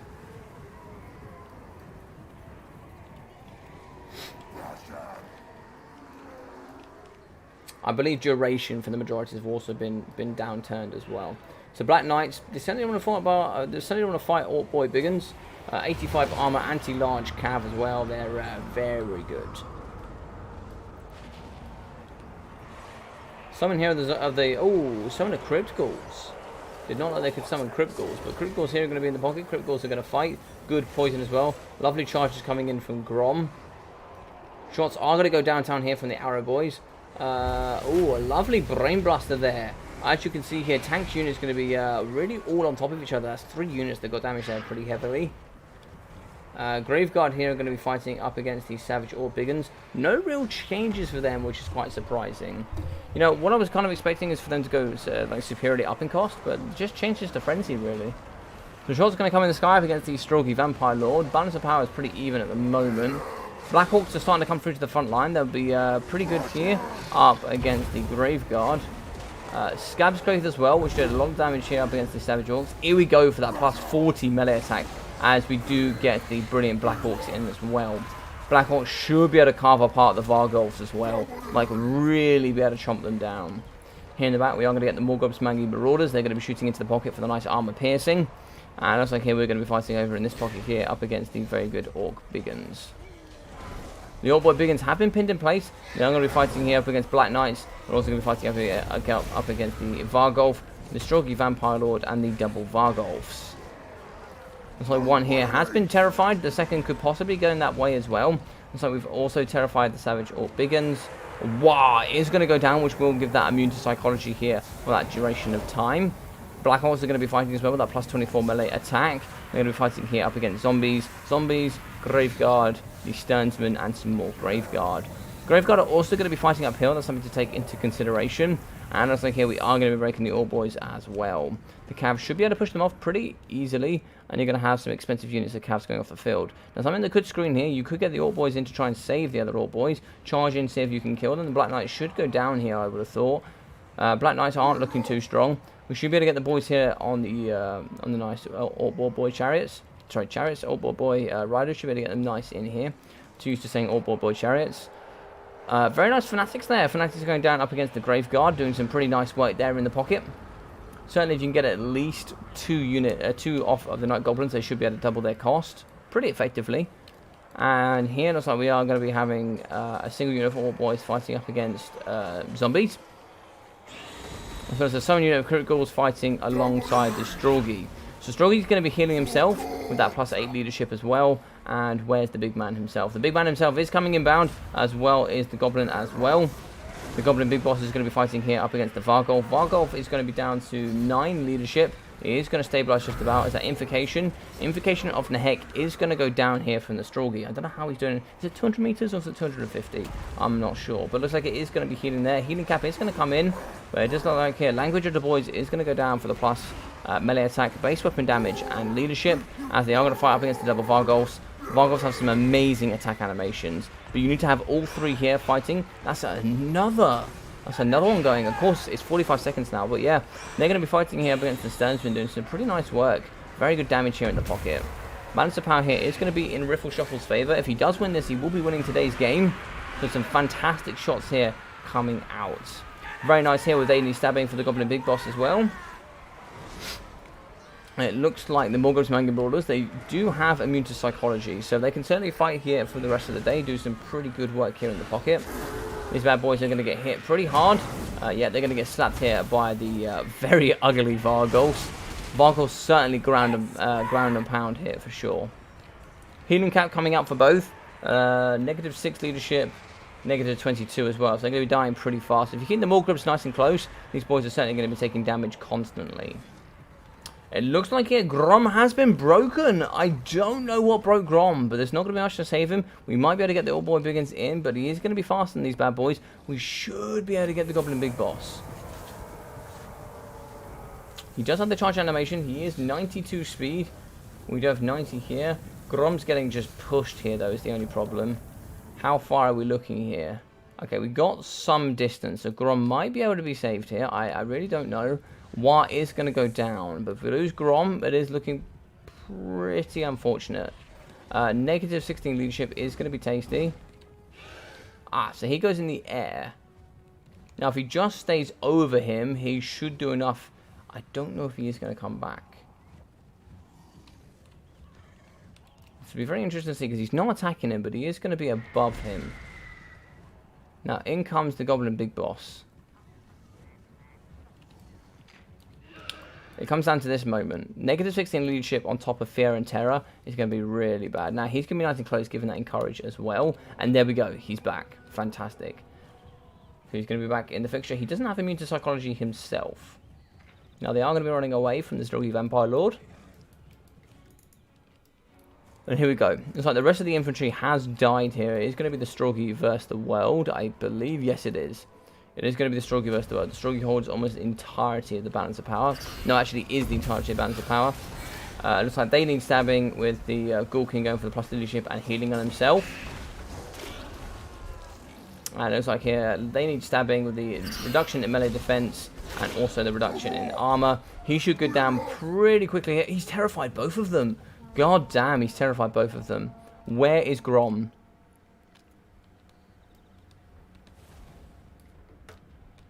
There's no way Grom broke.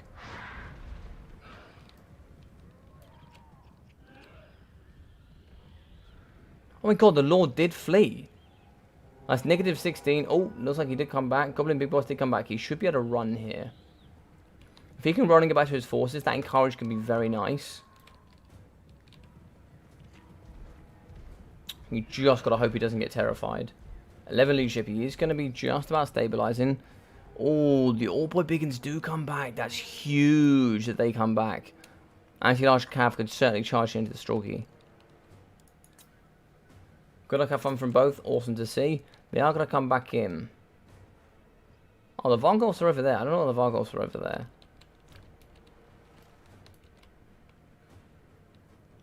So it looks like the Orc Shaman here is still online. He is going to be having the Gaze, I believe.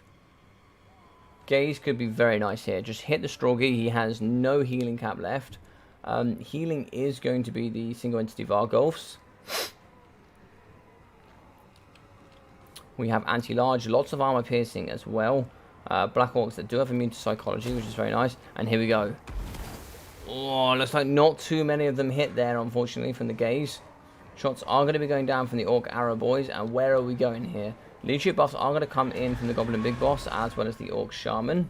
Both are going to have encourage there. Now, can we get the Savage Orc Biggins in? It looks like they need stabbing has gone down. Let's get in nice and involved. The boys here are going to be coming in. They are going to be slamming their nice anti-large and a bonus first large. And there we go. Claws of Morkin going down for the increased armor piercing. Vargolfs are going to really try to aid, but he has died, and I'm sure so will the Vargolfs will go with them. Fantastic game here, and we are going to be moving here. No, it's going to be a 3-1 victory. I beg your pardon. And that'll be a 3-1 victory. Fantastic.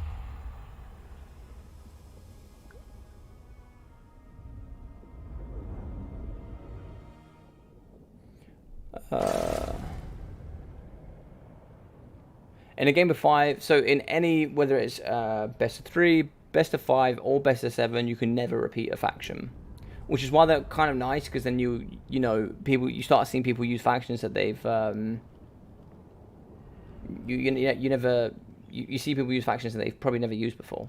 But Grom, 2,400 damage value, still showing that he is the King Gobbo, as well as 1,250 here for the Orc Shaman, 1,100 for the Goblin Big Boss. Excellent stuff from Riffle Shuffle. This guy would have been super duper cheap, like somewhere in the 400 range. Getting 1,100 damage value is exceptional. That's nearly triple value.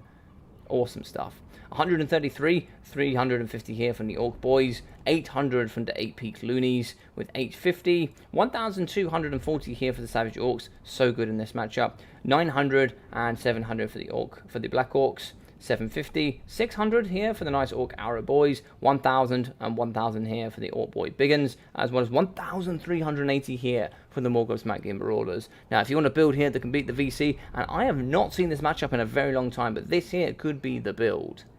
As we can see here, 2,370 for the Stroggy Vampire Lord from Tank, 550 here for the White King with 188 for the Necromancer, 1,200 for the Vargolf, 875 from the Vargolf, nothing here for the Zombies unfortunately, 95 from the Skeletons, 318, 335 and 500 from the Sternsmith Graveguard.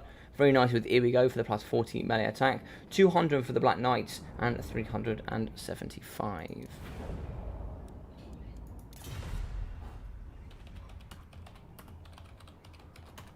GG's, well played, gents. Now, before all of you shoot off, before you all go, how are we doing, Ilmatar? Nice to see you here, buddy.